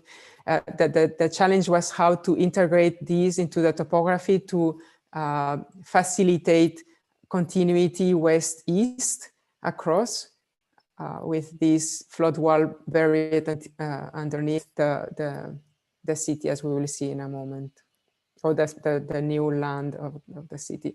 And then this question of urbanism in section in relation to floods, how land use, instead of being distributed in plan in the city, is a question of if it can be in section with programs and things that can be more resilient to occasional flood, and other programs more like housing on top or intermediate levels of communal facilities, etc., on this B level. So it's this question of urbanism in section and seasonality of the occupation of the ground.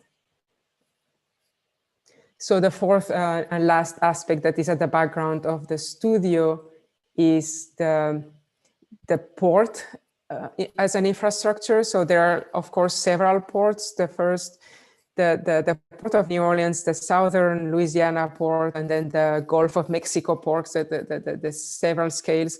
So in terms of container only, the main container port is, of course, located in Mississippi. And then these, on the industrial canal is industrial real estate that is rented and is not as busy as the port in the Mississippi River. So what we do is to, again, reuse or rethink this swath of land for the future of the city. The place is well served by different lines of train, of passengers and goods. So thinking about reusing these infrastructures as part of the mobility system within this large master plan, or is part of several proposals. So the many ports want to just refer on that. On the one hand, you have the container ports in the United States and the fluvial and open sea ports in West and East Coast as stronger, and then the oil and gas ports. In terms of container, we see in the larger picture that even though New Orleans is still an important container port, in relation to the open sea emergent not only in China and the west coast of Africa, etc., and even Houston and Savannah, it seems that New Orleans, at least in terms of containers, is not as competitive. Perhaps in the future, it leads to other potential futures. So working with this hypothesis, we have taken in account that it can be a reused land for the city. In terms of the oil and gas infrastructure of primary extraction, it is clear that it is a giant infrastructure that runs all these oil platforms through pipes and generates this between Baton Rouge and New Orleans, the Cancer Alley, with all these petrochemical plants upstream the river. And the importance of that at the scale, at the global scale, but also at the national scale as a primary energy resource. So one of that is at the background of the studio, in a way that we are suggesting that perhaps the large scale Gulf of Mexico might follow the path of the North Sea in terms of energy transition away from oil into renewable. And that perhaps influences the way urbanization occurs in the region. So if this transition occurs, how will ports along the Mississippi look like? Will be the larger question. Again, just to summarize, the pedagogical objectives are essentially for 4th and 5th year undergrads to take on, as architects, water systems, vegetation system, mobility, energy, waste, etc., as well as program material, form, geometry, space, and typology, to ultimately educate ourselves as cultural agents for transformation. So to feed the public sphere with alternative futures to be discussed in larger communities, smaller communities. So with this somehow introduction, I don't know if I will stop sharing before you maybe have some questions. I will move into Ann Davis after, if you have any. Yeah, I have a question. So in terms of non-architect specialists, who was involved in this version of the studio? Like, did you have like anyone from the port or like hydrology engineers? So who was supporting the studio? We were quite alone, so we were in contact with Josh Lewis, who is urban ecologist on here, but essentially we didn't. We were a little bit in a lab in a way, so we are not and especially this year, the intention was to establish more dialogue, but we didn't really want to engage a client in a way until we were testing some of the realities of that place in our own. So it was intentional, not to. Yeah, they can do more harm than good sometimes. Yeah, I mean, especially because I think we're exploring, I would say in a lab with all the bad and good things that this might have. And as such, with a short period of time, we thought it was difficult to engage, especially because the port has just released a master plan for their futures and their future in the port, and is a series of revitalization, new centrality port industrial uses. So, and it wouldn't, yeah. Okay. In so terms just, of, yeah. Oh no, I'm sorry. No, just to clarify that in terms of the students' work, so they were doing analysis of the metropolitan scale of the different systems. Then we moved together, each of them working on the master plan level, and then we overlapped several master plans to make one. And then within that, each student chose a place to develop further. This might be a premature question, but in terms of timing, this is now through the end of the century? Yeah. Okay. And is there phasing components to this? Was that part of the brief? I did read the syllabus, but I was just curious as you got into it, because you have these interacting elements like this intervening revitalization plan, which sets up all kinds of timing issues. Is that part of what we're looking at, or maybe that's self-evident and I should reserve this question? No, it's not self-evident, and it's quite smart in many ways. So of course, this type of thinking needs for sure timing into it, and it's not. So what we have, so we have attempted to have time in the flood sequence. So thinking about different levels of floods in section and how that might affect the way the architecture is disposed in the space, but not necessarily with more detail than that. Yeah. So the scale is massive, and the goal for this 4th and 5th year somehow was at some point to narrow down and being able to draw and have a specific piece of architecture that to be explained, but to expose students to that large scale thinking and system overview was the goal. Maybe we can start then with Annie. Sure.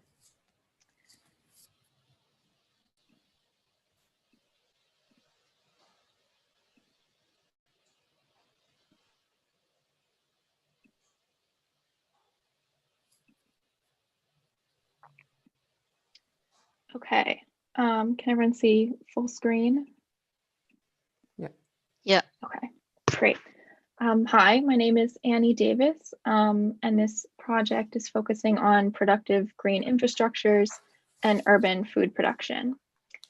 So at the beginning of the semester, I focused alongside Carson on the vegetation systems in New Orleans and the green systems, which of course starts before New Orleans as we know it existed, with cypress swamps. And these two maps, this one showing where the canal would be, or where the canal currently is, what used to exist there. Definitely not what it is now as this port infrastructure, but very biodiverse, very different landscape of these cypress swamps. And then after that, these swamps, as the city developed, didn't necessarily stop that kind of farm condition or plantation condition of food production as soon as we usually think. These photos are from around the 1950s of truck farms that existed in the New Orleans metropolitan area. Here you can see this is near City Park, and you can see these farms integrated within the urban landscape. And these again existed up until the 50s. And this diagram kind of shows some of the food production in the New Orleans area, which now has been pushed out farther away from the city. But this idea of food production within New Orleans, again, is not as far in the past as we often think. So this map is of vegetation and green spaces in the city currently, mainly City Park and Audubon Park. And again, there are very few places now where food is produced within the city. And then as part of the first part of this semester, we proposed this idea of a green belt that works to connect existing green spaces in the city.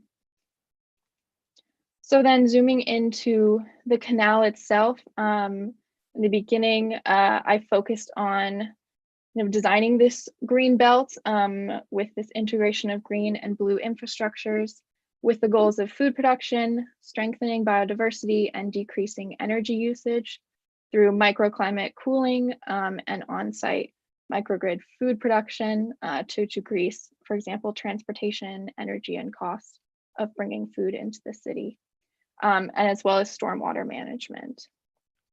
And the red box here shows where I chose to work for the second half of the semester. Outside of vegetation, but related, I also focused on food access. And two ways to define that are food deserts, which is simply the percentage of people that live more than 1 mile from a supermarket or large grocery store. A slightly more nuanced definition is called limited supermarket access, and this takes into account population density and car ownership class. So this map here shows both of those along with large grocery stores in the area. And again, that red dashed line is the site that I have worked on for the second half of the semester. So obviously, as you can see, this is definitely an area that needs both more grocery stores and food production in general. And then this, alongside food access are also issues of public health, which I decided to look at as well. So medically underserved areas are areas having too few primary healthcare providers, high infant mortality, high poverty, and or high elderly population. And this map shows just that with community health centers. These are often related to schools or churches. These are not necessarily hospitals. And this brings me to the master plan, which works at multiple levels of green and blue landscape to provide food access, health access, and continuing the idea of a green belt. This diagram shows the green and blue systems themselves, and then on the right are the various human systems that are integrated with. So for example, the terraced green spaces produce food at the intermediate scale with orchards and large greenhouses, with a possibility for research connecting with some of the universities in the area, education and community gardens. The next being an urban garden, which includes housing, public health services, and other mixed use commercial programs, and also produces food at the micro scale for personal use. Construction wetlands serve as flood protection and re-biodiversifying the area. And finally, the blue systems work to control stormwater. And here's the master plan, just again, showing how all these systems are organized, and particularly showing the relationship to the existing canal, which is dashed in red, to the proposed canal, including these ecotones. So where these ecotones kind of go away from the existing canal and carve into the existing land, these become shallow wetlands, and where it reaches out farther, this becomes a pier or some sort of floating aspect. So I then chose to focus on a 4-block area to introduce a hybrid building that provides commercial space on the ground floor, which we can see here, public health services and housing as well. And then in this section, you can see how the site slopes up to 20 feet, and I'll zoom in to a few places in a moment, where there's a canal that drains into the existing industrial canal, and by raising the topography, an existing rail line can become an underground public rail. This slope is then terraced down to the existing topography. And this is the same section, zooming in so you can better see some of those aspects. So this section is now cutting through a bioswale that helps drain some of that water from the new proposed canal along this ridge to the industrial canal. And again, I will zoom into some places here. You can see the train that is now underground and those terraced areas. And then cutting through those bioswales that are connected through a pipe and then eventually draining into the canal. So onto the building itself, again, has commercial on the ground floor. In this case, healthcare services on the second floor, and then housing that is terrace on the top. These greenhouses that you see can be used as food production for the residents and plant nurseries.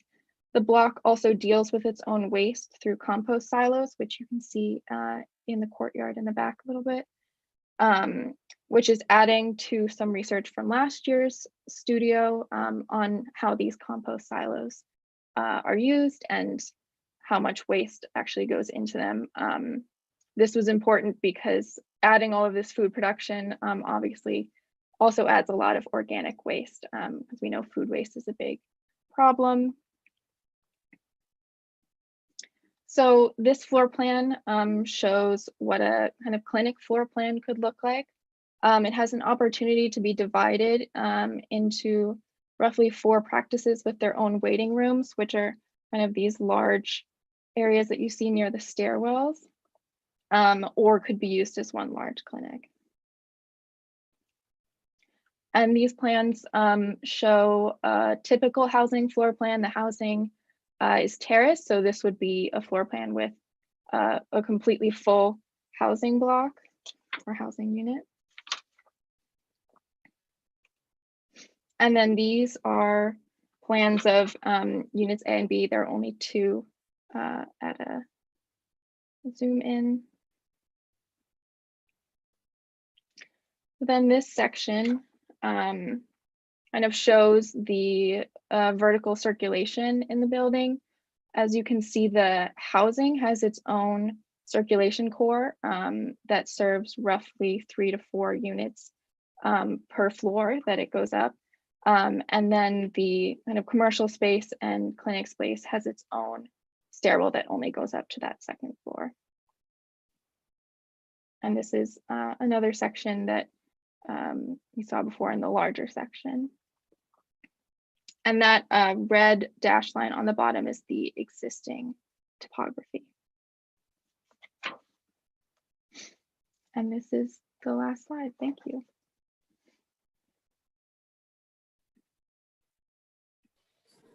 Annie, can you on the master plan highlight for the infrastructure of Kelsey's idea, on the south, because somehow maybe that story is lost. So, yes.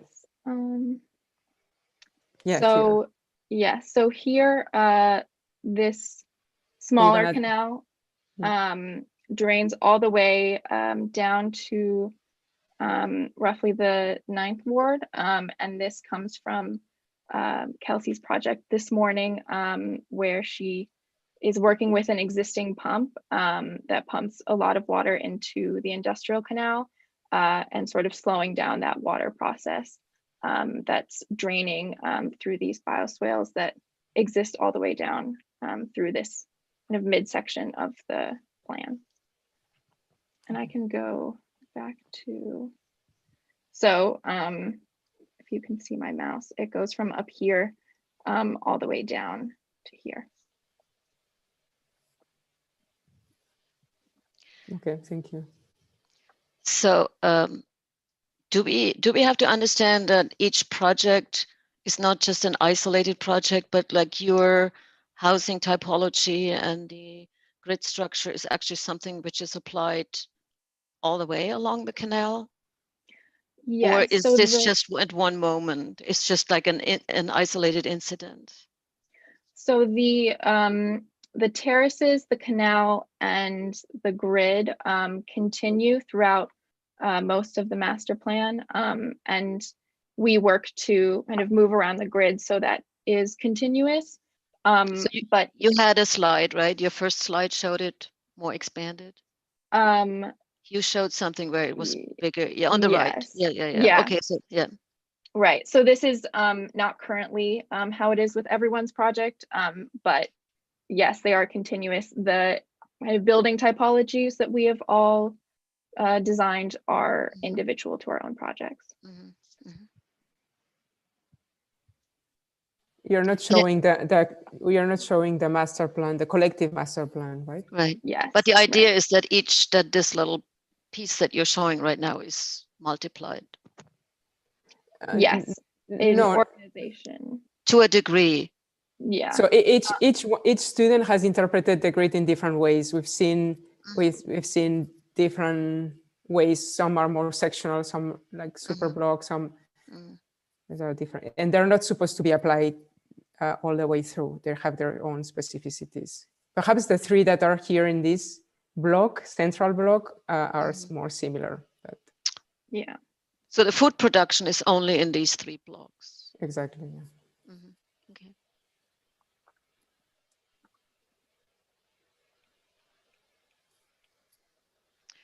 I mean, I had seen your project a while ago, and you really focus, and I have to commend you. It's much clearer and much more precise.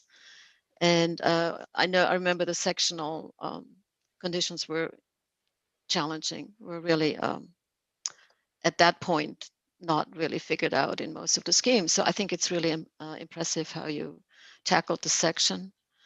I have a question about the importance. Now, it's always whenever you go vertical and you abandon the ground plane or give it a different use. So then you introduce a second kind of ground plane raised up, which is above the 2nd floor, that void space and then housing above. So what's the social space, like the public space in your mind, for people living there? Where would they socialize? Where would they spend the time? Is it the void space on above the 2nd level, and what happens there? Or is it ground level? Or so it would be that void space as well as the greenhouses, but also the kind of courtyard space in the center that has more greenhouses and that silo, and as well as kind of the areas more alongside the canal. But I guess those are for kind of citywide recreation and not just residents. So who works in these greenhouses? Are they industrial or are they community gardens, or how do you see those? The ones connected to the housing are community gardens, and the ones that are over here where the terraces are the more main- industrial. Yeah. And for universities, yes, those are more industrial. And then the ones attached to the building are more community. So I really applaud your representation, the texture, the line weight. I love the section here there's another drawing with the bridge and the cars in the background. I think that's really important, not only for place, but to give you kind of hierarchy of dominion over this space, right? Because you see it from a certain elevation, and there's two worlds there. There's the world in transit, and then there's the world, the kind of voyeuristic world from which you're looking down on. And I think you pull those together in this drawing quite well. I'm missing a little bit of the contextual relationship to the western boundary of the neighborhood. I get that you have this mini canal as a means to kind of stitch into it, but that could work maybe in another, it could be perceived as a barrier as much as it is a stitch in a way. And there's different ways I think you can address that in terms of landscape and maybe bridging down into the water or engaging at a different slope. So, I mean, there's a lot of things you can do to ameliorate the kind of hard edge of the moat in a way, right? So that you don't have such a harsh boundary between your project and the neighborhood. That probably comes with time, and if you had more time, you would do it. There is, when you're in your drawings and you're talking about the systems and the kind of environmental things. I mean, in environmental science and ecology, the boundaries of systems are for our own analytical convenience. They're not complete by any measure, right? And I think what I found a little bit rough about your drawing of those things is that they had a kind of definitiveness to them. And I think if you had blurred that in maybe more chaotic terms, at least on the boundary or the edge, or in somewhat asymmetrical terms, and maybe use opacity, maybe use line, maybe there's a couple different ways to do that, but I think it's worth looking and drawing on some reference points just for the future. I mean, I don't want to go too far into this, but I think it's very interesting the way you layered it, and the way you layered it is certainly commendable in that regard, but I think that there's more complexity and opportunity to really draw in that complexity. Mm-hmm. This probably wasn't the part of your studio, but the toxic exposure in the brownfield is an element that I'm sort of concerned about in terms of material and soil and dust and all of these other things. And in a way, your project, and it was rightfully brought up a minute ago, it evacuates the ground plane, and you create this separation in ground plane. Well, I see that as much as about toxins as it is about flooding. And it does raise the question about the sort of inhabitability of that space and the socialization of that space, that again may be just a question of articulation in render time if you had it and not this rush at the end of the semester. I think in terms of the housing plan itself, that exterior loaded corridor, somewhat questionable. It doesn't look terribly efficient, but I get what you're doing in terms of the block to housing relationship and the sort of intensity of use there, which I think feels appropriate, and I could envision fitting in here relative to the totality of urban demands in this space and scale. So I think you got the scale right, and I think of course these drawings are wonderful. Going to the food thing and just starting where you began, there's a lot of trade-offs when you're talking about cubic meter of food space versus cubic meter of housing. And when you look at the amount of energy and the flows of, now you can break this down into all kinds of units of analysis, but if you think about just the flow of energy it takes to produce highly concentrated food, in such tight spaces, it is reliant on fossil fuels. It is reliant on electrification. It is reliant on a certain concentration of energy that has its own costs. And you really realize once you start doing the math about total food output and productivity, like how amazingly efficient horizontal, not vertical farming is at capturing the energy of the sun.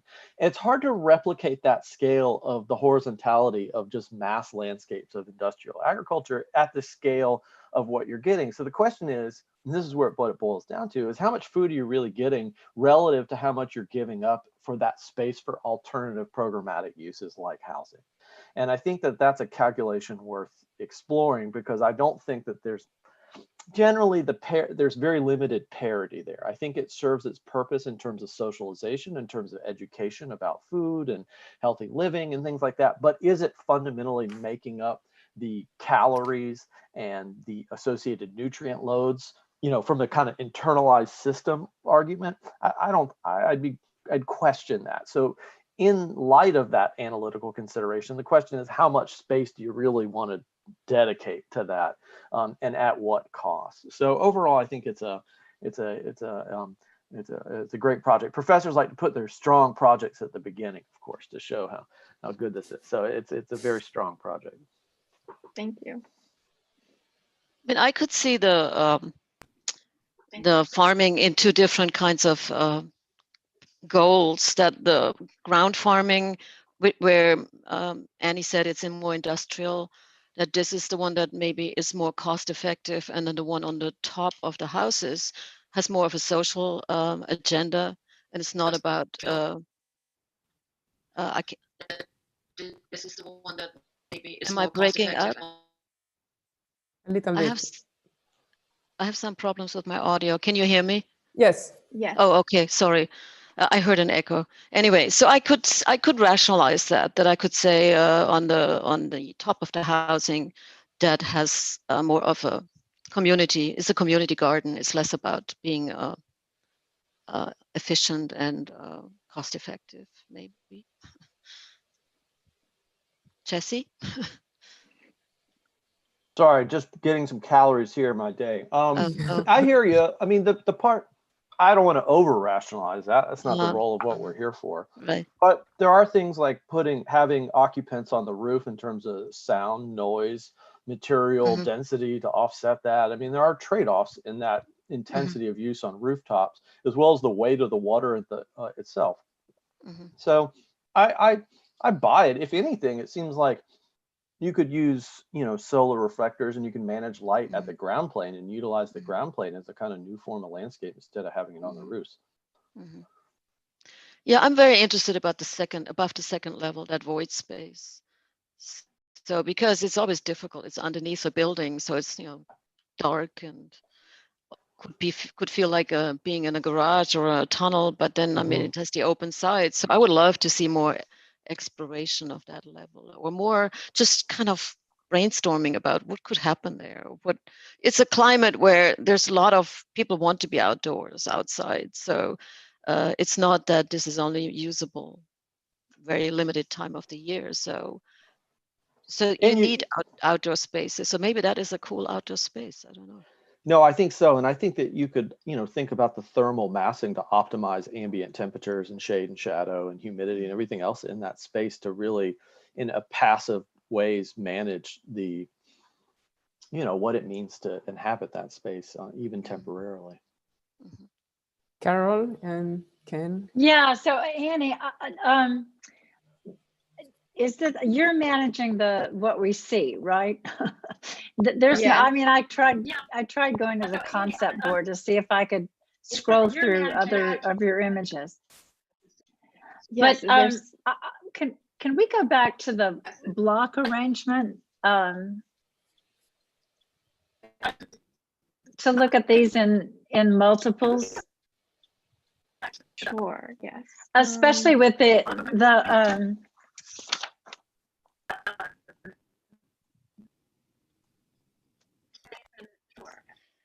especially with yeah. So you know, this looks very well thought out. I don't want to get into a discussion, you know, that is really different from the one that Irena and Jesse have mounted already. But I am sort of curious about whether or not it looks very efficient, but spread over a large territory, these sort of rigorous quadrilaterals and so forth, and plan anyway, seem to be, missing some of the energy, I would say, of the ecotones and the edge of the water and so forth. I'm just wondering if you explored other block formations that wouldn't have these same sort of rigorous linear geometries. Yes, I kind of the way that the second half of this semester works, that we were kind of designing at this master plan scale at the same time as the building scale. So the building actually came pretty quickly, and then it was a matter of kind of organizing it on the site. I didn't really look at other kind of building typologies because I was mainly focused on moving this one forward. But I do think that I kind of jumped to this scale of the 4 block and then didn't necessarily imagine that these buildings would be spread across the entire master plan that I showed earlier. But this is mainly the kind of shape and organization that I was focusing on. Margarita had in her list of objectives in the beginning also the word urbanity. And so when I look at, let me just try out my annotation. So these big, like they're like promenades, they're really wide and they have the trees in the middle, and they beg for activity and for people on the street and for just life. And since there isn't really, it's not a through street, so there isn't much going on there besides people who live there and walk around maybe. But then why would they come down to the ground? So it has a little bit of a flaw in thinking, and that's the problem when you stratify, and then you have so many levels, and then to program these levels, and to on the one side you want to populate them all. That's what you said in the beginning. You know, the public spaces on the ground is on the second, above the second level, and on the roof. So you don't have enough people to really do that. So I mean, that's kind of. I wonder if the streets should they all be that wide, or is it because of solar exposure and light and air? You know, the Corbusier ideal that they have to be spaced apart, or should there be a difference that maybe they don't all need to have this promenade kind of dimension and feel to it? I don't know. I mean, it's just, I'm wondering that myself. I don't know. I don't have an answer, just throwing it out. You know, here it makes sense because it continues, but that one doesn't. So I'm brand new to this, and I certainly read all of Margarita's material, and I think I figured out the game plan. And Annie, I think this is a terrific project for a newcomer like myself, or the beginning of the afternoon session, in part because of the way you connected the two scales of operation. The larger scale, I think you did a beautiful job of explaining the issues, the themes, the larger contextual considerations that you're particularly interested in. And I think you've utilized the weaving as a metaphor and also as a kind of organizational attitude about themes and issues and systems that you're trying to integrate in the context of the project at the large scale, but also in particular for the site that you've chosen specifically. So I hear what my colleagues have said. I think there's really interesting points. The reason I wasn't too worried about the excessive use of productive urban agriculture climbing up and around and through everything is that I sort of interpreted that liberally, that there might be some that are literally part of a kind of communal garden system, and others that might simply be green infrastructure that's working its way vertically, not just horizontally. It's another part of what your work does that I really appreciate, and that is the connection between larger scale plan-oriented considerations with the idea that these also have a three-dimensional set of implications that you can utilize to integrate volumetrically, not only as a kind of diagrammatic conditioned plan. I was also attracted to the section, as Jesse and Irena have discussed as well, that these agendas, although it's sort of a micro topography issue given the situation of New Orleans. They are very important in the way that these different levels transition from one condition to the other. So it's really a great project in many ways. I also think that the plan of your specific site reminded me of some of the agendas of the Rising Currents project that a number of architects and landscape architects did with MoMA, I think about 10 years ago, in response to some of the similar kind of ecological challenges of Lower Manhattan and things that were going on there as they are going on across the whole world. So anyway, it's really, really nice introduction, very, very clearly presented both graphically and also verbally. I could get it quickly as to what your agenda was all about. So really nice work. Annie, I just put a link into the chat for you.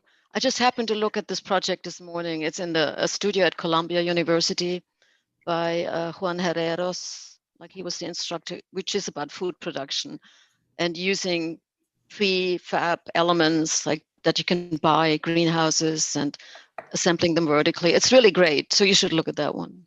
It's very political too. Of course, it's from Spain. Scott, you have some words. You're drawing. No, I'm at the profound disadvantage of coming a few minutes late here, and also of following excellent critics who've said everything one by one of things I might have mentioned. I was most captured in the presentation, which is so beautiful, by this this kind of elevated piece. I'm not sure, I think everyone's been referring to it using different terms, but this outdoor space partway up in the building, dividing housing types or use types, it seemed to me, from below and above. And I kept thinking of a number of projects that employ a device like that. The one that I was trying to put into the chat is by Alfonso Ridi. It's in it's called Pedro Hulo, I think, or Pedro Hulo, and it's in Brazil. I can't remember which city in Brazil. It's in Sao Paulo. I think it's Sao Paulo. Yeah, I couldn't remember, but anyway, the project has this mid-level condition that connects back to the ground and establishes an interesting datum in the building where there's a kind of community engagement implicit by the virtue of its connection to a datum nearby. It's on a hillside. And just given that you're on not exactly a hillside, but this sort of artificial rise in the ground, I was sort of wondering if that zone might correspond, I can't draw a straight line with this giant marker, but if that zone might correspond to an elevated area in the city, in the normal ground level here, that then kind of energized it as a public realm in the urban area and borrowed some of this energy from over here. And that led me to thinking that there might be a way to combine that sensibility that I just described with the sort of links that come between the city and the water. Because you seem to sometimes bring the water into your project and other times connect the city up to your project directly. But those two instances don't align, at least not in the images you showed us. And so I'm kind of interested in how those connections might be formed more explicitly and rarely. And that might give them a real potency when they do happen, which might generate the kind of excitement that we get at moments on the river, the Mississippi River, when we're actually able to walk up and see it. And to Irena's point about not having enough people to energize and engage a complex like this, I think it would be a special instance that connects to a number of more modest systems up and down the river, and then back to the city here in a believable way that actually starts to give you a punctum or a particular point or spot within the larger array that becomes believable as attracting the critical mass you would need for some of these systems to function. So I kind of prefer to think of your project as happening every once in a while along the edge rather than as a continuum of this level of density, at least, and maybe that pulls it a little closer to our moment in time as a believable or plausible proposal.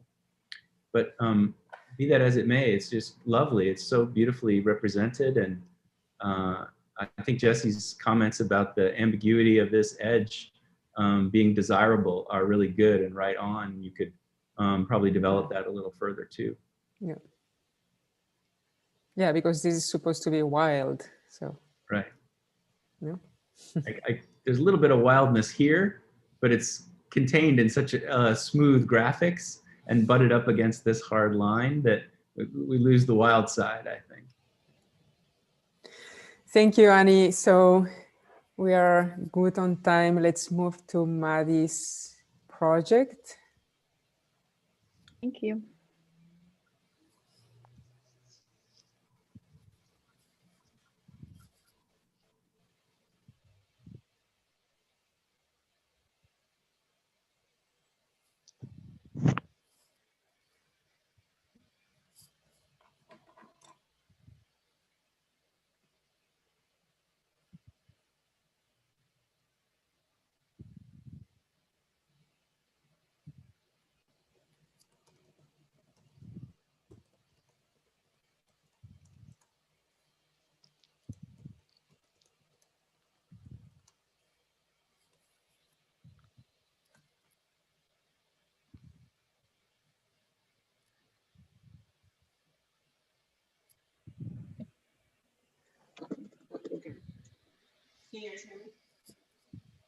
Yes. A little bit low, though, no? Echo. Let's see. I think it's better now. Yeah. Now it's better. Okay. Let me know if it goes in and out. Okay. So I'm Maddie Wells, and my project is called Co-Production Urban Campus. And I'm going to start by, I guess, going through the existing conditions of the metropolitan New Orleans area. This is actually the existing site, but we'll get more into that later. So similar to Annie, I was kind of studying the distribution of grocery stores and food access throughout New Orleans. Throughout this distribution of 123 grocery stores, there's a lack of supply adjacent to the Inner Harbor Industrial Canal. And as you can see, also sort of an unequal distribution between what most people refer to as the city and New Orleans East. And then also looking at what it is known as the Healthy Corner Store Collaborative.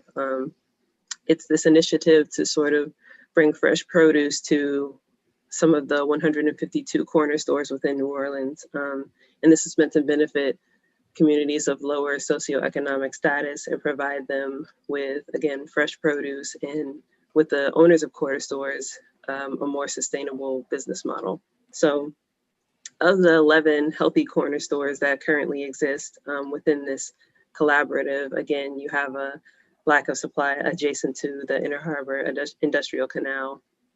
But you kind of have a little bit of distribution between the city and the east, as this is a more, I guess, more recent collaborative.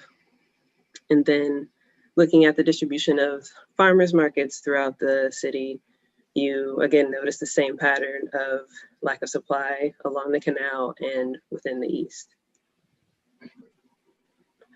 So after analyzing the distribution, we then move on to the inequity. So within the areas of poverty, you actually have a pretty good distribution of grocery stores. And you can also see a correlation between poverty and accessibility to a car.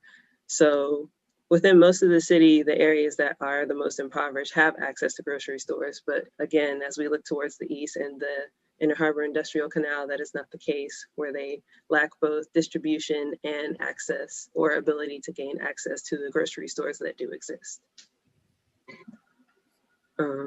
So the main question that this studio has been asking is, how can the second generation of hybrid buildings within the context of an urban grid take on the challenges of the 21st century, specifically ecological and biodiversity loss, high consumption of energy and resources, social inequity of access to essential amenities.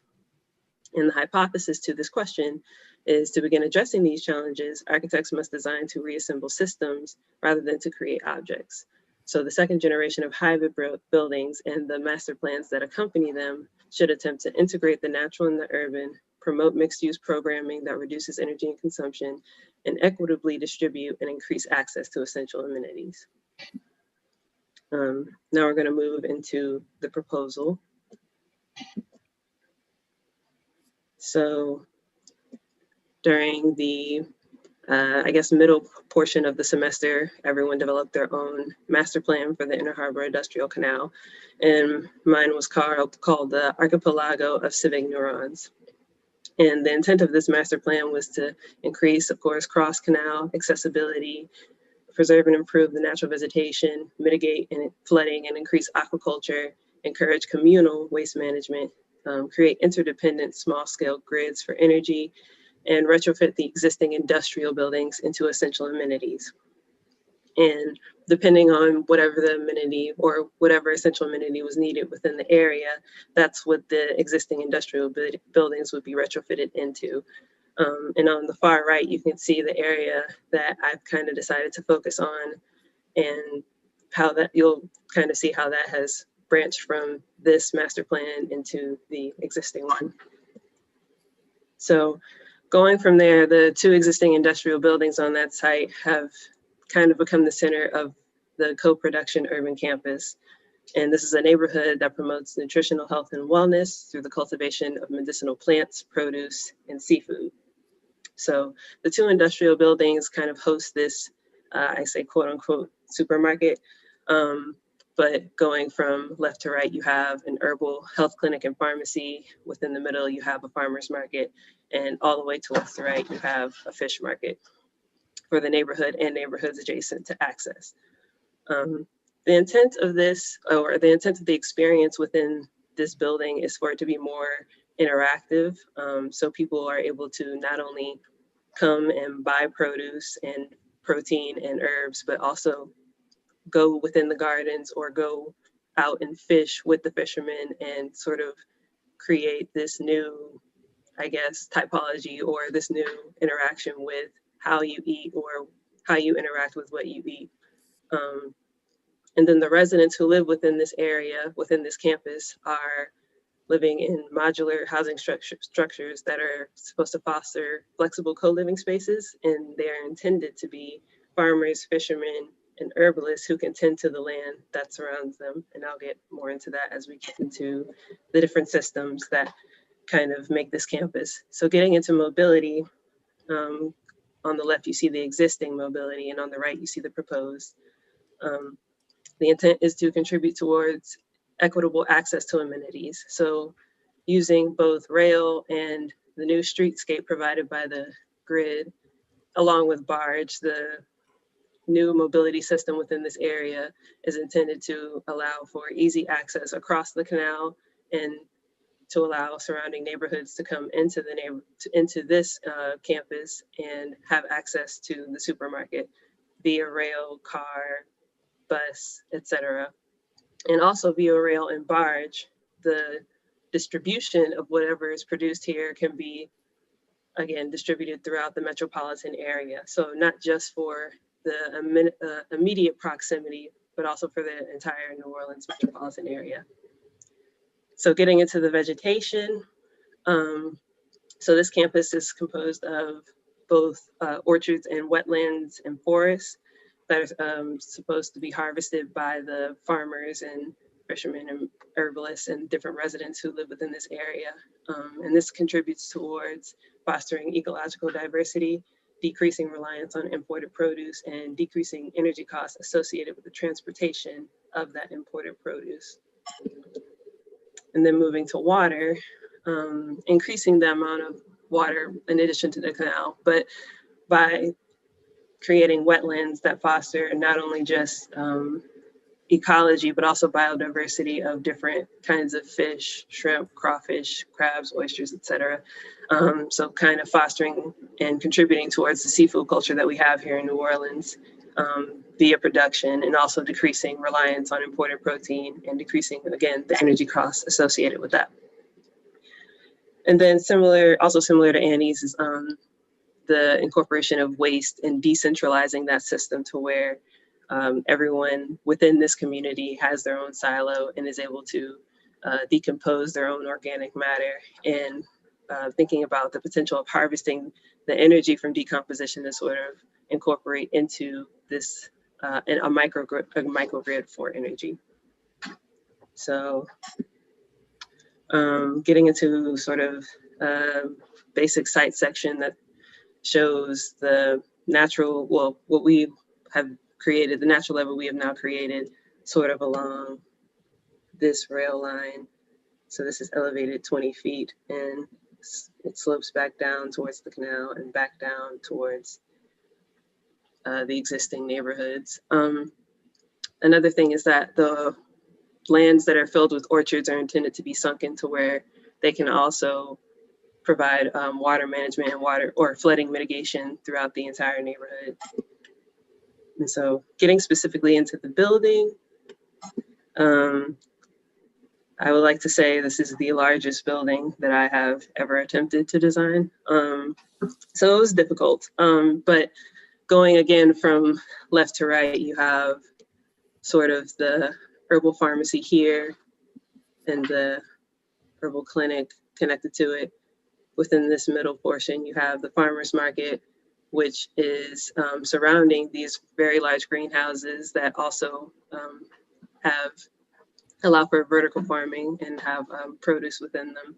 And then to the far right are the docks or the fish market, which are connected to the sort of aquaculture pools and wetlands that accompany them.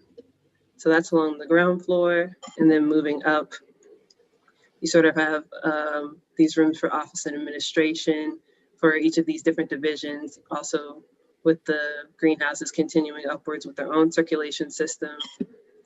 The third floor with occupiable roofs of the existing industrial buildings, and again, the continuing of the greenhouses.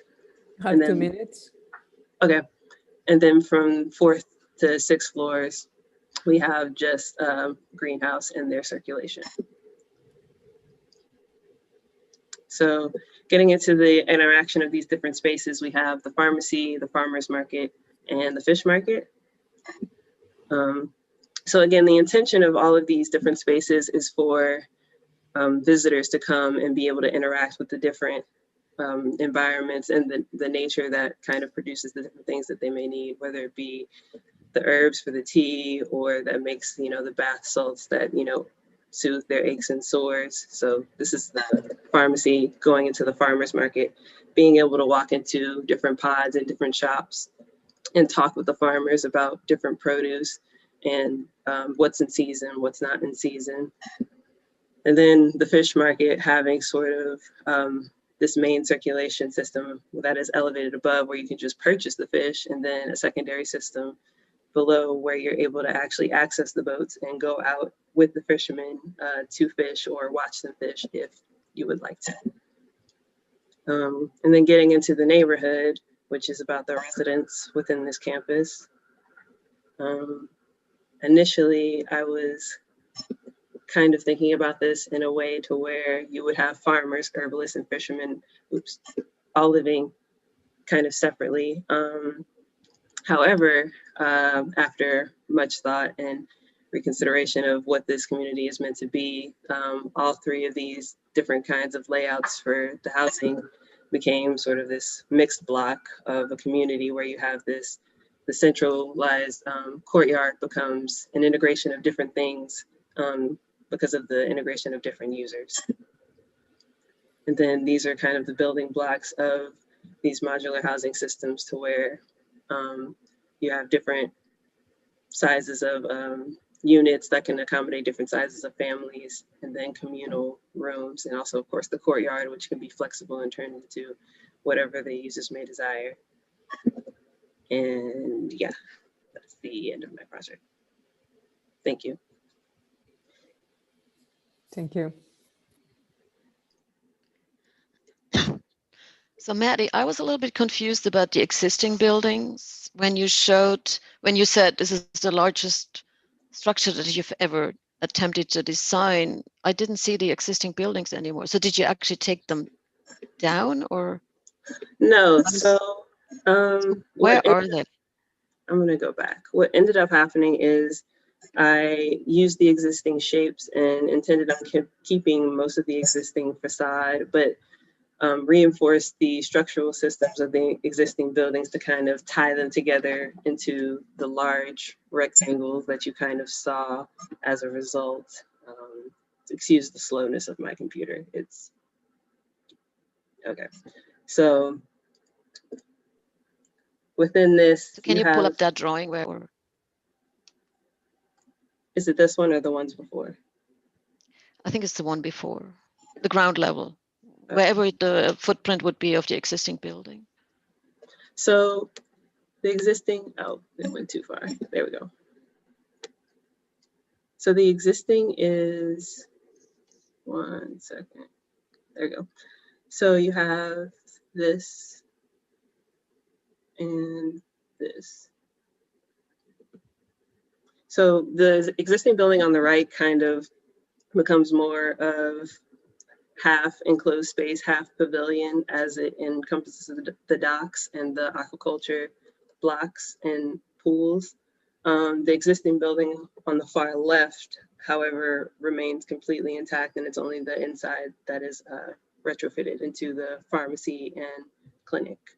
And then in between those two, there's this structural grid that kind of connects them and hosts the farmers market and the greenhouses.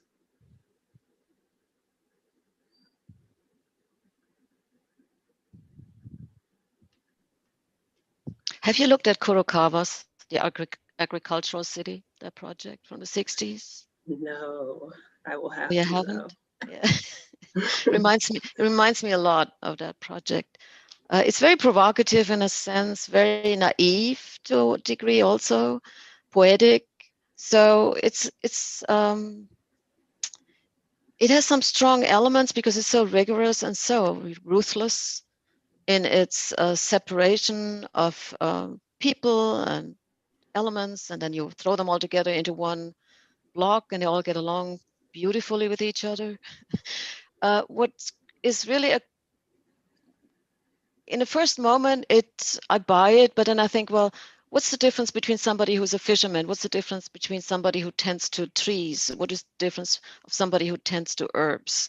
So just the way how they work, the machinery they use, the environment or the place, the space they need.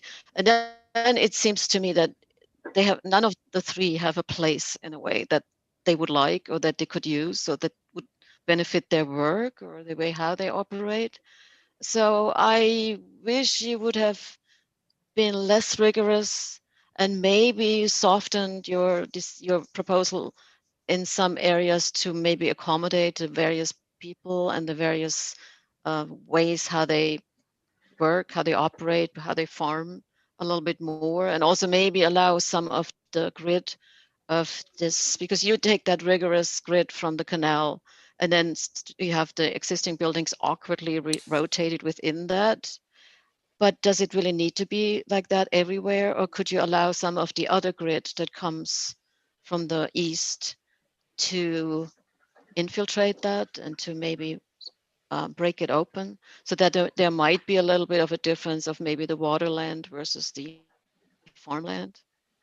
I mean, I'm sure you've investigated that, right? You had various. Yeah. So the reason for like the rigor of the grid, I guess, was sort of to maintain the connection to the other projects above and next to me. So it was kind of a group effort to create this master plan where accessibility was running all the way through. So taking from that grid, I decided to keep it. However, I understand what you're saying regarding, I guess, closer to this building because of its orientation. I could have, manipulated the grid and changed it into something a little less rigorous and a little less. Yeah, over here, yeah. Yeah. I mean, I understand, and I think it's great that you kept the grid. You had to because of the master plan. That rigor goes all the way through. But then I'm just wondering, so that this doesn't look quite as foreign within that, like an island.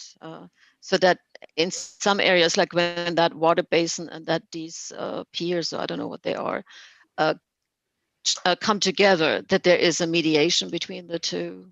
Right. Well, I mean, it's a position that you take. You took the most rigorous position. I'm just wondering if it still works well by doing that. Yeah, because you get these very awkward placements of these little buildings there because they have to follow this direction and they cannot follow that direction. They could. Yeah, it was a mixture of grids, trying to decide what follows, the master plan grid and what follows the building grid within. So kind of initially on the ground floor, I know I attempted to kind of merge the two where you have this, you have the master plan grid within the building, but then you also have the grid, the building's own structural grid kind of reading within that. But then as you go up, it's all building grid. I mean, I commend you on the rigor and because in order to get somewhere, you cannot already weaken a position and already start modifying and hybridizing. So if you would have another round, or in the next version, I think then you would look back at this and then you would say, okay, now what if I would change in some areas, what would happen? But to set it up with that rigor and complete it, I think is commendable. Thank you. Keep thinking about Musicians Village here in town. One of your classmates mentioned it before, and it's not too far from your site. And when they were constructing that after Hurricane Katrina, I kept thinking, I know a lot of musicians, and I can't think of any way to get them to not live somewhere better than by telling them it's a village for them. In other words, I've never known a musician to follow those kind of rules. And my prediction was that musicians would be out of there in a matter of years. I don't know what's become of it and if it really is a musician's village right now, but there's something about taking an occupation and constructing housing specifically for it that smacks of a kind of social engineering of the 19th century that most people shudder at the idea of. I'm not suggesting that that's what you're doing at all. I'm just kind of thinking of what it calls to mind.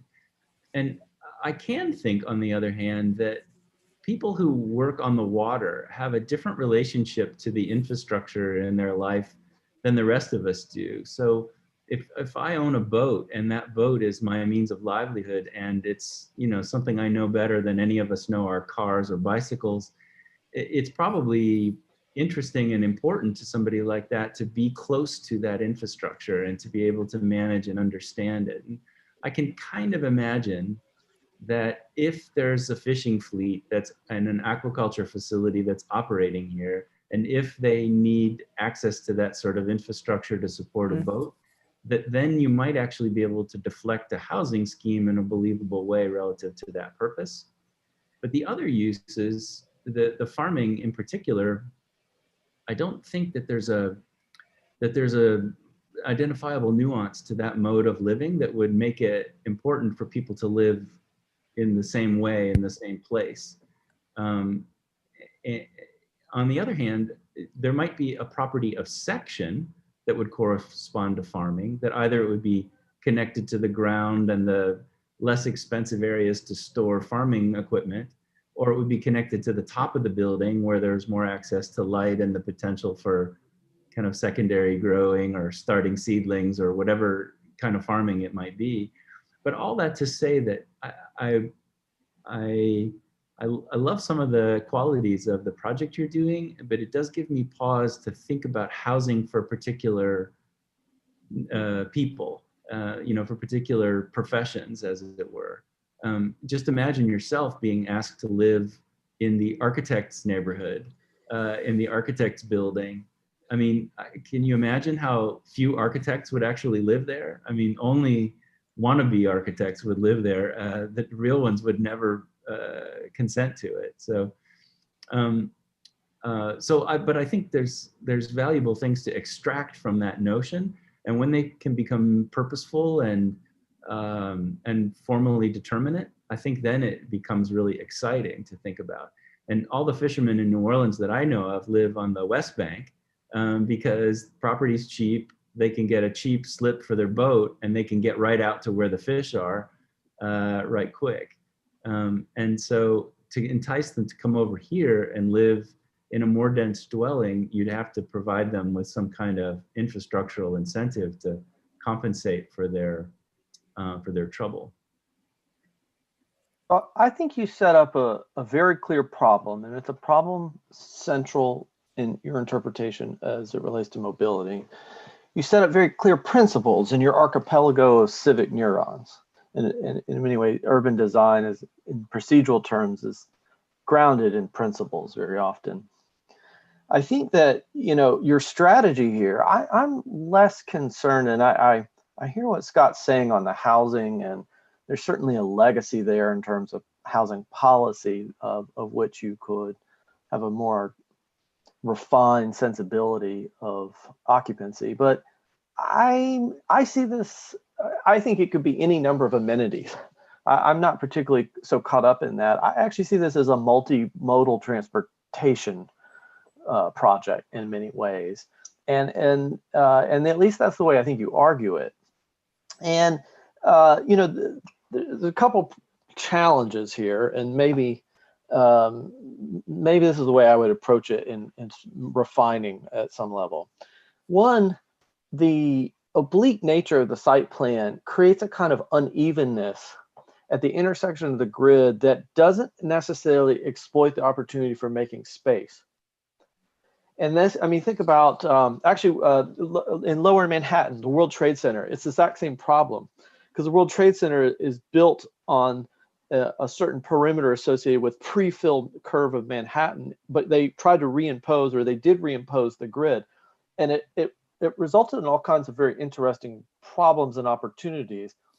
But so it's an interesting sort of precedent in a way. But the problem is that you tend to crowd out those unevenness of that space with a kind of massing, right? You populate it. And I think it's kind of, I think you should sort of inverse the polarity there and think about the extent to which those spaces, particularly as they run up against the hard edge of the mass of the site itself, create some contrasting nuance that has an intimacy to it that you can't exploit to the interstitial nature of the grid, because the grid is so much defined by its perimeter. And so I think that's an opportunity that maybe is overlooked in a way. I think that the comment about the sort of ruthless nature of separation in the kind of Euclidean sense, it really comes out in your section or transect more formally, which is difficult to read. It's quite long, but you really see you're actually envisioning these separations not at the site, but also across this longer sectional view. And I think in many ways that runs parallel to the way transportation thinks about the segregation of space in terms of the modes of transit.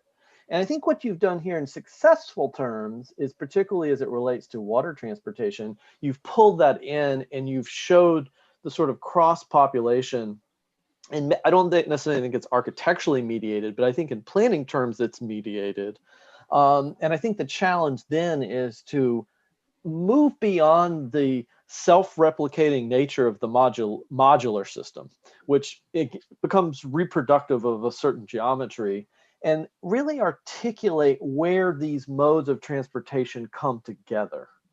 And sometimes we talk about that in terms of turning radii, and we talk about this in parking, we talk about this in these very formal sort of intermediate spaces. But I think that in many ways would create a new vocabulary for you, and the sort of internal workings of the building as in an architectural scale that would be flesh out a little bit of the lifeblood of this place, because you get us there, you bring us there in the site, but then we kind of run these very hard edges that in many ways are difficult to translate in more humanizing terms. Carol and Ken have some words. Mute myself. There we go. Okay. So, hey, Maddie, thank you for this. You know, I'm just wondering about, wait a minute, I completely lost my train of thought. So if Ken wants to come in, that's fine. I was gonna, Okay, here's what I wanted to ask you. So if this is, you know, a place for co-production for the for the now and into the end of the 21st century, I'm just wondering whether you looked at sort of wild ideas for modes of growing. And in asking you that, I'm what's the most modern food production that's going on today? And in terms of the most kind of forward-looking, future-inceptive food production that you can imagine, what building types or what disposition on land would those food production methods need?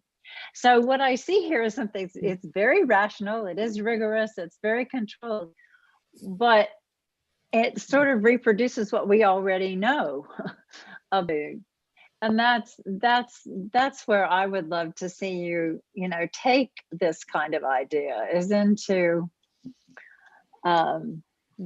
into the realm of kind of imagination. And then I would also ask, in terms of food, I don't know where we go with this, but what about animal husbandry? What about animals in this space? How, you know, are we also thinking about chickens, right? And ducks, and maybe even goats, you know, milk production and so forth, or maybe even the manipulation, you know, what do we need to make cheese? I don't know, but I would love to have seen, since that was the sort of core of your idea, I would have loved to have seen you press that forward. Oh dear, Scott Bernard is bringing.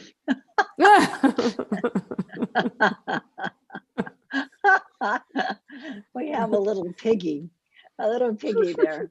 Anyway, what do you think, Maddie? Could you have, I mean, I know that's a lot to deal with.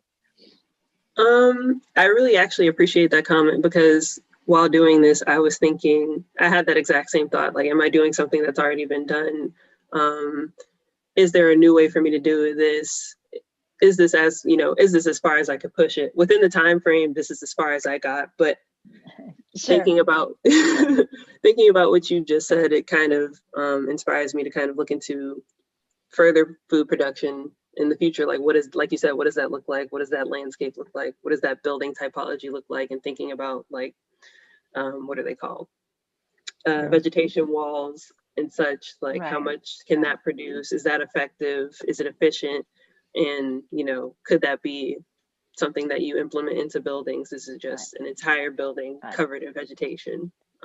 Right. So when we were thinking about rebuilding New Orleans, much closer to Katrina than we are now, Michael Sorkin and Terraform did a really remarkable project for Algiers, for the riverfront in Algiers, and it was a vertical farm essentially.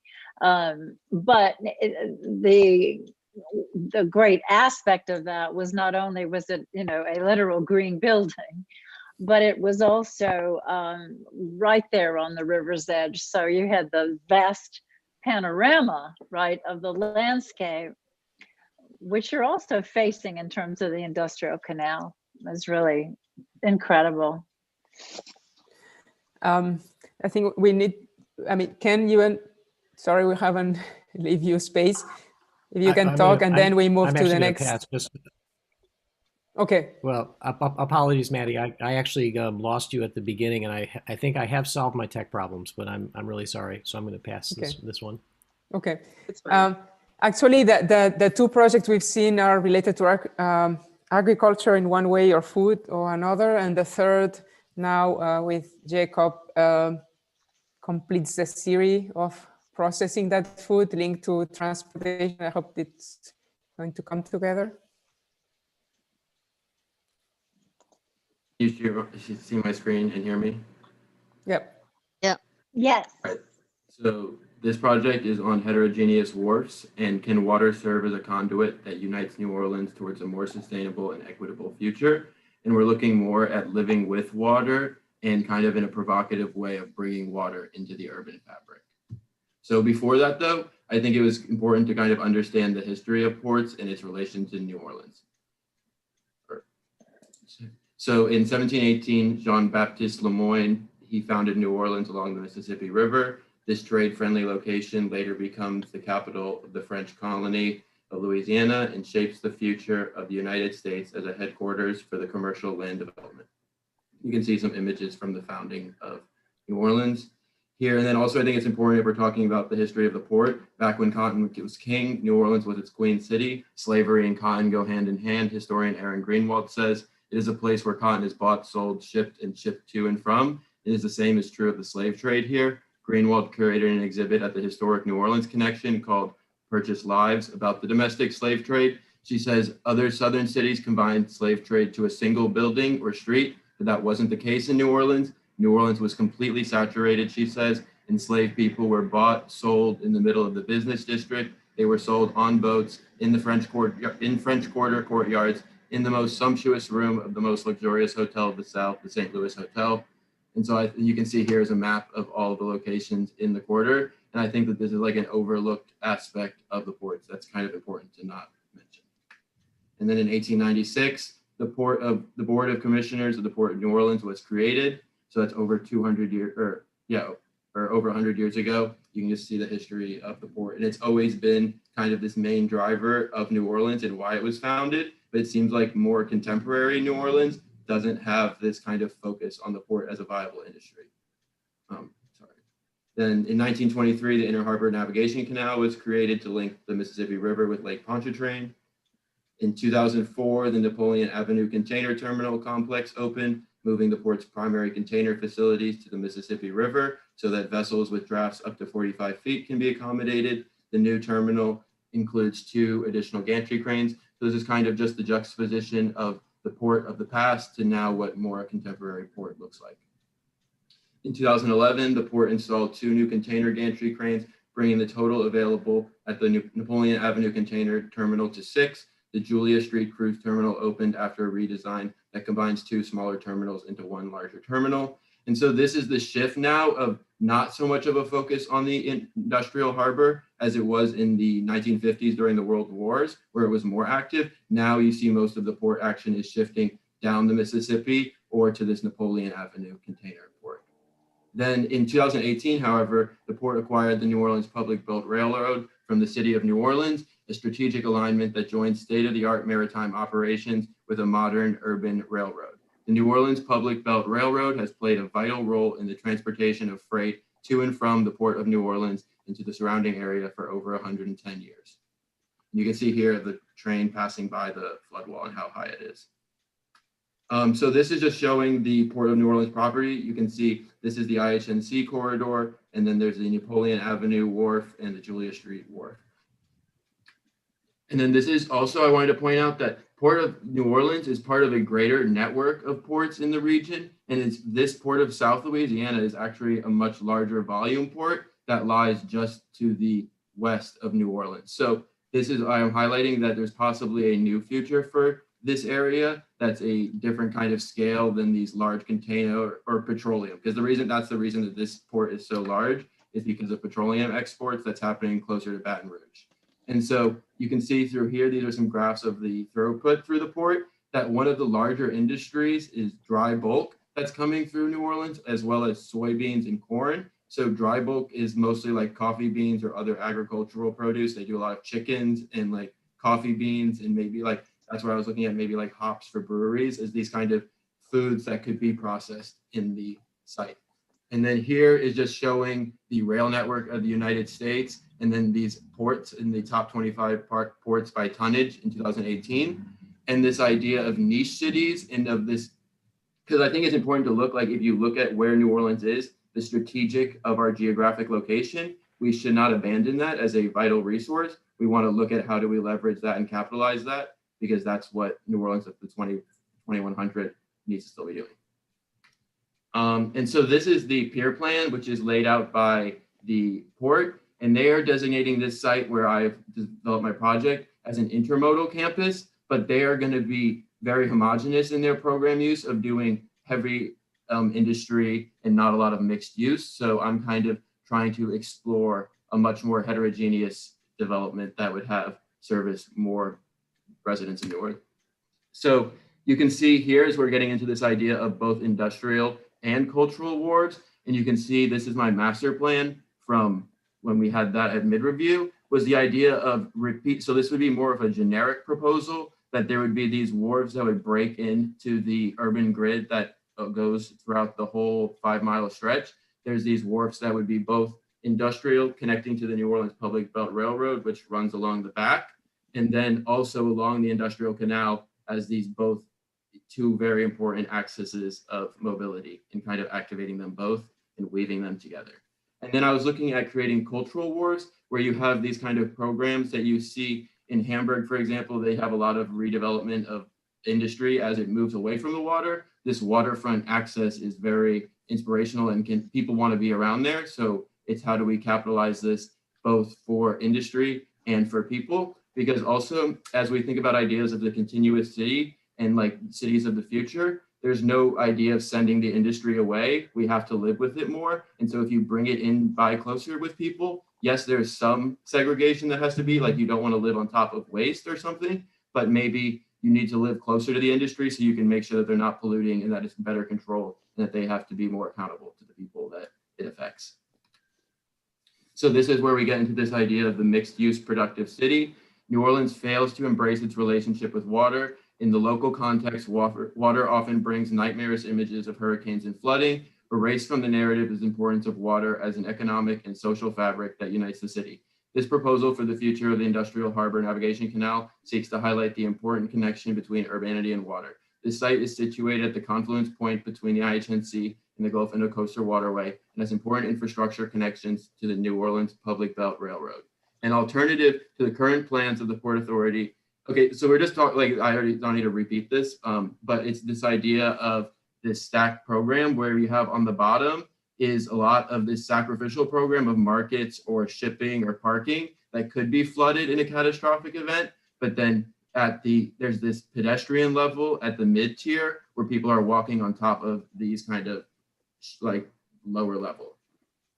So the site interventions are these 4 main changes. 1, integrate these heterogeneous wharfs and water detention system to better bring central focus of the district.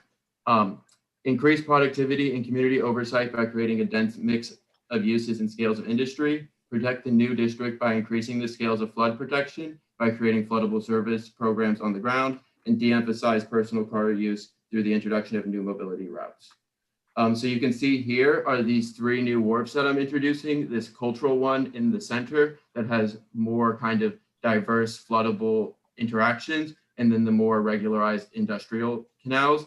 And this is this central aqueduct canal that we talked more about this morning that connects to Kelsey's project, which is down here, and where she pumps up, and then the water flows down here into these detention ponds where it's purified over time. And that idea is best from this water park project by Margarita and Iñaki, where they have these rice paddies that purify the water through a kind of wetland habitat marsh. And then also the idea of the cultural wharf. We're looking at this like gelato prints of like possibilities for the geometries and stuff. But for this master plan, I'm definitely thinking more in a general scale of how the systems interrelate than kind of specific architectural interventions.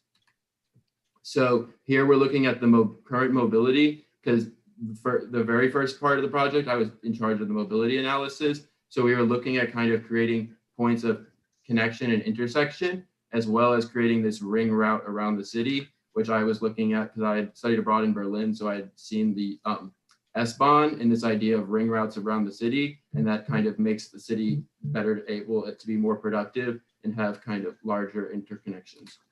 And then the idea of the underground, also I just was pointing out to Disney, because people would often think that it'd be dark, but this is a very functional example of kind of how we could leverage this building a fake underground to get this same kind of subway condition and still function and able to, it clearly works. So this is the current site. You can see a concrete and asphalt facilities here, which is kind of a very heavy, dense, dirty industry. And most of the shipping occurs along the the river or the IHNC laterally. And I wanted to integrate these kind of wharfs that pull in more. This is up where Annie's site was. So I'm bringing these in down here to kind of increase the surface area so we can have a greater mix of uses. So Jacob, you can 2 see minutes. here, okay. These are the wharves here with the boat hangers. And this was the idea kind of for the program of what it could be with these mixed uses. These are the more examples of here of the wharfs. You can see the mobility occurs along the back here, where, and then the ports here, where these are the intermodal kind of hubs.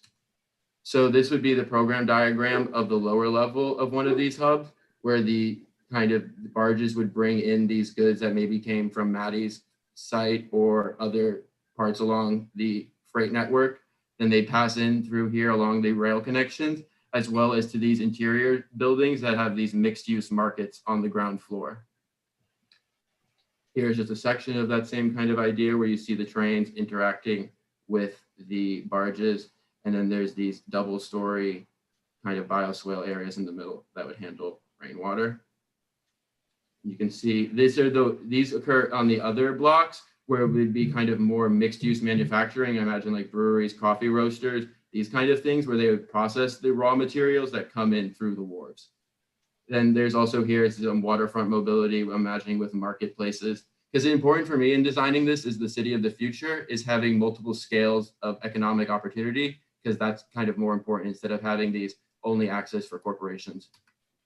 We're looking here, and these are just plans of the different kind of wharfs. So this is the North Campus. And you see here again, this wharf, the barges would come in, be processed here through the rail, would pass underneath. So this is the ground floor of that now, just because I'm running out of time. You can see the rail lines connect down. There's a commuter rail in the back, as well as this is the New Orleans Public Belt Railway here.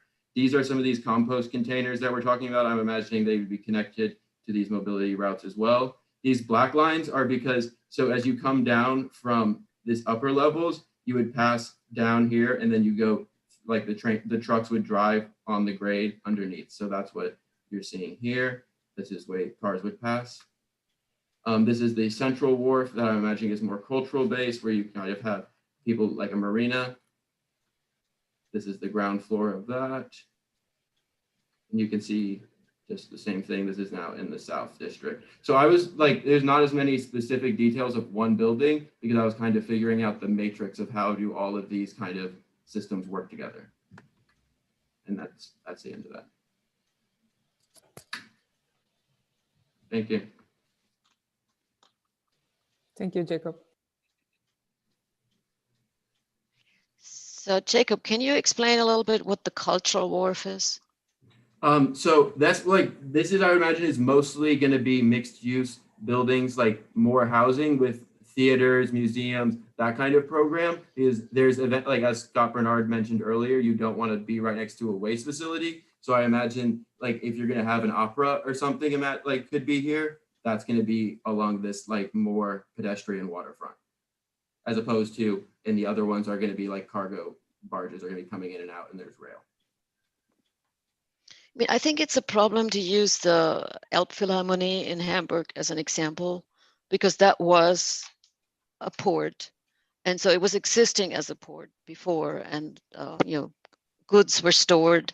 And then when it was abandoned because of container shipping, they just added that program to the top of this, but they didn't create a wharf for that opera house.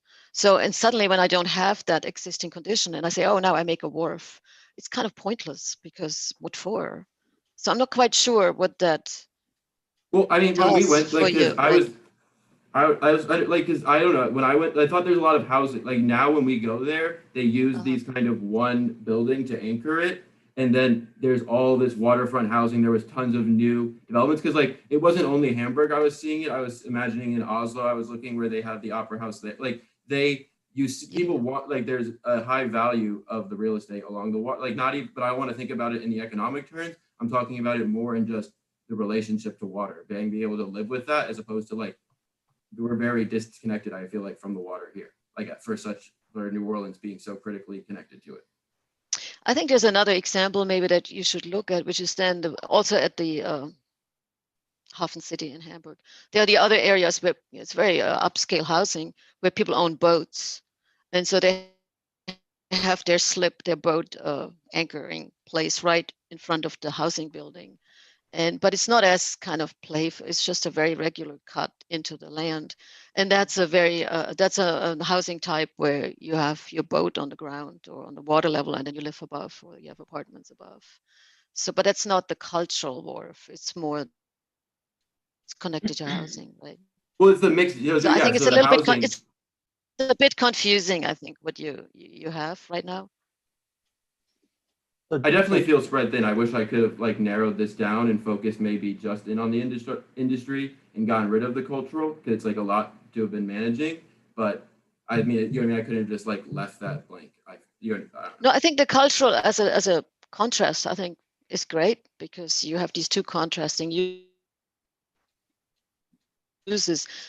All I'm saying is that probably it's less kind of willfully formed, shaped like you have it. But it once you know what it's for, you probably know which shape to give it.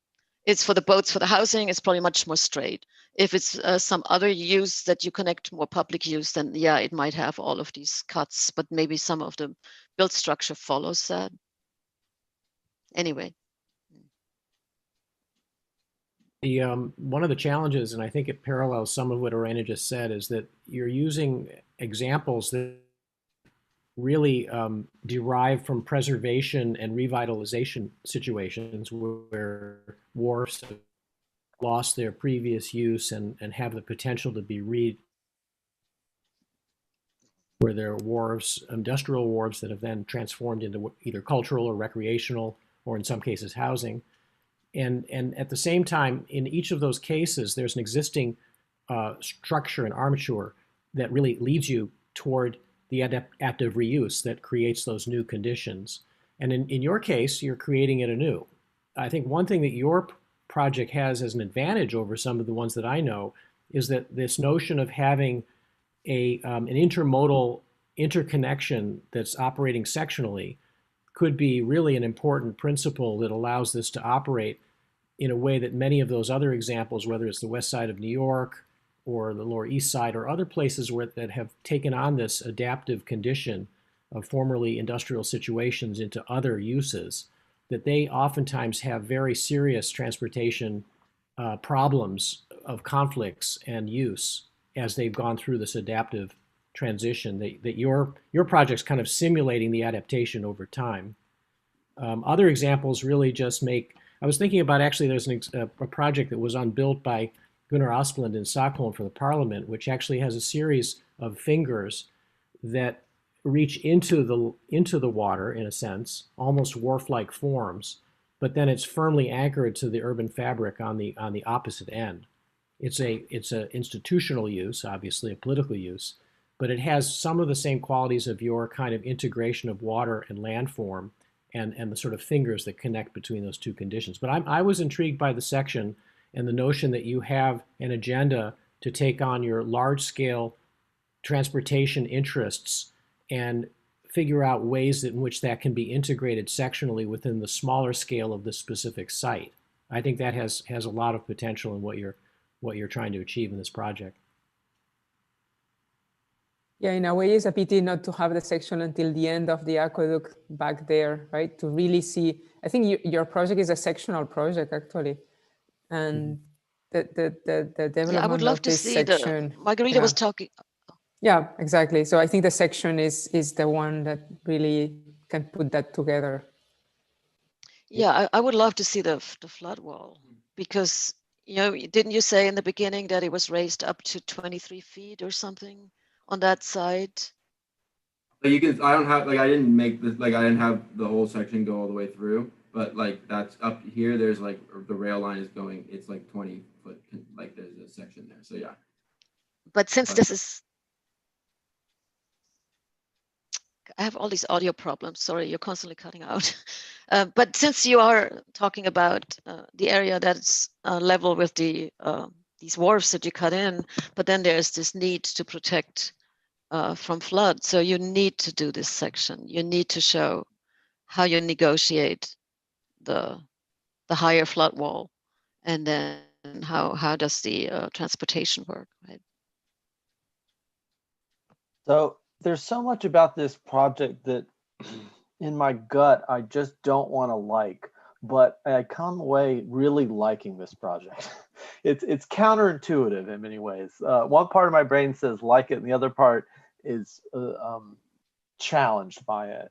And I think the scale of the boats, the lack of space in plan associated with trucks and idling and pollution and all of these things that come along with the machinery of the transportation infrastructure itself is not partitioned in sectional terms as we would like, because you think of it in just a pure kind of vertical orientation to it that it's not helpful. And I think Ken nailed it and perfectly, that you're simulating the adaptation that has very often come along with prior post-industrial port projects, which have largely, in the vein of what you've cited, largely sanitized these ports, right? And it's an all or nothing proposition associated with industrial use, not even light industrial, and how that runs up against housing uses.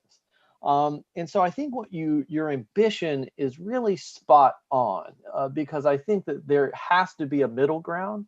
And I think that you have a kind of associated yet unexplored connection between labor, commerce, and this transportation infrastructure that is truly urban in a way. And I don't think you've necessarily accomplished it here, but I understand your ambition. And I think if you had more time in a different context, you might be able to fully achieve that. And part of that is that, in kind of thinking this through, I think it really is about the section and I don't know. It's missing all of these programs, right? And I think that there's a flow, and I want to see the sort of flow of daytime traffic versus nighttime traffic. That would be a way where I would start to think about this, because there's different uses, there's different populations, and when you have these discrete, distinct, separate populations, they use the space the overlapping space at two different times, right? So there's a kind of cyclical nature of this. And so when we look at it as a kind of daytime all in, but if we were to populate this, I think you would see that there's a lot of swing space here, in the sense that there's a lot of space that's used for the machinery of commerce, but at a different time of day, or maybe even seasonally, switches to a different occupancy of that same space. And so we don't get the benefit of the swing space in the way you've articulated this. And so that would be one way to even represent it. I think the other part of this is, because let's go down the route of that these are smaller boats with smaller cargo containers. Well, the question is, relative to bulk loading and the real value of bulk commerce in the Mississippi corridor among the ports anyway, is there, you project this as commerce coming in and material coming in, but is there something going out? And I wonder if there's like a high value product, something that's fabricated. This is where the labor element comes in, that's going out, but it's going out at a certain scale that is amenable to the sort of miniature nature of or the much smaller nature of the containerization from which you've put forth. And I think that we get the flow in, we don't get the flow out, and we don't benefit from the articulation of swing space in different populations that would inhabit this. Yeah, well, that's spot on, absolutely. I think there's also an in-between of coming in and going out, which is storage, because it's not like a immediate chain of events. There might be weeks between a product that comes in is going to be used or it's used for some fabrication or purchased, whatever. So I think there's also that state of rest where the product is housed in storage facilities, or it's repacked and goes out. I mean, it's so complicated when you look at the port facilities. And there's also customs that comes in when it's from out of the country. So I think for me, I'm with Jesse where I say I have a moment where it's not that I hate it, but I have so many questions, and I would love to see, like, what's the turning radius of a truck? I mean, what is the industrial process versus the people who live there? How is this traffic negotiating space? Is it, do they all have to have trees in the middle of the road? Because there might be some streets that are more for industry and others that are more for people living there. So it's too whitewashed. It's too bland in a way for the complicated mix of uses, which I like. I mean, your We're losing setup. you, Irene. I know I have audio problems the whole afternoon. Is Okay. it still? Yeah, I'm cutting in and Now we're out. good. I'm sorry. Yeah. So anyway, I think it's a very complicated scenario that you took on.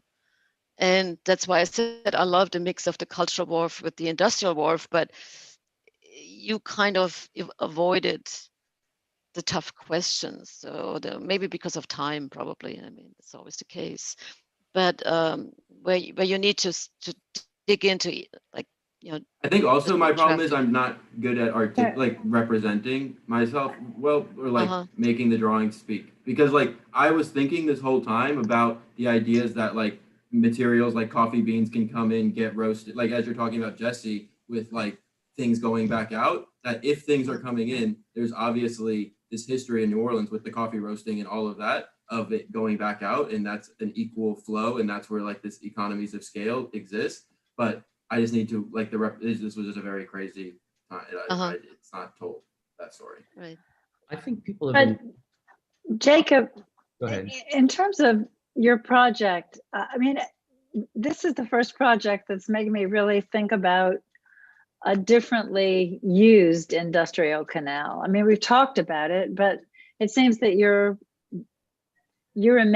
beginning to imagine that. And so, you know, it makes me wonder for the first time, well, what scales of vessels can be on the industrial canal? You know, is it going to be an industrial canal that has much smaller vessels? Or you know, is it going to shrink in terms of its management of shipping by water? And if so, then what is it used for? Is there a scale of vessel that transports goods regionally, right? Or transports goods in the neighborhood? Actually, I was thinking about that aqueduct, which I have to confess, I don't really understand exactly.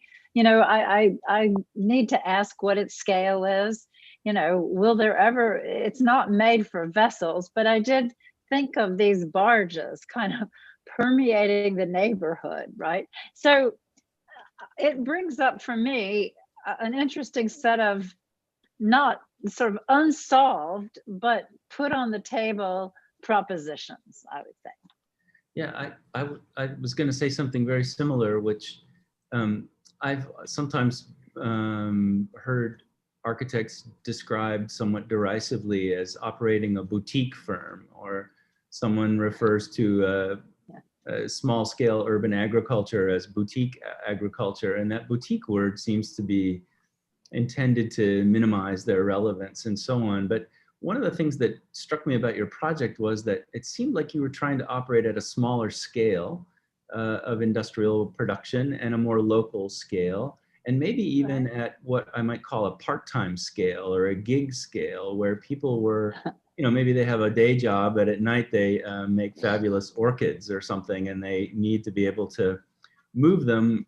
And so we don't really need shipping containers here, and we probably don't need industrial sized barges, but we still need to move things around. And what I was kind of thinking was that you're trying to operate these boutique scales of commerce on an industrial scaled infrastructure with the kind of, so that I'm almost picturing mini barges and mini warehouses and this kind of sort of absurdity. And I think that it's probably a combination of reaching back to 19th century scales of infrastructure like this, which were much smaller, much more localized, and far less profitable per person hour.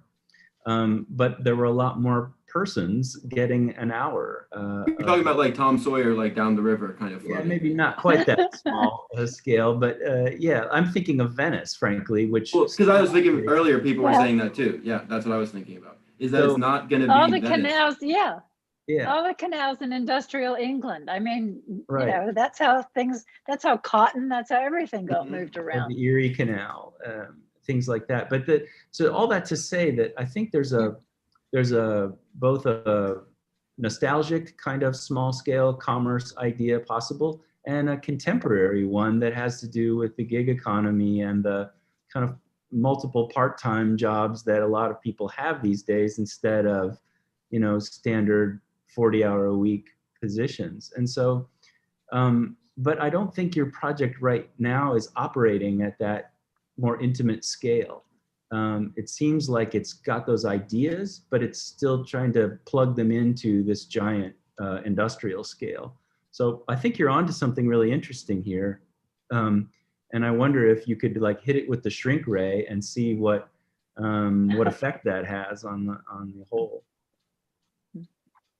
That's how I feel like when I was thinking this, putting this presentation together too. It seems like that those kind of principles now are really clear, and now I would love to like do just one strip and fully develop like the building. So at the end of the day, this is like very generic. Like there's no like architecture here. It's way more master planning because like that's what like it couldn't be in both places at once because like I know how to do architecture and the master planning was very new. So like that was kind of overwhelming and I think I got lost in it. But now that I have this master plan kind of set up, like I have like the site and the context, I could like now I would love to be able to like develop the architecture of this. Great.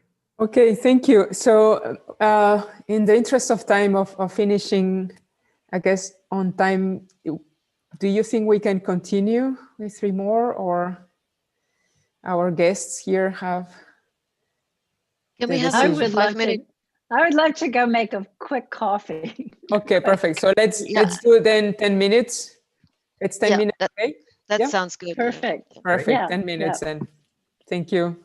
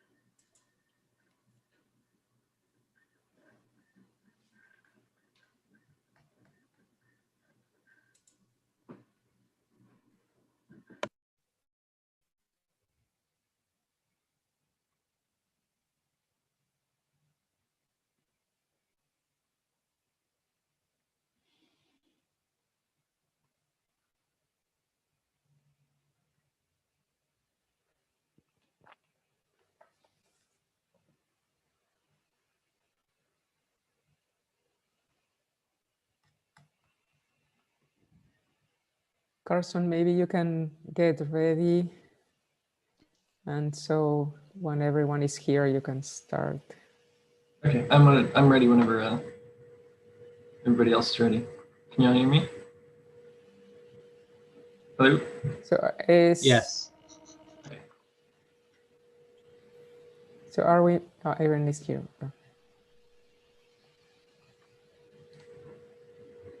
Yeah. Okay. Let's see.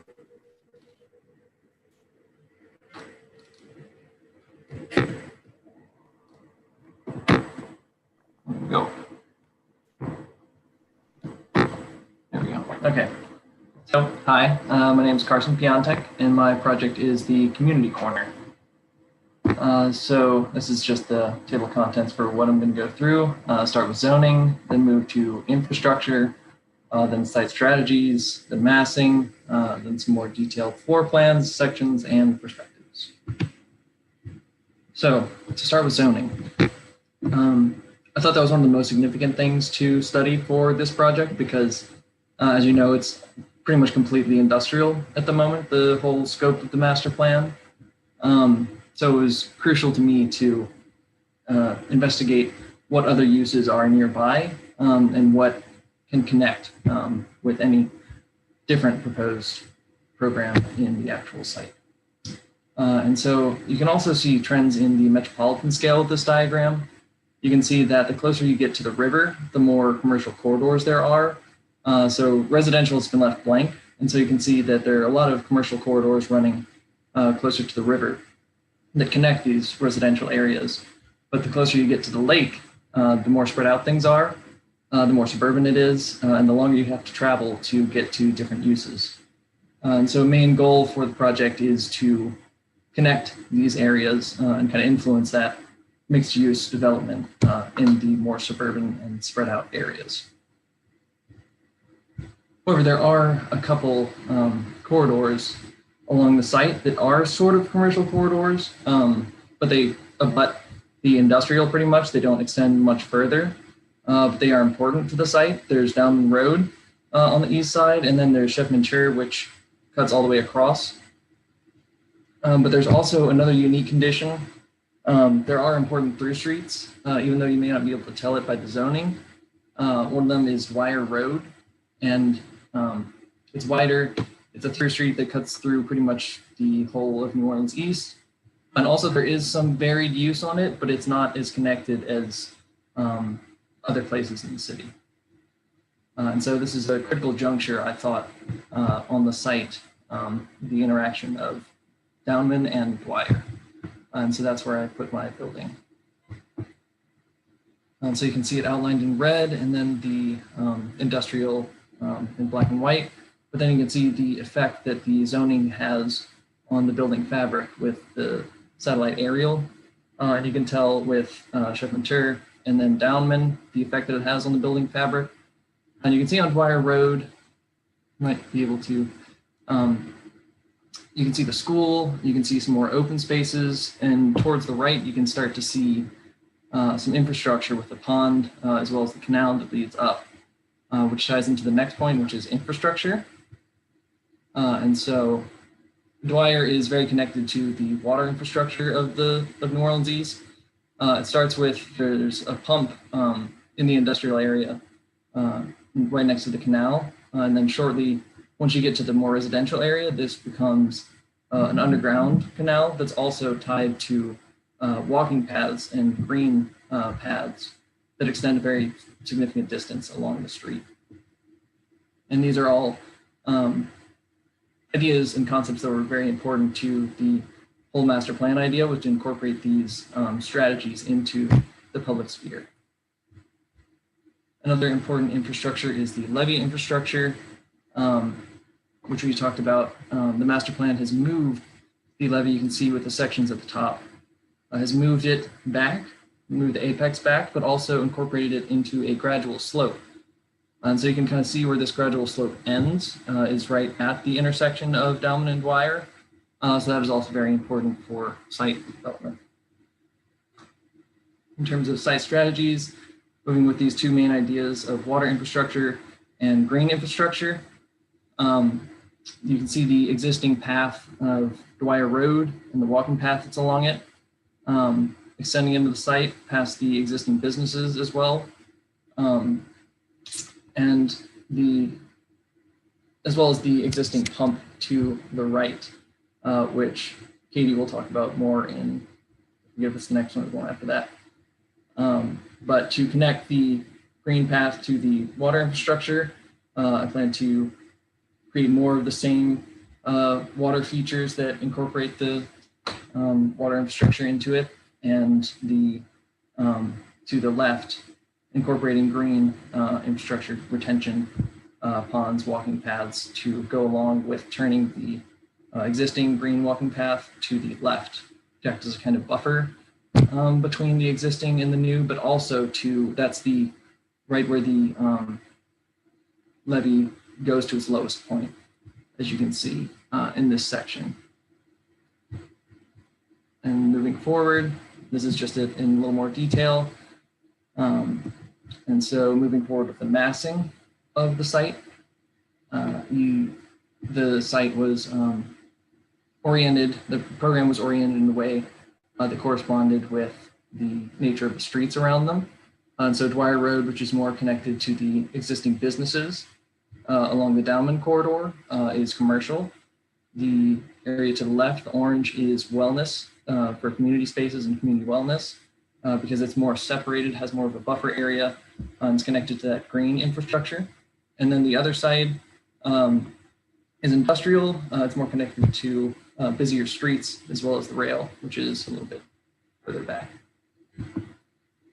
And so moving on from there, the massings were carved on the ground floor to allow pedestrian accessibility and different ways to move around the site and interact with the water features and green infrastructure. And then the upper floors were added. The main ones are the recreational in pink, which you can see is elevated on the commercial at the bottom and connected to it through that. And then you can see residential in the corners, and then a parking garage on the back edge, which will connect to the residential, as you can see in this one. And then moving forward, the massings were tweaked in a way that gave each area its unique identity, such as the wellness being carved away to create even more spaces for relaxation and quiet away from the more bustling areas of the site. And the residential was raised above the ground floor or ground lower stories, lower program, to create not only a separation of the residential and other uses, but also to activate this kind of plane in between the two, the lower and the upper. And then the parking connects to the other uses. And commercial, the markets were added that kind of extends the commercial into the public area of the street or sidewalk. And so this is just a site section to see how it changes. Here's at the top, the existing condition, how there's a harsh barrier right now, and then it just goes down. And then you can see the gradual slope that's added and how that comes to its lowest point, the left side of the site, which has the green infrastructure to act as a water retention. And so here's the plan. You can see the how the masses are pulled apart, and you can move around the ground floor. And also another idea was to bring both the green infrastructure and the water infrastructure into the site. And you can see the green infrastructure coming into the wellness areas, as well as the water infrastructure interacting with the commercial spaces. And here's the upper floor plan. You can see the cores for the residential on how those connect with the lower areas. And you can also see how they connect to the parking area. And you can also see the recreational areas with the sports facilities and how those are connected across, but also you can see the cores in them and how they interact with the commercial areas below. And here's a rendering from bird's eye view to get to see how the green areas connect as well as how the water infrastructure, water features connect. And here is a perspective.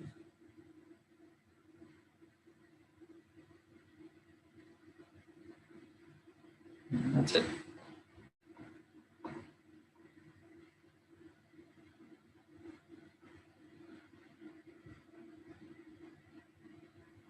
Wow.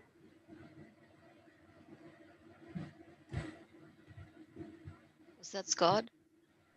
Yeah, I said, wow.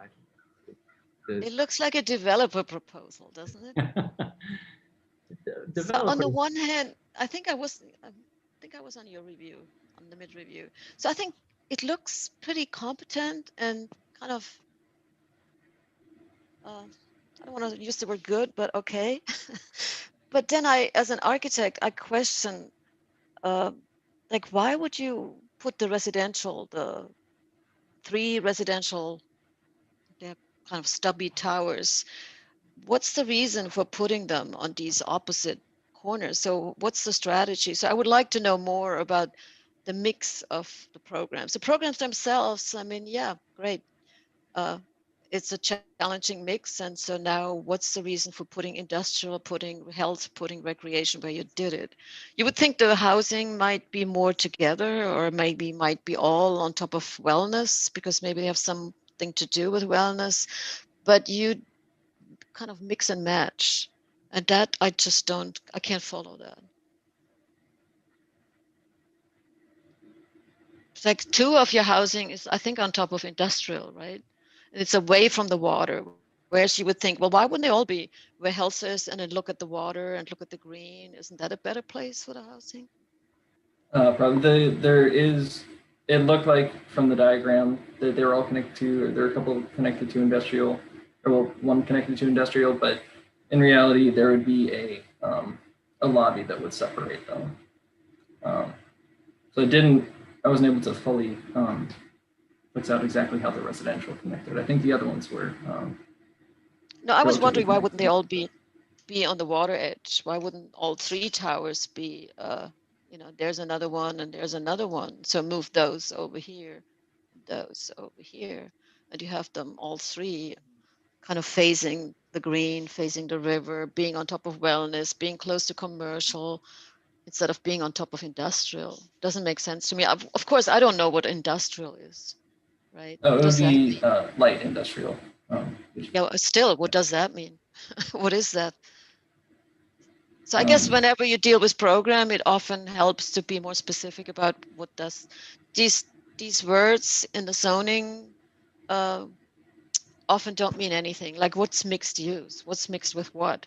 What is industrial? What's light industrial? Just give me a few examples, or for yourself when you design, so that you have more reasons or more support for the decisions that you make, or you decide what that light industrial is in your case, right? I would like to say one reason. I have another place I'd like to take this conversation. Carson, thank you. So I'm curious, not only in this example, but in all your examples, because of a really key publication for me anyway, from the early 20th century. And that is Clarence Perry's work on the neighborhood as an anchor of planning, in which the school is the most important aspect of any residential planning enterprise. So I'm wondering, what's the population of these towers, or any of the towers that any of you have presented? How many school children, and where are they going to school? And I haven't seen a school all day. So I'm just asking, I think that would be another layer of hybrid that is, well worth considering. It used to be a kind of de rigueur idea about designing anything for residential. Where does the school go? And the school is the anchor. Perhaps that's an idea that most of you feel we've moved beyond. And we do live in a very complicated educational universe in New Orleans. Nevertheless, our public schools are being brought back into use beautifully. They were neighborhood schools. It's just a comment and something I hope you'll address. So actually well, first of all, I thought it was important. Originally, the master plan was going to take over some of the businesses that were on this to the left, but there is actually a daycare right there. So that was the first thought about that. But also the two, you can see the site extents of other people. Gabby Vega definitely had some educational aspects to her project, and then I believe Katie also will have educational in her project. So I thought it would be a bit much to have educational in each of them, but it was thought about. This is a classic case of the more work that you do, the more we demand from you. In the sense that I indeed would like to know the population of this place, which would then lead us to our school children ratio. It would also lead us to a parking ratio. What is your parking ratio for massing out that structured? I know there's a couple hundred in there, I believe. The last I checked, I can't remember in the parking. Well, I applaud you for taking on structured parking. It's not easy. I think you've created a space, and I could understand the extent to which one may resonate with a kind of schoolyard. In fact, because you've boxed in something that's a kind of defensive space with this project. The porosity elements funnel you right through the master gate here. See if I can turn on my annotate. Funnels you right through here, right? So, there's all the dimensions of dominion over space in this regard. I will not take umbrage to its classification as a development project other than the quality of its rendering. I think you have a kind of certain formal replication, which is admirable. I'm not sure where to take this, other than to try to understand from you, and maybe this is where the original commentary was, and maybe I'm just duplicating the commentary, is what is your logic? I mean, what happens to this interior space? What is this, and who is this for? Maybe you could start with that. So I'd originally put more effort into planning that area, but it became a little hectic, so I began focusing more on programming the public space along the streets. But it's just something that I kind of ran out of time to develop. I wish I had a little more time. Well, I think it might have performative elements, but it also may just be what you need in terms of a kind of socialization between different types of programs here. And I think that there may be, I think you could even partition that space to accomplish a lot of different uses programmatically. Because in many ways, it's not quite clear to me the sort of streetscape position and whether this is an exterior kind of interior loaded proposition. There's something that tells me that this is actually much more exteriorly oriented towards the street. I'm sorry, trying to draw here again. This tells me that there's some kind of habitation going on here, but anyway, just curious, because you've left this huge void, and I'm trying to understand why that void is there and what you want to do with that void. And maybe there's no answer, but it's an awful lot of space that you've, I think, made some trade-offs in terms of your density and the towers and the whole thing, but I'm not sure exactly what you're getting for it. I think in my view, the projects, so Carson's project, Gabby's, and Kelsey's, I would say, I mean, let's see, Kelsey, how you explain it, but I think there is a missing scale when you jump from a metropolitan to the building and try to solve everything. And I think stepping back and explaining what the role of this piece is in the stitching narrative through different neighborhoods, and what are the missing, like amenities that you have found that you can somehow recover in that connection, right? So the idea of having this teaching moment with this, the school, the middle school, the high school, the sport facility, the educational, you know, this node together work.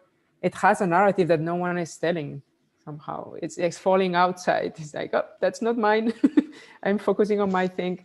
You know, I think you would benefit from using that. Yeah, I have the same thought that the project, and actually all of them so far, are missing the diagrams that would reach out and reconnect. Maybe not to the big master plan so much as to the adjacent projects by other people. And so suddenly we get missing, because it's a larger scale. We're not looking just at one block or two blocks as we do right now. So there is this transition scale that is necessary to show ideas. I don't have to have a school in every block. I don't have to have, I don't know, retail in every block, but where is it? And so I think that's exactly the way I feel too. There should be diagrams that connect. Right. I think those points really also speak to the question of the permeability from the street into the central area. The relationship across one place to another, across these three students, could be very interesting in terms of how that central space in Carson's scheme could be a major collector across each of the three sites. In theory, that could be one scenario. Another scenario is really not so significant in relationship, and maybe there should be greater opacity and less permeability from inside to outside in order to create an even more defensible space on the inside and to defer more to the more public spaces of the streets outside. So I saw this and I was really intrigued by the very early diagram that just says, okay, there are three student projects that are really part of one larger vision for this area, this unique area of the overall setting. And I'm really eager to look at the other projects because I'm kind of curious to see how they inflect to Carson's or vice versa, and see how that agenda plays out at an architectural scale that sort of respects adjacencies and proximities. I think Dwyer is actually figures prominently in Sarah Broom's Yellow House. I don't know if any of you read it, but her yes, house it does. Yeah, so Ken, I think I can speak to that. So on the other side of the canal, Dwyer is an open canal, and it's separated white Gentilly Woods from black Pontchartrain Park. Mm-hmm. Over here, it goes underground. But again, you know, I think if we're looking toward the later 21st century, I'm fascinated by, and because of the work I've done in Pontchartrain Park, everybody just wanted first of all, they wanted the Dwyer Canal covered up. They thought it does fill with water. We did a whole project to make it into a green linear park. That was fearsome for the neighborhood because they didn't understand about how the water flowed. That's the big point I want to make. Well, guess what? It doesn't flow to the canal. It flows back to the west on that side. Over here, you know, I think you pointed, I'm not sure where your arrows show that the water was the direction of the water flowing, but here's my point. In order to really understand how to live with water, we have to understand what it does when it's buried underground or when it's above ground. Which direction is it going? You know, we need to know more. And I think there's so much opportunity somehow in design to point to the way infrastructure works in the city as it handles our water. And I would just love to see that as well.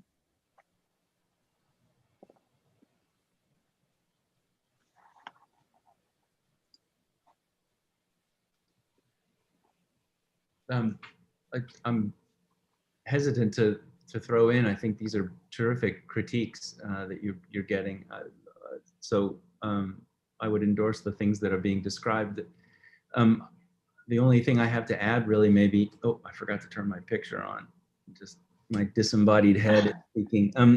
Sorry, the only thing I thought I would add is in reply to a sort of scaling up to the towers, was that this project reminded me almost instantly of a project I've always really loved, although I know many people hate it, which is Peabody Terrace on the river in Boston. I think it's graduate student housing for Harvard students. And it has a variety of scales, some of which engage the street, almost like townhouses, and are accessed in that way and function that way. And thus it has an animated ground plane in many ways. And then it also has towers that loom up above and offer the views of the river or views out over the city, depending on where your apartment is positioned. And it has structured parking and a variety of built-in amenities, but I've always thought it remained connected to the city in useful and believable ways, and that it made a great scale transition from the surrounding area up to the tall towers. And it seems like your project has some of those potentials to mitigate the impact of a large building all of a sudden. To put an 8 or 10 or 15-story building immediately adjacent to a shotgun house is the kind of thing they do in Houston, if you'll forgive me, rather than New Orleans. And it smacks of a kind of insensitivity when you see the juxtaposition. On the other hand, stepping the relationships, creating different forms that help to transition the scale and then still offer the possibilities of the mode of existence that obtains when you live in a tower. I think it's a terrific way to introduce density that's believable to an area like this, where you have one set of people with one set of priorities who want to be closer to the ground plane in the social realm, and another set of people who prefer the detachment, even deracination from that immediate environment and the juxtaposition to a larger view. So that becomes kind of believable to me. It's right now, though, I agree with Irena that the alignment between the tall buildings and the kinds of view relationships that they would desire, and the relationship of the lower buildings and the kinds of view relationships and civic connections that they would desire don't seem really clear yet, although I think they could be. You've got the pieces and parts, and if I may commend you, you've definitely got the dexterity to depict that in a believable way.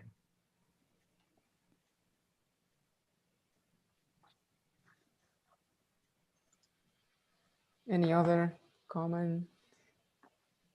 Definitely looks like Peabody Terrace. That's been my normal working and walking routine for many years, and you nailed it on the head. What do you think of Peabody Terrace? I only know it as a admiring visitor and not as an inhabitant. So. Well, the neighborhood hates it. I mean, it did not do anything for Town and Gown, and it has actually continued to be a stigma for a university relationship. Even though they scaled the backside of it down on Putnam Avenue, they scaled it down to the townhomes. And even though they really put all of the towers largely on the water, the neighborhood, it just cut off the neighborhood. In part because they didn't continue the street. They didn't continue the street running east-west to the river. Even though you could walk through it, they made these sort of landforms that didn't make a clear line of sight to the river. And I think even though the gates were not really even security gates, they were just perimeter gates, it kept people off the site. So it never really brought people in. And there was no need to have the gates, in fact, because all of the childcare and school programming at the ground plane was separated by a wall of glass, a two-story wall of glass for the most part. Very transparent, brought a lot of light through, properly landscaped, but it never made that clear sort of directional focus from moving down Putnam, which is a very strong pedestrian corridor to the river. And when they cut that off, I think that sealed the deal for the project. Okay, let's move. Thank you, Carson, for your presentation. Next project is from Valentina Mancera. We'll come back to the energy of theme. But I just one final thing on Carson. I got to commend you on the structured parking. No one ever seriously takes that on, and it's a huge challenge and opportunity, and actually where I think they did get it right in Peabody.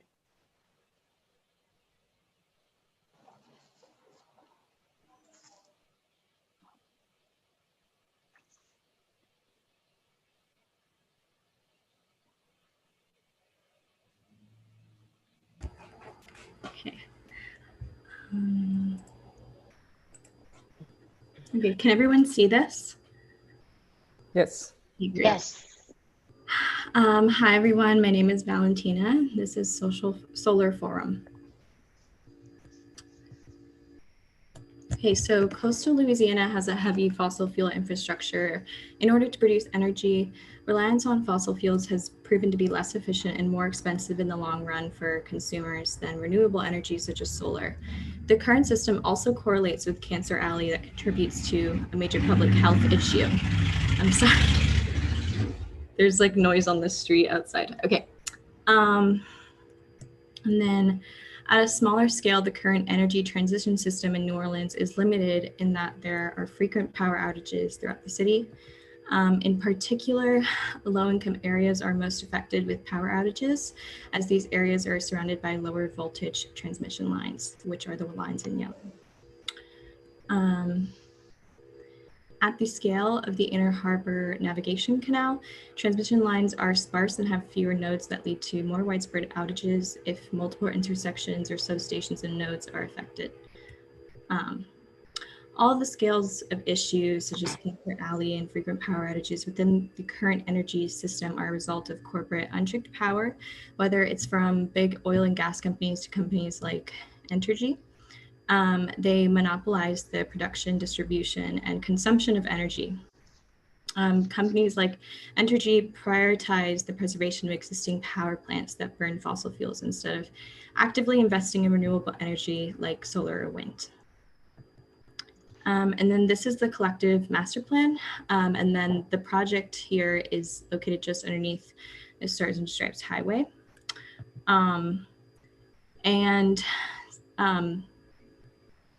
Yeah, so this is just, again, looking at that energy transmission at this scale related to the site. And as you can see, there aren't any major transmission lines that actually connect there right now.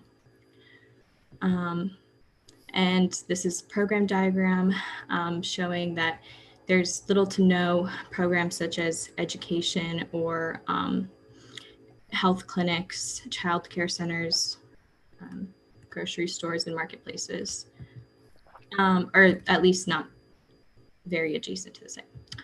And then this, so of course the site is adjacent to the canal right now. It sits on the canal, so water is a major factor in the proposal. So then we start to think of how does this area begin to tackle the systems of energy, water, and program.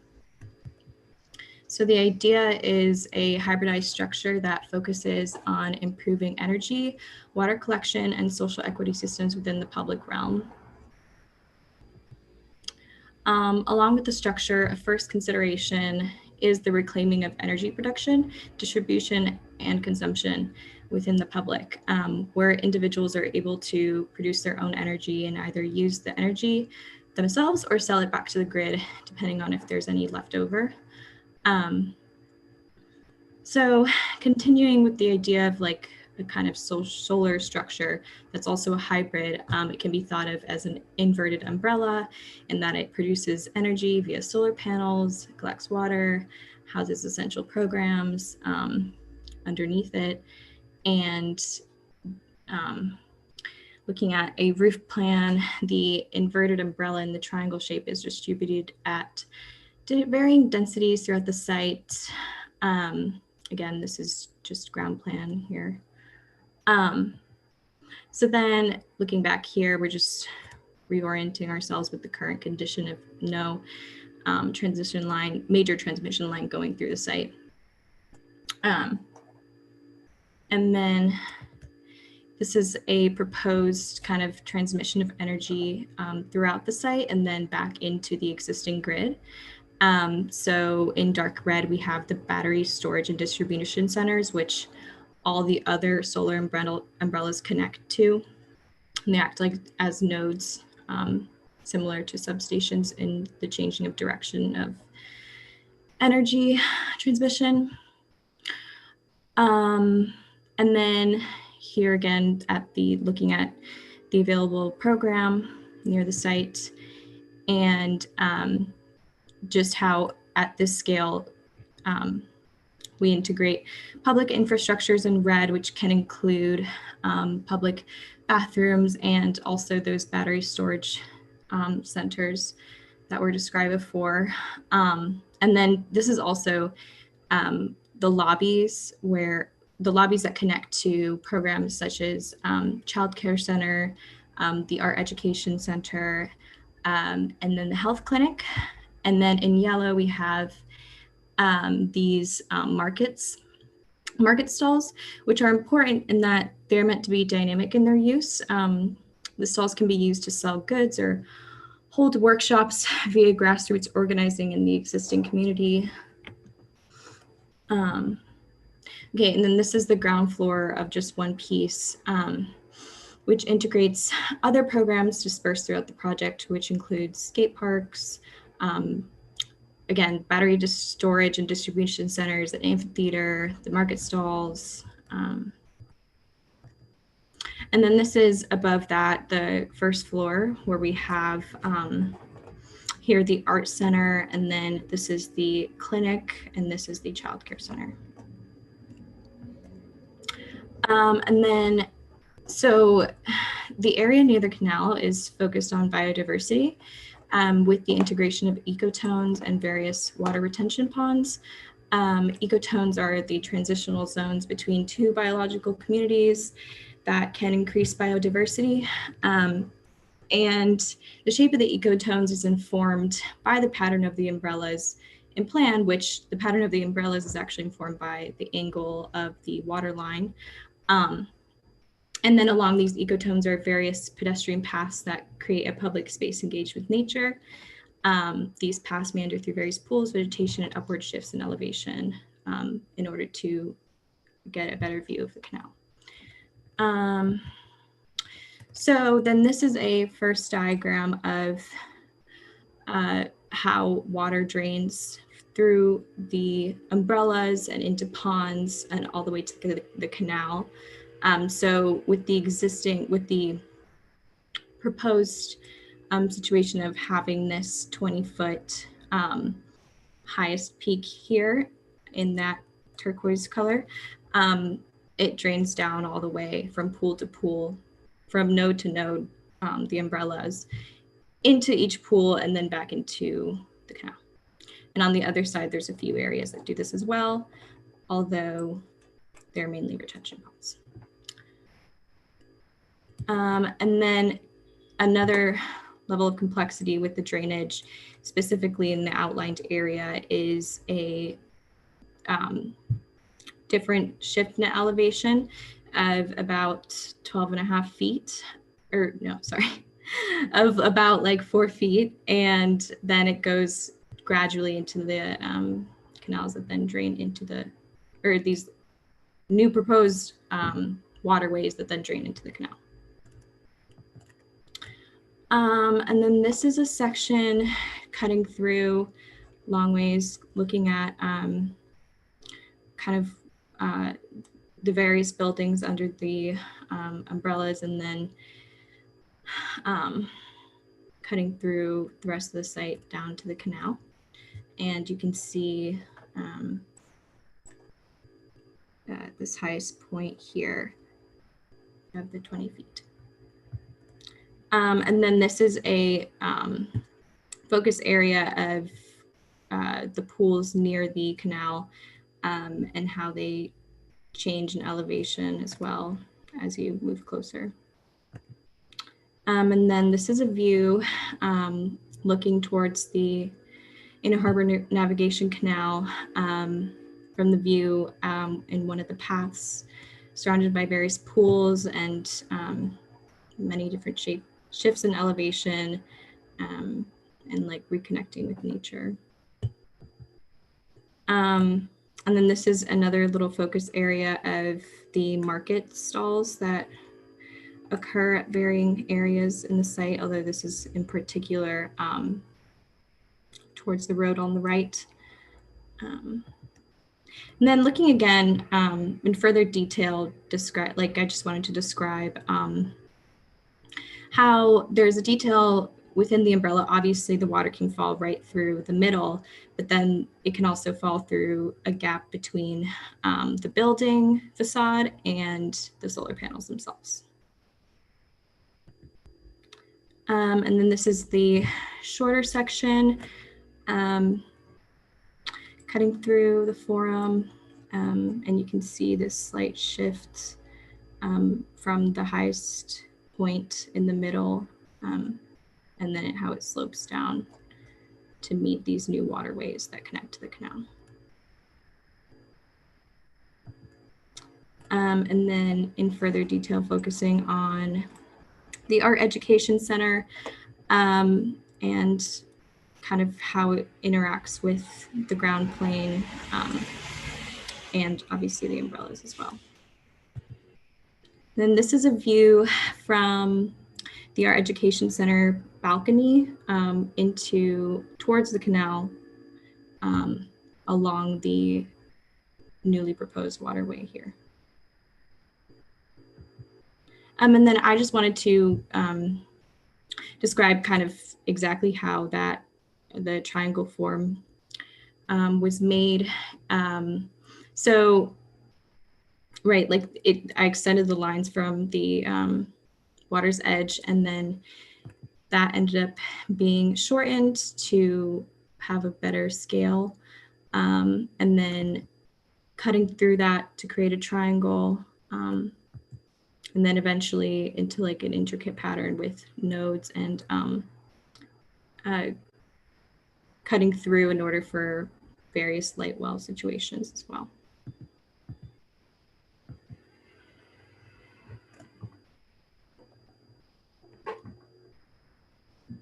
That's it.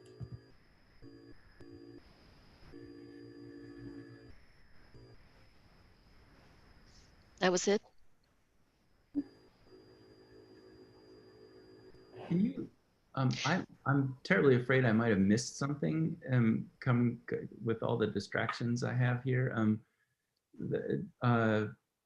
If water that would normally fall on the site is instead being collected in these devices and moved through, is it being processed in some way as before it comes back out to the system that drains into the canal?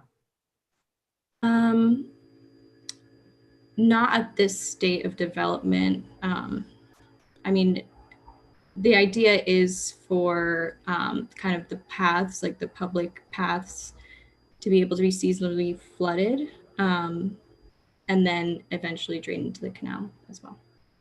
It makes a beguiling kind of location and environment, I guess I'm trying to say. And I just, it seems like rather massive components to gather water that would fall on the site anyway. And they don't produce a continuous shade canopy, although they would kind of produce the sort of shade that trees produce, especially when they're closer together. It just was puzzling me a little bit. I thought I might have missed that they filter the water or they generate power somehow by collecting that water. And that otherwise I'm just I'm puzzled by their scale, basically, not by the elegance of the environment that you're producing with them. But yeah, I think the scale also has to do with the solar panels, which I think I actually forgot to mention. They're about, I believe, about 300 to 500 solar panels per umbrella.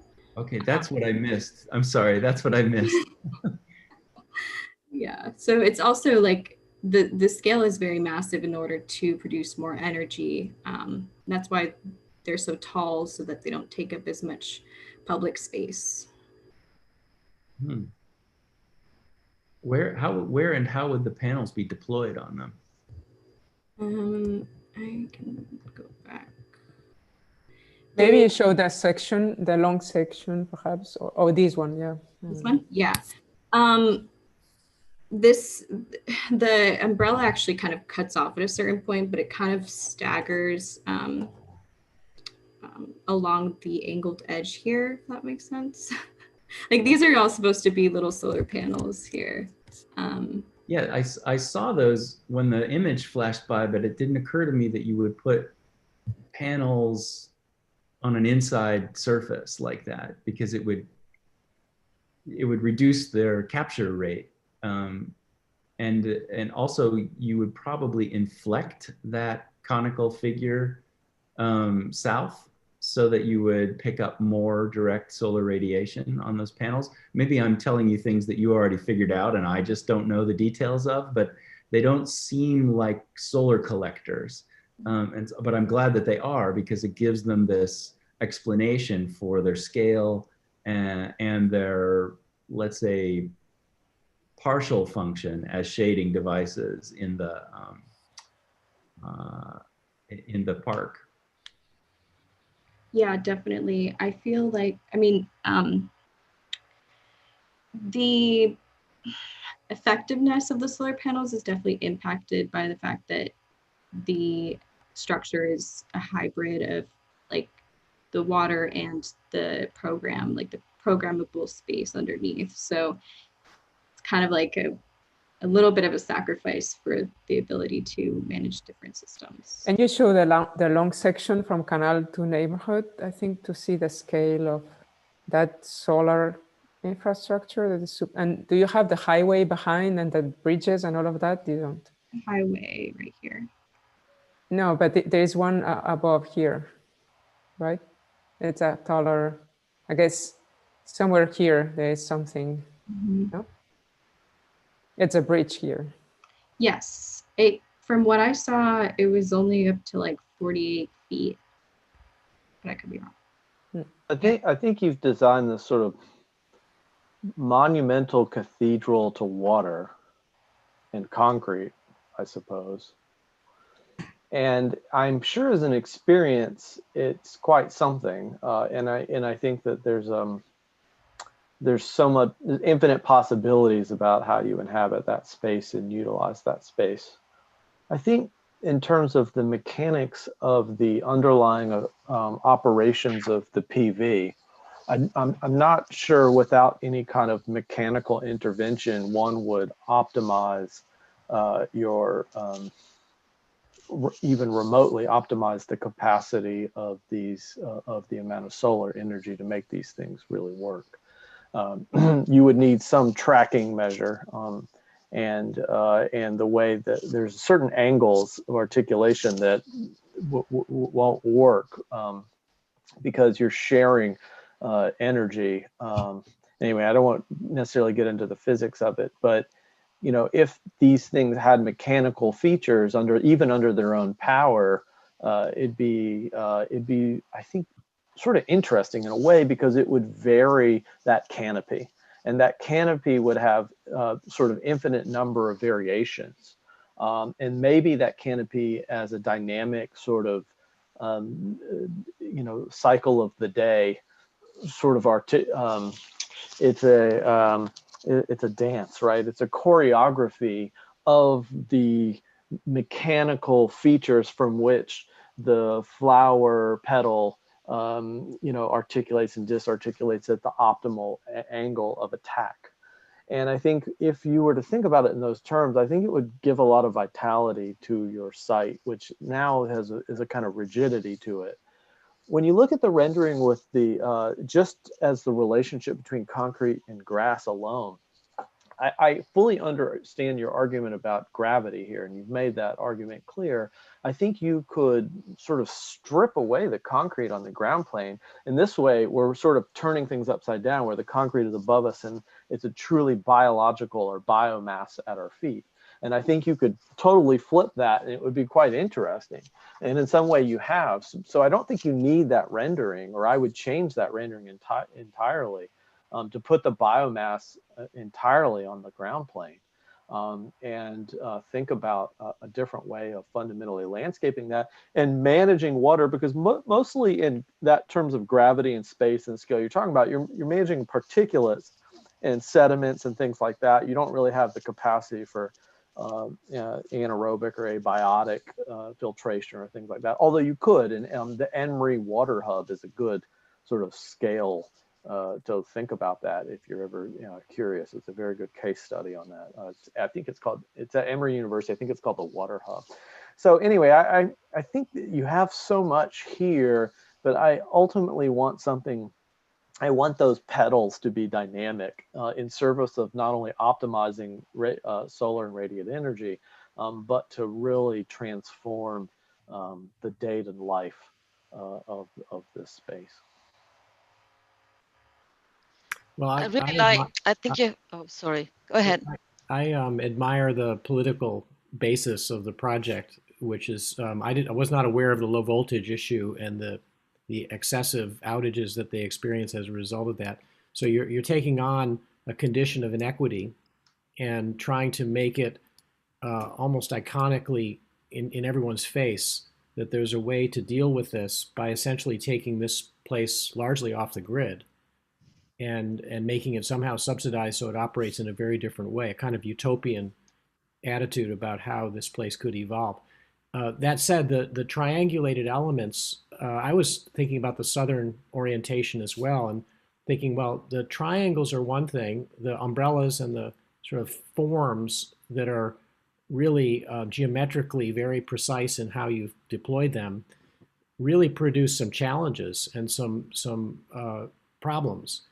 One other way I was looking at this and sort of blurring my eyes is what happens if the same sort of agenda operates in an orthogonal system that very clearly inflects north, south, east, west, and does the same sort of east-west transition that you've described, but obviously it changes when the umbrellas leave and something else takes its place.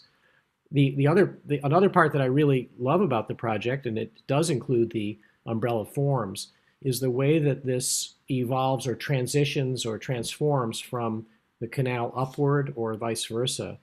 And there's a very beautiful park in Singapore, I guess it's called Gardens by the Bay, where these giant tree structures actually inhabit the landscape along the water. And they become iconic representations, and they're experienced more as a kind of animated landscape and not really inhabited by traditional programmatic elements like housing and so on. But it really is a powerful statement on the land. I don't know, I think there's a real tug of war between your obsession with this idealized geometry and how that plays out within the varying programmatic elements that need to work in some manner or another. Programmatic meaning the architectural spaces, but also the reality check of how a solar project really needs to work if you're going to optimize the use of that technology. But I really admire the ambition of this and the kind of social justice agenda that's really at the foundation of what you're trying to accomplish here. I think they're really seductive drawings. They're beautiful drawings and diagrams. And then I think you got carried away. So I agree with Scott. You got carried away a little bit and you tacked on too many things. It's like get more use out of it than just the fact that it generates energy. So I think I probably would have concentrated, made a hierarchy of what's important or what's first. So if the umbrella is there first and is for generating energy, solar, with solar panels, then I probably wouldn't generate the form through alignments with the canal. I would concentrate, or I would look at the solar energy, at the sun position. How do I get the most energy? So then it might not be the triangular shape, and it might not be all the same. It might be more kinetic, as Jesse had suggested. So I think that would have stripped maybe some of the other uses away from it, would be maybe less flashy in the first moment, but more in depth about what it's really supposed to do, which is generate energy. And I don't know enough about solar panels, but I remember C. Smith always telling me, oh, no, no, no, the new panels don't need to be oriented towards south anymore. So they can be in different positions. So I would probably talk to a specialist if I would do this project.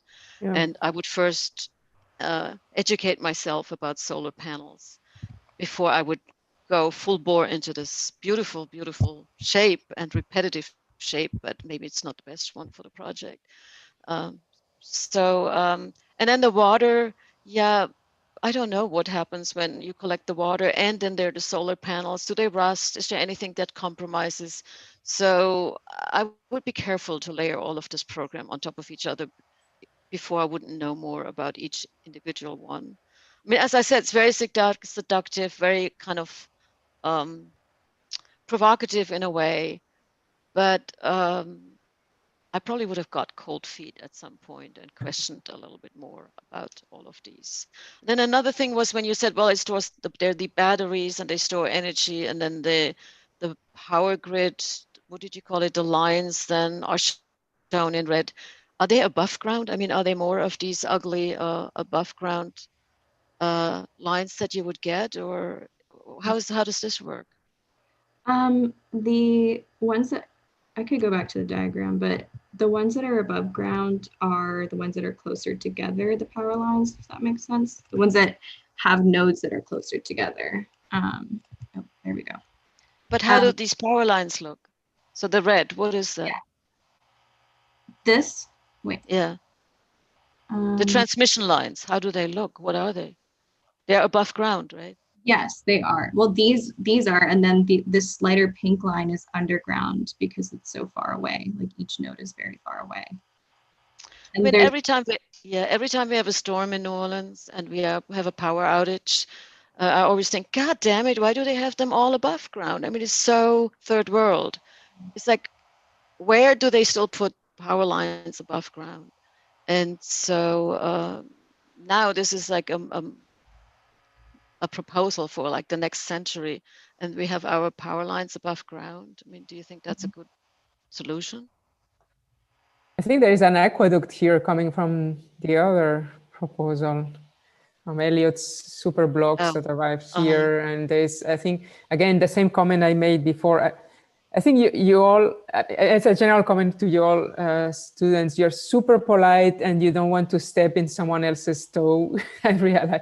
So you once you are assigned or you are self-assigned a place, you're like, oh, no, this is yours, this is mine. This, this. I think it's good because you're really respectful on each other, but there's a moment of I think, promiscuity that is healthy in a way that, and some of you have started to do that, but I know it's difficult and you really have to focus on and just go, and I'm all for it. And I just wanted to finish to see that and to say that you can now in the narrative of the project really use the master plan and the projects of your peers to build, like, strengthen your narrative. I think that would be great. But just a general comment, studio here intercepting.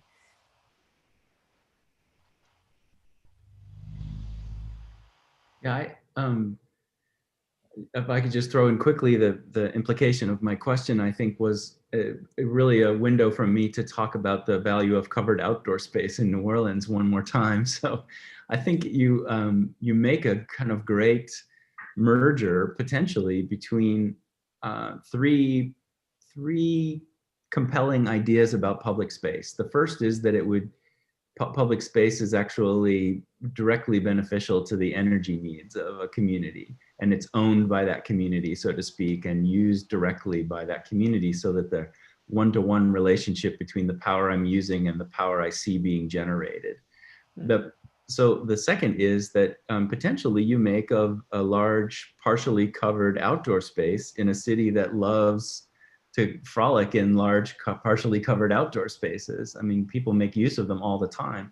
And it seems like it would be throwing off a secondary benefit. Some of my favorite solar arrays are in parking lots because my car doesn't get all heated up in the summer and I'm parking underneath the power that could be potentially charging my battery while I'm parked there. And I love seeing those kind of 2-for-1s happening. The third is that these objects in and of themselves, even though they have this utilitarian purpose of supporting the solar array, they're often very beautiful works of engineering, and architects would understandably want to borrow from the tree-like qualities and the hypostyle hall-like qualities of these sorts of infrastructure. And Dean Schwartz just sent a link to something I've never seen before, but it's fantastic. These kind of fantasy trees growing up in Singapore, where they have no more money than they know what to do with, but you would be kind of producing those benefits, but intelligently and as a kind of secondary effect to a larger aim, which would be power production. So you could make objects that were compelling to look at, spaces that were compelling to occupy, covered outdoor spaces, and power being generated by all of those things to justify their existence.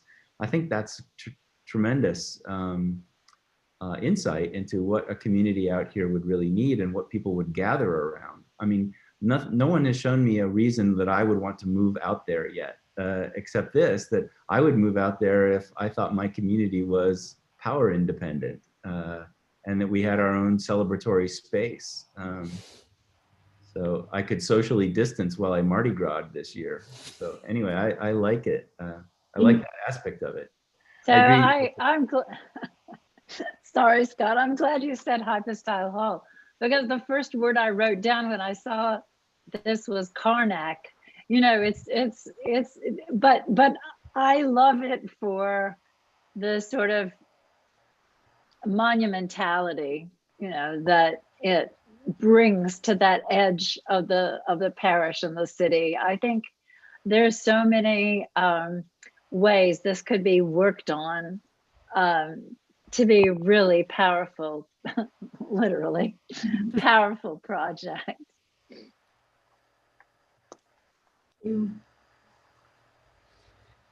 Okay, so I don't have like more comments before we move into Katie's. Thank you, Valentina.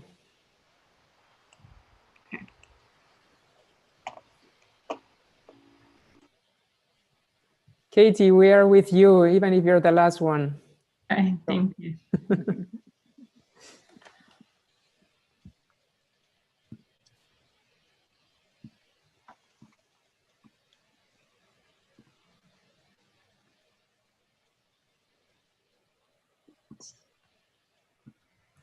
So hello, my name is Katie Schultz, and this is my project, Waterscapes and Public Spaces and Buildings. So beginning at the metropolitan scale, New Orleans is a giant bowl with low grounds and is surrounded by high ground composed of artificial levees. So that is displayed here in this section, where you can see how the high ground is gathered up along the Mississippi and Lake Pontchartrain, and then the topography dips down, creating that bowl in the center.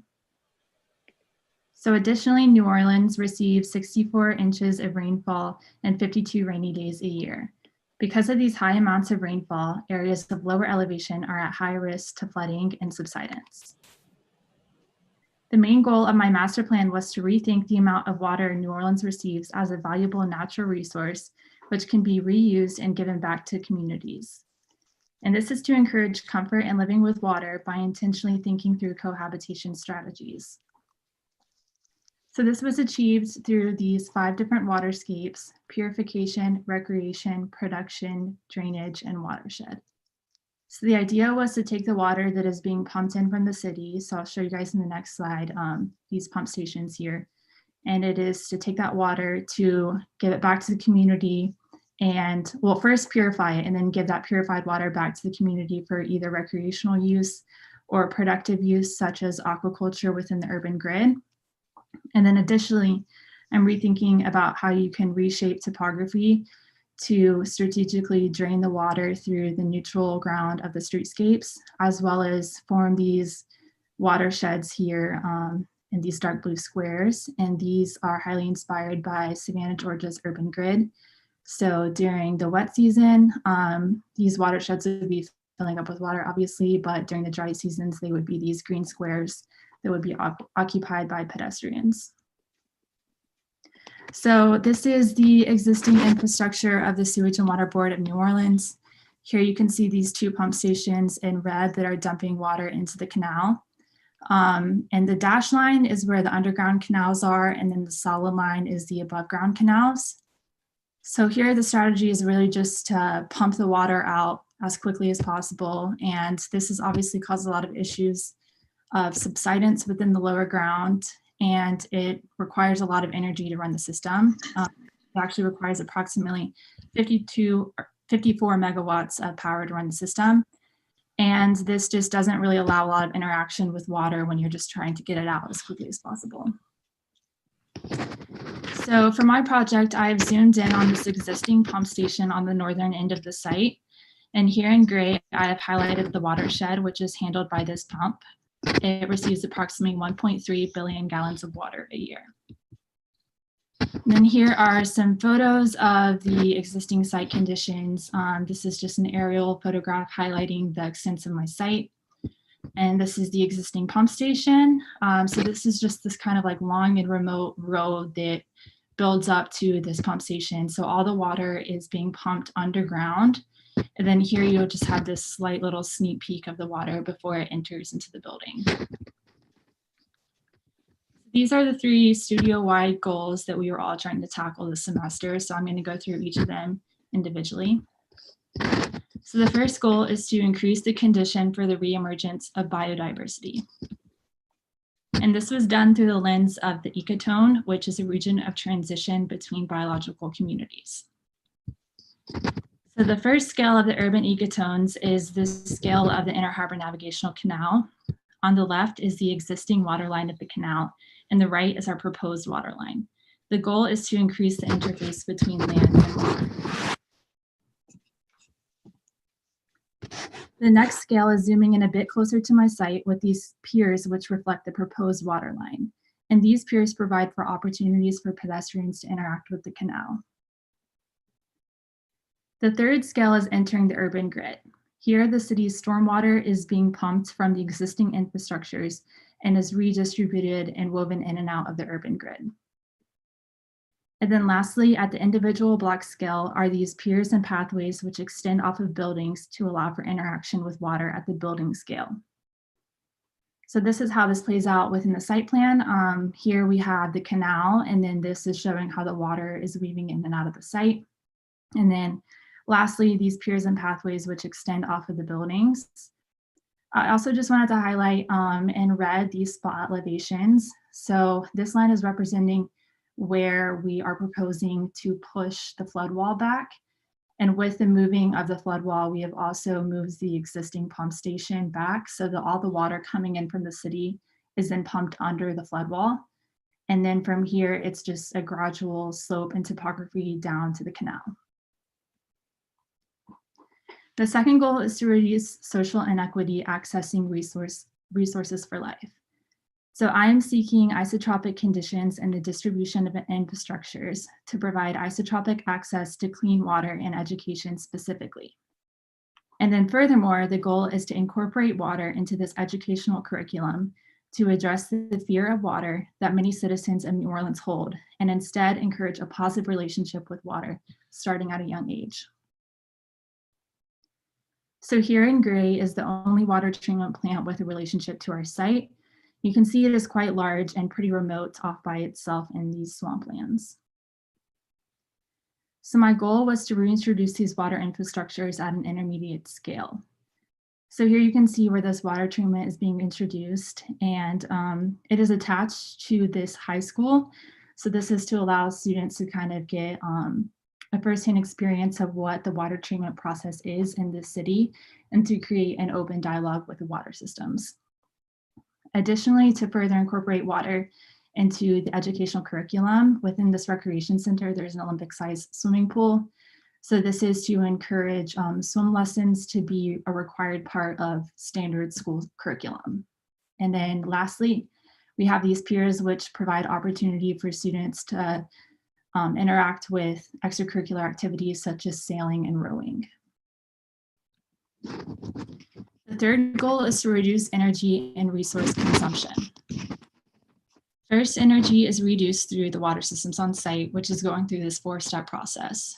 So the first step is pretty much business as usual. It's taking the water that was showed in that watershed diagram at the beginning and using the existing infrastructures to get that water onto the site, to then go through a purification process, which is going through a series of green filters. The third step is to treat this water with chemicals so that it can fourth be reused through these public baths and given back to the community for these recreational purposes. And then this also further increases or improves the water quality of the canal. I also just wanted to point out that the site can hold 4.5 million gallons of water at a time. So this is a perspective showing the step 4 where the water is reused through these treated public baths. And then here is a public bathhouse. Additionally, gravity is used to direct water into these waterscapes, which can store the stormwater on site instead of relying on energy to pump out any water on the site. Next, energy is reduced through a hybrid building strategy. So that's shown here and here. And this is to promote a mixed-use urban grid, which reduces energy by limiting travel needed to get from program to program. And then lastly, energy is reduced by promoting intermodality through a site which is easily accessible by pedestrians, bike, cars, and trains. So right here in the center, you can see where the rail line is running through the middle of my site. And then in red is where these buildings are accessed by cars. So that's really focused on the exterior of these sites. And then in black is where these buildings are accessed by pedestrians, which is more inward focused. So moving into some of the specific programming, this is where the high school is located and this is the middle school. And these are the plans of those buildings. So this is where I pointed out where the bus drop off is going to happen. And then these 2 front buildings is where the large gathering spaces are going to be. So that'd be like the cafeterias and library and administration. And the back is where the more private classrooms will be located so that they have direct access to the water. And these piers can be used as an opportunity for outdoor learning. And then I also just wanted to point out that there will be science labs that are attached to this water treatment plant so that students can get hands-on experience with treating water. And then in section, you can see where some of this mixed use comes in. On the upper floors, there will be residential units for foreign exchange students. So here's a section cutting transversely through the middle school here. Again, you can see the first 2 floors are used for educational programs. And then the middle floor is just this open floor, which has the cores in the center that can bring the students up to their housing units. And then here we have a view which is representing how these piers are acting as an intermediary between the waterscape and the building. And these piers provide opportunity for outdoor learning. So then moving across the street, here we have a recreation center. And then here we have a music and arts center. So the idea of these programs is that at certain hours of the day, it would be accessible for students only, and then other hours of the day would be open up to the public. So as mentioned here, we have this swimming pool that would be used by students, as well as exercise classrooms and large gyms. And then on the Music and Arts Center, we have an art gallery with art classrooms, an auditorium, and a sculpture garden. So here's a section through the recreation center showing the interaction between like the indoor water as well as the exterior waterscapes. And then these are 2 sections going through the Music and Arts Center. You can see where the sculpture garden is located here. And then this is again where some more mixed use is coming. We have these co-working office spaces on top of the art programming. So here is a view of how the sculpture garden is utilizing these piers to allow for the art to be displayed in the presence of water. And again, this is just trying to encourage a positive relationship with water. And yeah, this is my closing slide. So thank you all.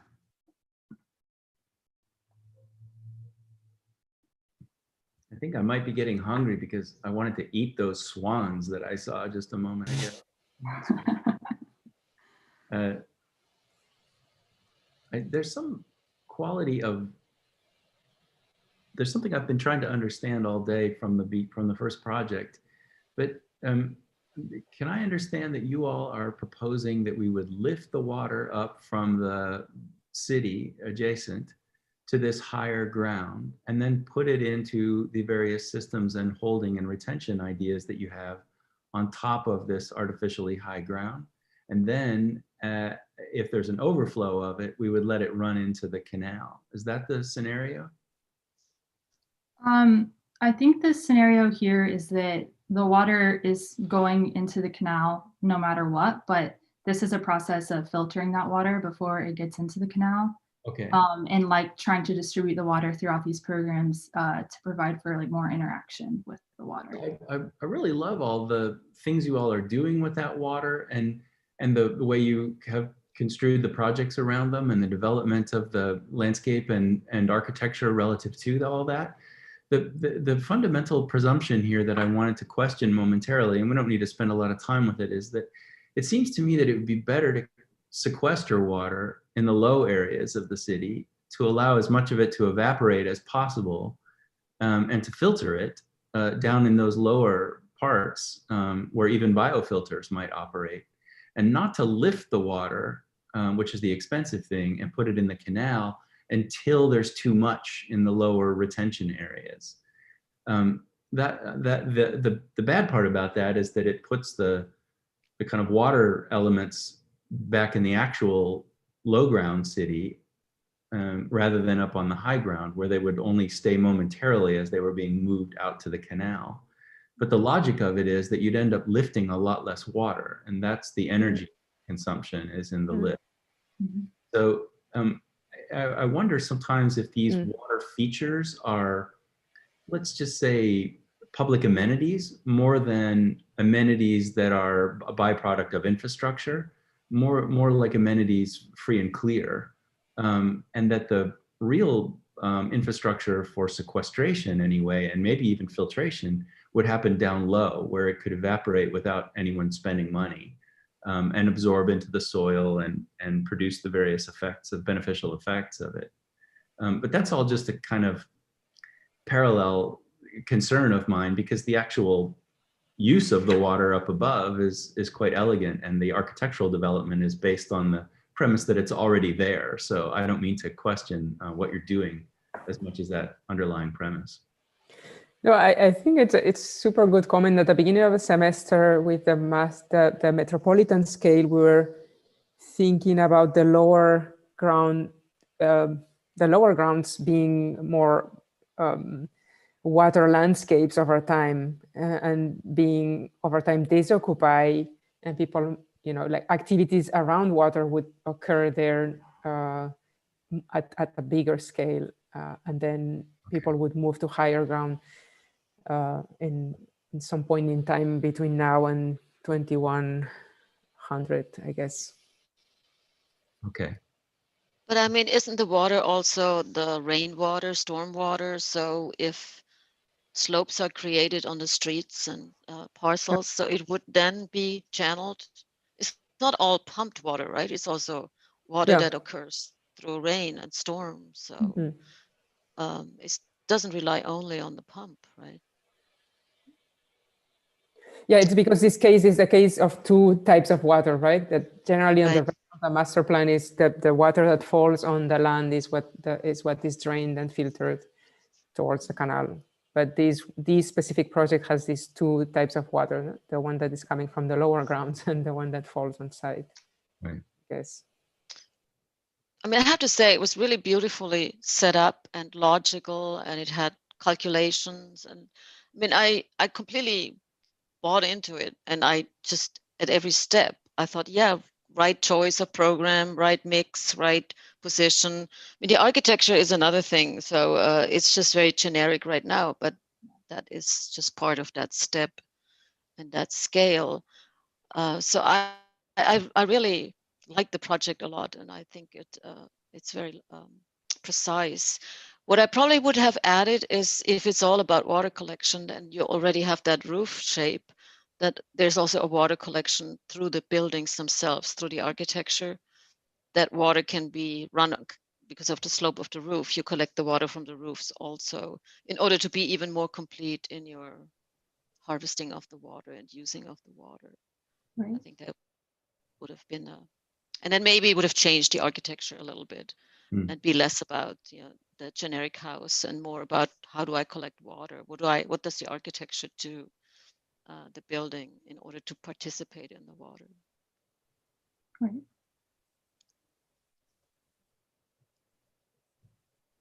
So I wanted to ask, bathhouse is a rather old-fashioned term, often used at the beginning of the 20th century for public bathing when not everybody had running water in residences. So first of all, what is your bathhouse?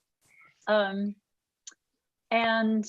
second of all, I would love to know about the connection. I guess I could try to draw, but the connection between these piers, right? This is a pier, and this is so, and your landscape here, which I don't see so clearly in the drawing. Yes. So to address your first question, I guess maybe bathhouse wouldn't have been the best word. They're more just public pools for people to come and swim. So I guess the bathhouse would just be kind of changing areas for people to come. Oh, okay. Yeah. Okay, that's clear. And then I think, as well as what Irina was saying, I think with more time, obviously, I really wanted to focus more on the forms of these buildings. But I think the kind of waterfront park area, the landscape that's happening right along the water is another thing that I just feel like I didn't quite get the time to develop as much as I wanted. So yeah, there's definitely needs to be more thought about maybe pathways or how the public is interacting with this in-between space between the piers and the site.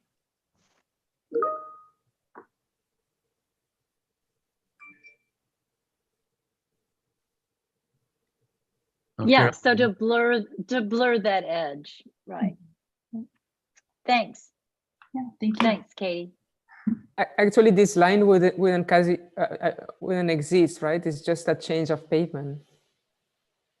That line that was Carol was mentioning. Right, I understand, but something about the design feature just didn't. It didn't get designed yet. I guess is what I'm saying. Totally. Your description of the research and your agenda involving the water, I thought was very clearly defined. And many of your comments, did you study the Greater New Orleans Urban Water Plan? Yes, that was the I think you did a really elegant job of describing the different scales of operation that are necessary to really make a difference. I was, like Irena, I was actually interpreting your project as really all about, primarily about how you manage the rain that lands on this site and treating it in different ways at different scales. And the educational agenda of it also has all sorts of great opportunities that, and in New Orleans, Ripple Effect was a project that was really started around the idea of educating elementary school kids around ways in which water could be introduced into the land in a way that's not a threat, but is actually something that people can embrace. So I thought you had really identified a number of issues that they're important. And the way you track down the three agendas that Margarita set up for you, I also thought was really clearly defined. So at the level of the research, the interest in how water can be manipulated and how the landforms can participate in that in various ways that are evident, that are visible, and are programmatically significant, that's all really promising as an approach. Thank you. Yeah, and Katie, I would also say I love the idea of a building dedicated to teaching swimming. I mean, as a programmatic imperative, because I'm sure you read the statistics that African Americans, right, proportionately percentage-wise, there's much less education in terms of swimming and saving oneself in the water if necessary than there is among the white population. So, and again, as this has been for a long time, an African-American sector of the city, it seems really important that you've thought about that in this location. Yeah.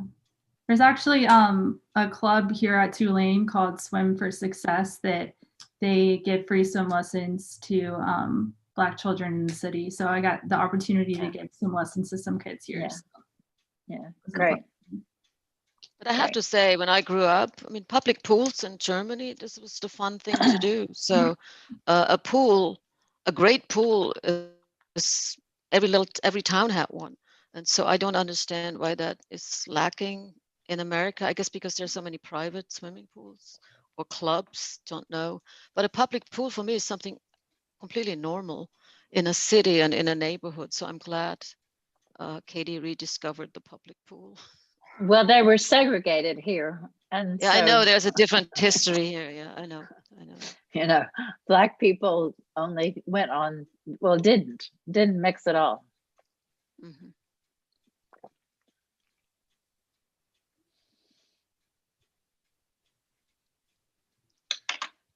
Have more comments? Exhausted. Jacob said Yeah, yes. I have to say that I was coming into this anticipating that much of the studio was about water. And in many ways, it resonates in closer terms to everything but water. Transportation, energy, economy, and the like. And I think it's quite laudable the extent to which you all synthesized that throughout the projects. There's they relate through the full totality of the site, and it's inspirational.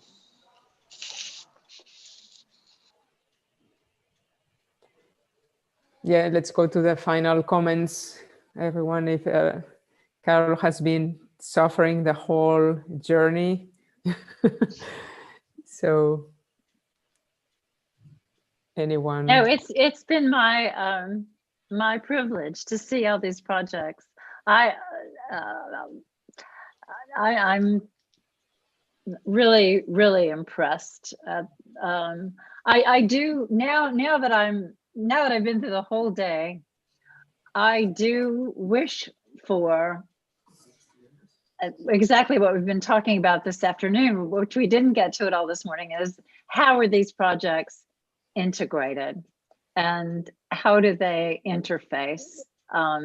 Which now that we've gotten through the day seems clear, it's clarified, but it would have been great if I think that had been part of the presentation. The other thing I would say is that, and this is not to disparage anyone, but you know, so much of what you're proposing has to be accepted by a public who really need educating. And I would just say that I've seen beautiful representations all day long.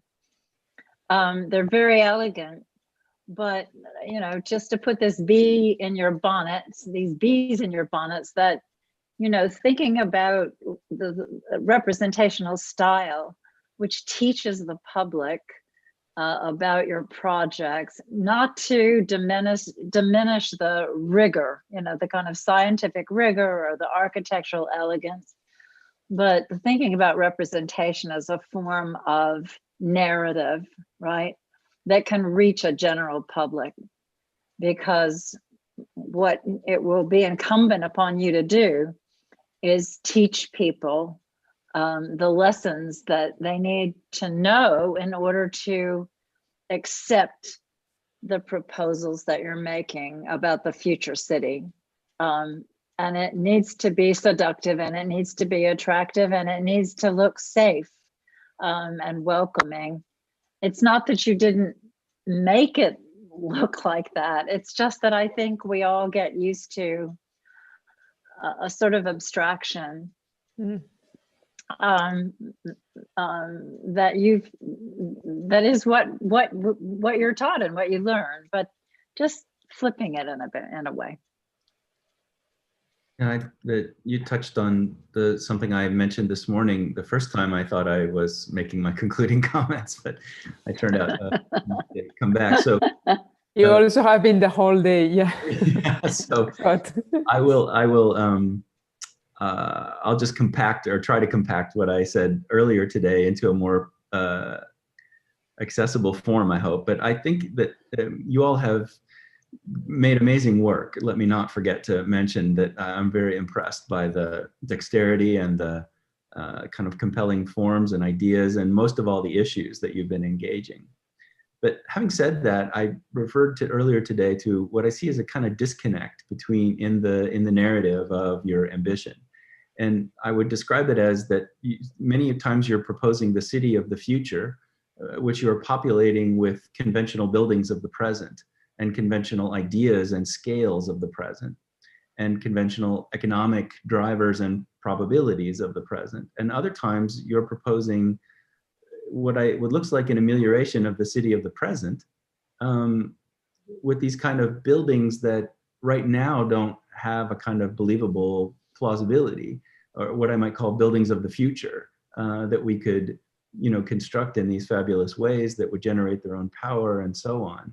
And it's the disconnect between those two things. And what I was most excited about today are instances where I saw a forward-looking idea of what cities would be in the future or would need to be in the post-apocalyptic future, coupled with building ideas that were correspondingly progressive. And even if they were implausible today, you were actually pointing to the plausibility in a future moment. The other things that were exciting were to see ameliorative efforts that I could imagine being deployed now using conventional technologies and things accessible to us right now to deal with the fundamental problems that the city has produced over the years through its design development and its mistakes. And so it seems like you can either be projecting forward and designing for that future, or you can be engaging issues of the moment with contemporary issues. But when they mixed, it was when I began to lose the thread today. So, but I really think this is terrific work, and you can develop that narrative arc, and you can even isolate your activities to correspond to the future and the present as separate logics. But very impressive work today. Thank you. And I was going to just add some comments about the pedagogy, because I was thinking about what was engineered behind the scenes by your professor to lead to this semester, from what I could see this afternoon. I came up with 3 words, one of which was ambition. Scott used that word as well. The other 2 were research and idealism. And the research clearly has tremendous value, the way in which each of you has engaged issues that have significance to this place. And it's intriguing the way that you sort of took that apart and put it back together for your own analytical purposes and to better and more deeply understand the situation. The idealism emerged out of this, and I suspect it has a lot to do with how you looked at that research critically and tried to imagine what that's telling you as to possibilities. I also think it ties directly to a number of the goals that Margarita set up for you. She provoked, I think, to a degree, the idealism that we saw in all the projects, and I'm sure that was true in the morning as well. And then just to close with the ambition part of it, I think it's great to see the ambition, and I think all of you have it. But I think Scott was actually talking about some of the same issues that I was thinking about, where some of the biggest challenges reside. And I concur with his comments, but in addition to it, some of it has a lot to do with the transition and scalar issues of navigating between planning and architectural expression. And by architectural expression, I also mean the landscape architecture, urbanism, landscape architecture, and architecture, that navigating of scale and how issues play out from one reference point to another really is an ongoing challenge. And I think that's where a number of the biggest issues were in projects. Now, that's not to diminish the importance of the project. It's very important that you all took that scale on in a way that was testing out some of the research and idealism that you brought to your individual projects. So I think it's a terrific pedagogical process that you've been through. Probably a bit frustrating because the last piece of that in itself could be a whole semester project as well. But congratulations, and I'm really glad I could join you this afternoon. Thank you, Ken. So I think I'm the last. Huh? Everything has been said. I think it's super exciting to have a studio about New Orleans and in a large scale, like an urban and master plan scale, because for years, we all were tired of projects in New Orleans, and people would say, oh, can you have another site somewhere else? Because they were really very challenging, and they were just dealing with a site, or maybe the French Quarter was analyzed, maybe the warehouse district, but that was about it. And so it was rare that there wasn't a studio, as far as I remember, that would be so ambitious and would just go beyond, and not just go to the usual territory in the middle of New Orleans. So I think that's great that there is a project like that, and this is a couple of years, so it will be explored more. I was also impressed, and it revealed itself only slowly this afternoon. I didn't realize until third, fourth project that they all kind of locked into each other, which I guess, having seen the whole day, is probably very exciting. I only got the half. And so as we said before, and Margarita pointed out, you were not making these links. So to make us aware of this, that you were very disciplined in a way. For a student, that's pretty amazing, that you didn't have your own little dance only, but you bought into a strategy, you bought into some things that were given to you. You had to use the grid, you had to do this, you had to do that, but you didn't get lazy by saying, okay, fine, I just do whatever they give me. So you kind of had this balancing act. What do I take, and what do I make out of this? Mm-hmm. So that's laudable, and that's amazing, because when I saw it at mid-review, that wasn't the case. There was lots of gaps in it, but it was the middle. And then I agree with Scott that that's lately, I don't know, that the architecture part is so timid, and it's also so unskilled. So what that tells me is that there's something in the curriculum that's amiss somehow, or I don't know what it is. Maybe the generation of students is not interested anymore. Because when I was a student, it was like we were all kings of architecture. We were all super ambitious, and it had to be like the best building ever, and it was all about form, and Right. I don't know, it was just all about the architecture.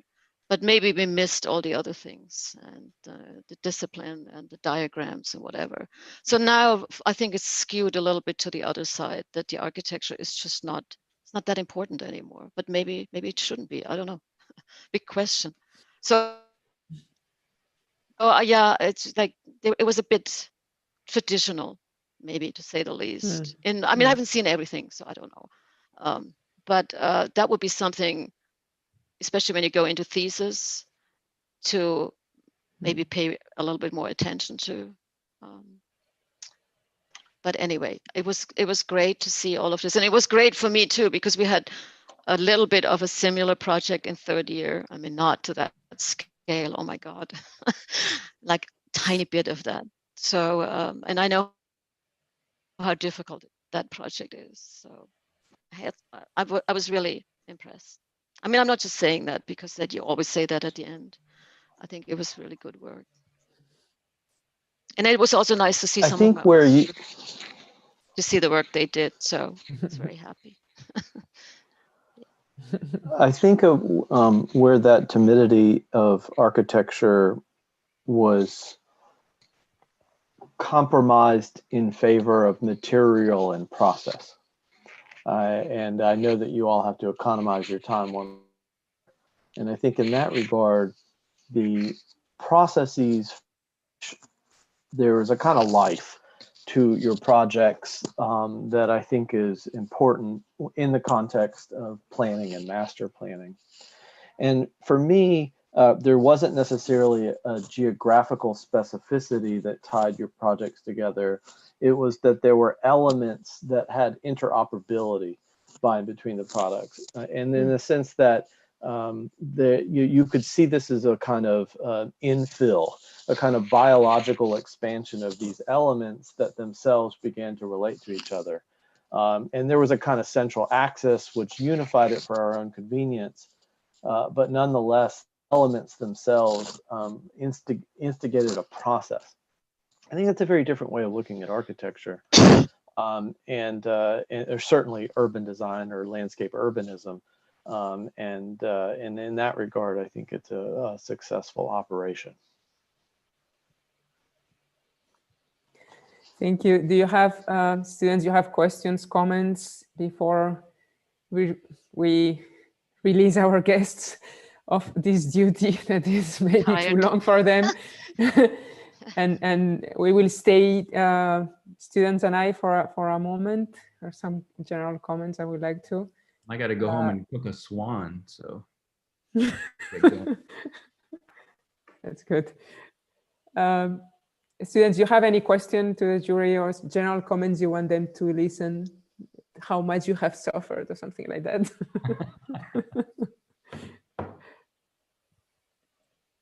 No. Thank you. Okay. Thank you then, Ken, Carol, Okay, Scott, bye. Nice having Jesse. Yeah. Thank you so much. Take Bye. care, Have a good everybody. break. Yeah. Thank you. Thank you. Have a Take care. nice Christmas. Bye. Yes, true. Yay, we make it. Thank You rock. Thank you, Carol. They're gone. Super good. Oh, wow. You made it. Amazing. It's so good. Oh, How many so hurricanes proud. down was that? 5? Did we Sorry? survive?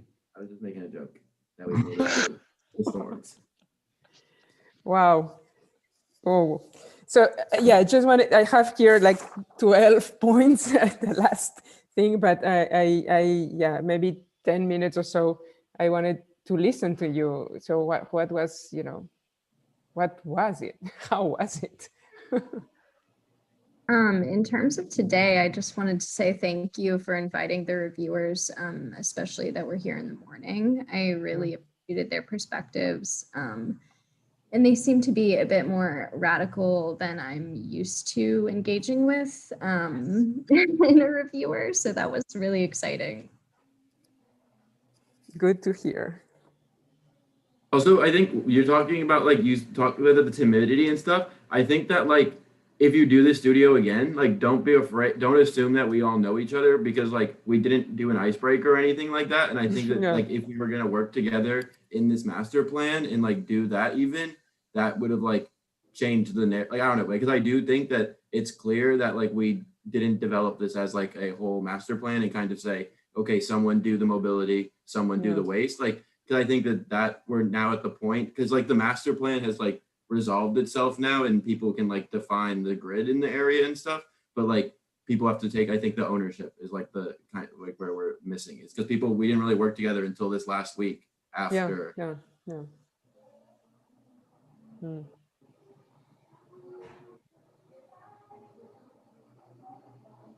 There's a waste guy.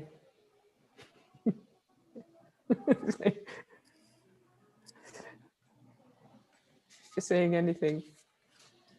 The music and the energy, the food people. Annie and Maddie, and now you almost have a motto. Kelsey, you were the first one.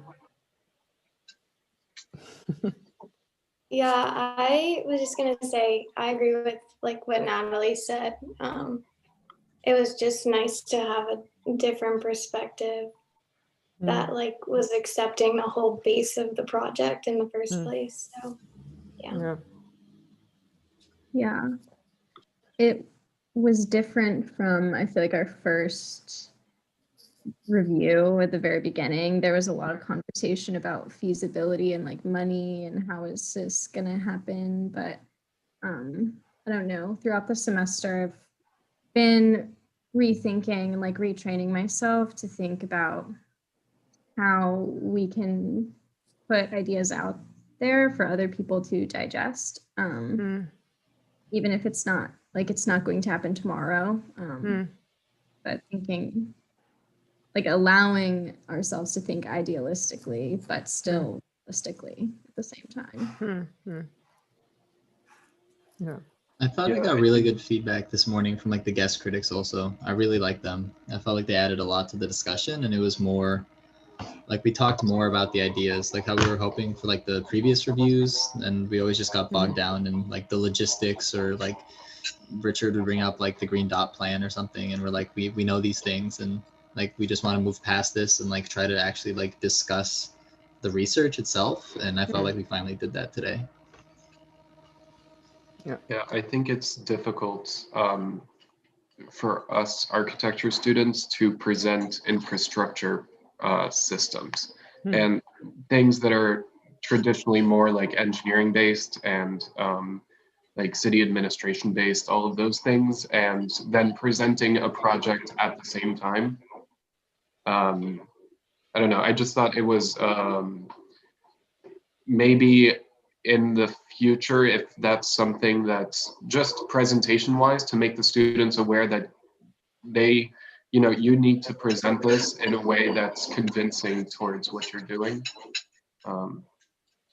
Yeah. Like I don't know. I was feeling like, 'cause I agree with that, is that like it's kind of, you're like standing on like loose footing almost. Like we don't have, like normally when you're like doing architecture, like the context is where you're gonna come up with your project and stuff, and like that's the resources. So now you're like inventing the context, like so you're doing both, and then it gets, I feel like as the designer personally, I got like too lost in between both of them, because you're creating the building and you're creating everything the building is responding to. Yeah, I have the same feeling, in the sense that I had at some point, I had to isolate you from the exterior and to cherish you.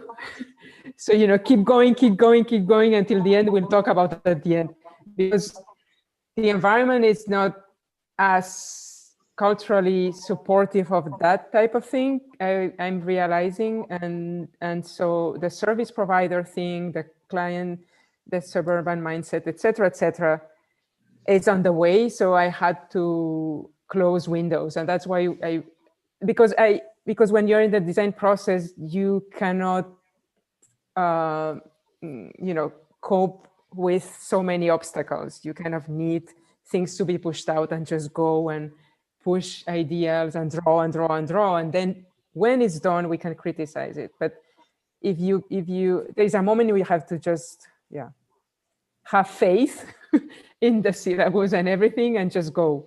And then later question it, but not question at the same time that you're doing it. So I think, and I recognize that the environment, after the Rich Campanella review, Josh, I just thought that it was a moment to close windows, and, you know, because at the end, I didn't want to talk about architecture only. I wanted to talk about larger ideas anyway. So that's why I reach out outside, and also larger perspectives with another mindset to finish that way. But maybe, doing that before would have been better, I guess.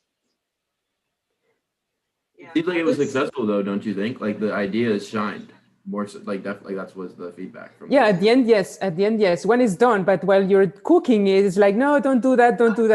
Leave me alone. Let me cook. When I finish my dish, you eat it, and you say if you like it or not. But it's like, we don't like this ingredient. Here, we don't cook this ingredient. We don't eat chicken. You know, we don't do that. You know. I think this semester was also just the nature of, like, beyond that is like the fact that it's shorter. Like if we had some, like everything was more stressed. Like if we had a little bit more, just like even if we had 2 more weeks, like look at how much farther from 2 weeks ago these projects all came. That, like, I don't know.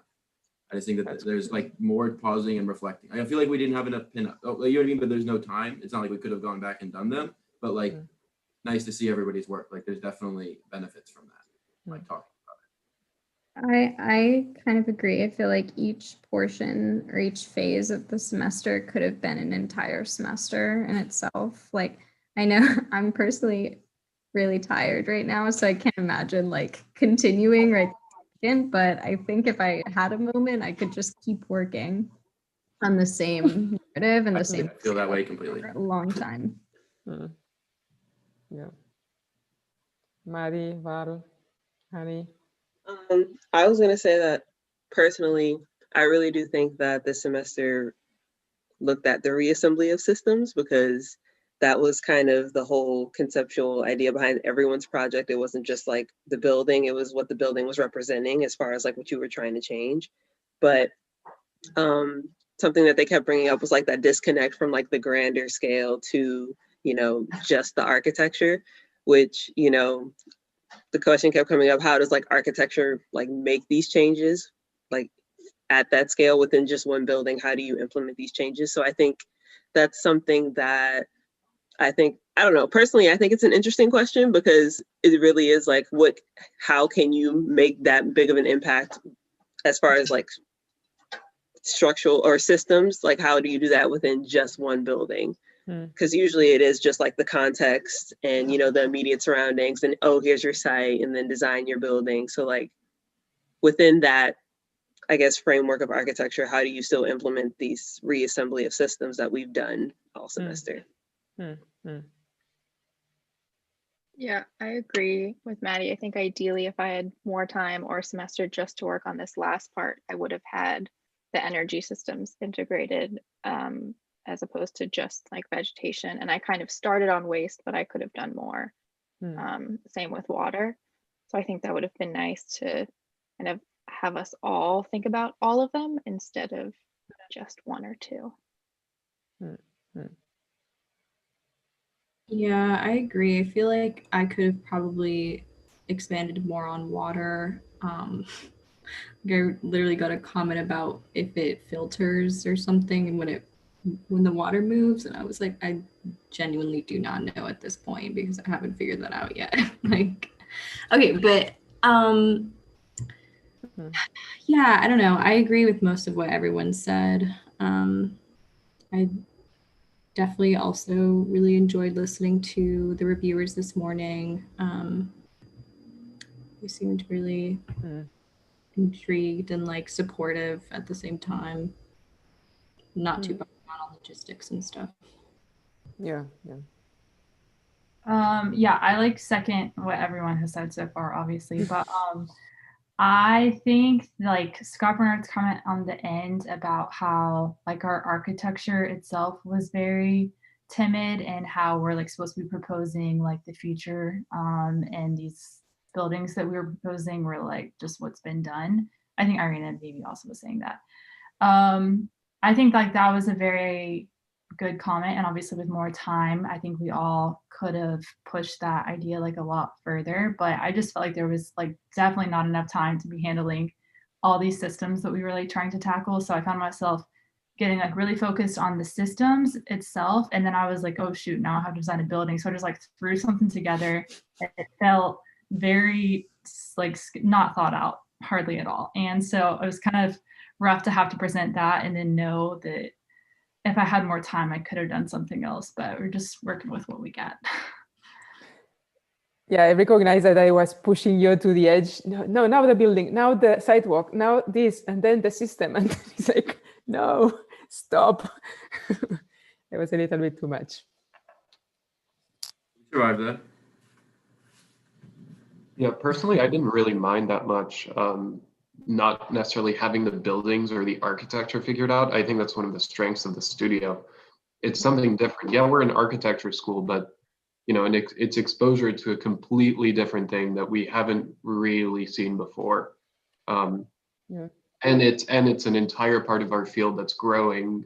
That's growing a lot, especially right now, and probably in the future 10 years when we start really working. So like the comments about the buildings, I didn't really, I mean, I heard all of it and I agree with most of it, but that wasn't, for me, that wasn't really the important part at all about the project, nor was it that significant of what the studio was doing. So I don't know if there's a way to, because again, we're an architecture school, I don't know if there's a way to kind of shift the focus and say that it's really not necessarily just the architecture. It's more, we're presenting more than this, but yeah. Yeah, I completely agree with you. I think the thing that was confusing is maybe just like misunderstanding of what we were trying to do, because I feel like it was kind of presented in a way that like we should be thinking about building as well as systems. And I almost just wish we were just told like really focus on systems and didn't even really have to like even try to put something together for the buildings in a way. So I just feel like maybe Scott Bernard was under the impression that it all should have been developed at the equal level in a way. So then obviously he was disappointed because we all focus on the systems way more than we focus on the buildings. So I agree. I don't think I took it personally by any means because I knew I didn't put hardly any time into it. But I think maybe the studio could have benefited if like it was presented in a way where like maybe we're mostly focused on the systems. I understand that there's so architects needs objects to be able to just take, you know, the handrail and then talk about something else. So it's almost, so I presented in a way that it was the same importance when it's not. So it's clear that you have been trained as architect for designing objects, and this other field is totally new. So the fact that you are expected to solve things related to object form, etc., was not part of the studio, but something that you're supposed to have inherited by the time you arrive here, I guess, and pushing that further, adding on top the system thinking. But yeah. I agree with Elliot and Katie. I was kind of surprised that Professor Kyle was so adamant about the architecture, because she oversaw our integrated studio for the fall semester when we were master planning in Toronto, at least the beginning of it. And then the second half of it was basically doing this, but with doors and in the plans.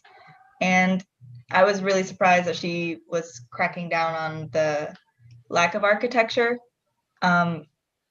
When this, I don't know, I was under the impression that like if the other reviewers were so adamant about talking about our master plans and, you know, those really cool diagrams that we all had at the beginning of the semester for mid review, and then suddenly for the second half, it was just a lot of less comments about the collective master plan and more on the individual building design.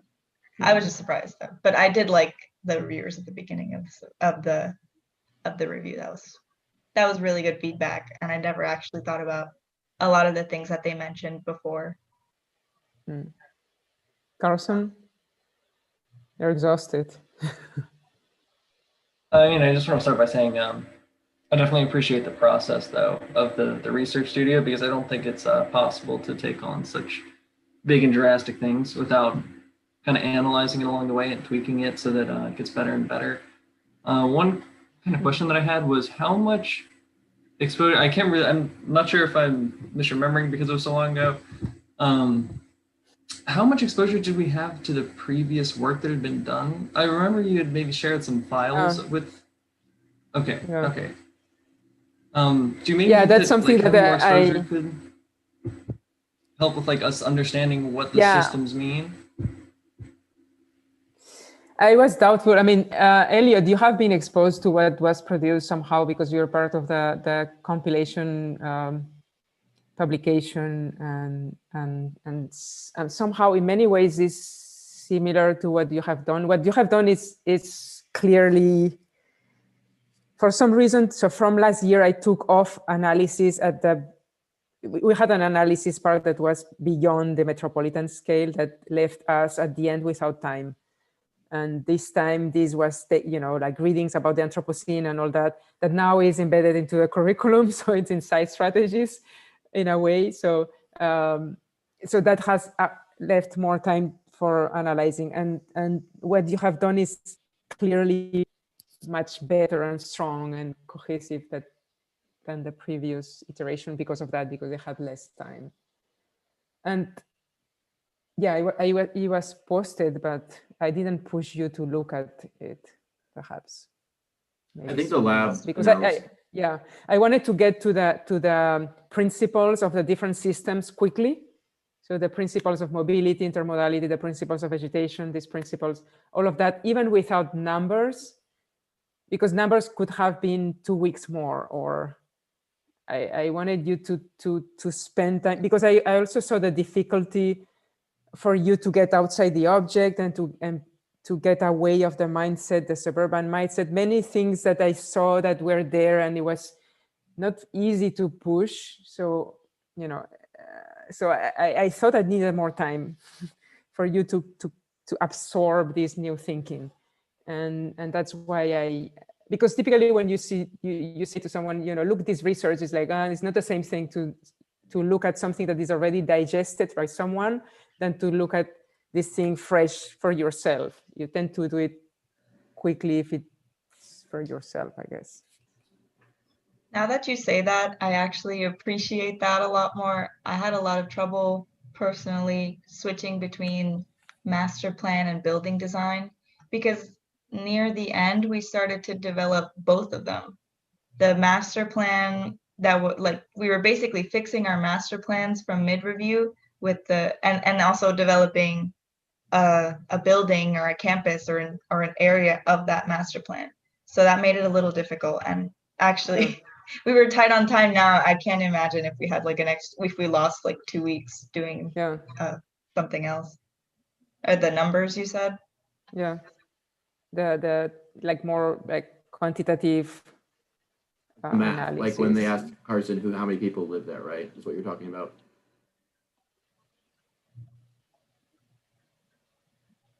I think Carson was talking about the research done previous semesters.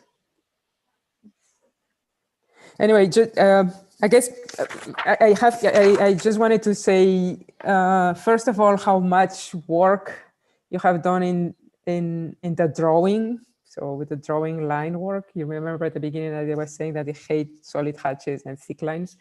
So I've done this super refined, exquisite drawing that is so amazingly beautiful in many, many ways. So that's first. Second is, I see you getting away from this suburban mindset of the backyard of the building, or the part of the building that is not seen, or the idea of separation functions, or the idea of only the object and the rest is like a context that I don't care about. So, you know, all this embracing this kind of mixing of the city as a mess of, and it's all under your competencies. So the suburban mindset, is like partially gone. I see also the service provider mentality, because we were forced to not to attend anyone, it's also gone, and it's moved into this idealism that is specific but also idealistic. So it's responding to the planet, let's say that way, or it's responding to a larger agenda, not necessarily something that is impersonating into a client. That's the second one. The third is to embrace another urbanity. So you were, you know, in streetscapes, sidewalks, integration of infrastructures, all the things that are outside architecture you took on. The longer sections beyond your site, so smiley I was when I see this, you know, more, like, you know, extend that. And even your building is like this and the section is like super long. So it makes total sense to see, you know, the bridge, Annie's bridge, and then the neighbors, and then the greenhouse. And even if you had the ship or the boat in the water would have been even amazing, you know, like all these things relate in the section, the long section of yours, you know, beyond the site. The other thing is infrastructures. I mean, waste, food, water, mobility, vegetation might be the one that was a little bit left behind in many, many projects. I think almost all vegetation or tree or forest or all this thinking about urban forest was kind of missing, I guess, in favor of other things. Perhaps water took too much. Energy, we talked about solar, and tidal was mentioned at some point, compost, some things. Energy has been a big somehow protagonist, energy and water. Another design. Here, my style, there is a point where I can stop. Yeah. The fact that I said that already, so I wanted to isolate you and cherish you, so you keep producing. and sometimes it's like I saw, for example, when you're taking a direction, oh, that's not, but just go and do, because you can always be changing things forever, and then you get stuck and you don't get satisfied of the results. So you just have to keep going. That was, and the thing about the private property. So the thing that you can think about ideas that are not into your land, you can think about, because the industrial canal is so large that it's almost unfair to think that it's a private property. So I question the private property at this point. I question that this is, belong to these people in that time. So that belonged to a long time. It belongs to the city in a way. It belongs to everyone. So why shouldn't we think about it even if it's not ours, right? So even thinking about the city as a whole, or thinking about places and their futures, and questioning private property if it's necessary. I think it's a good also point. And then point 9. Oh yeah, the promiscuity I just said. I think now if you look at carefully the master plan and put yourself and see on the concept board all the different projects, and take that into your narrative and your portfolio, and explain the connections, explain the different ideas, and borrow from one each other. You're a team forever. I'm sorry, but you have been part of this story, and you will be forever, like a kind of team of a certain moment in time. And I think this common thing that you have of the master plan will be yours anyway. And then, so last, I think I have last comment. Is not. Oh yeah, the comment from Carol about the drawing and the. Yeah, I'm not sure about the drawing changing, but I think the narrative is something that is really important. So the written narrative of the project, it's something that is a universal language that can be really. So the narratives can be tailored to your audience in different ways. So if you can do a narrative for that type of people, another narrative of the same project for this other type of people, that's really important, even in professional life, to know what is the narrative, the different narratives of your unique project. I think that's a quality to develop. Anyway, just to say that I understand. I'm really happy with the result and the work you have done. I'm really proud. That's it. So. Nice. Thank you. Okay, have a nice Christmas and everything, a nice break, and enjoy and sleep. Thank you. Thank you. Bye. Thank you. You Bye too. bye. Thank you. Bye bye.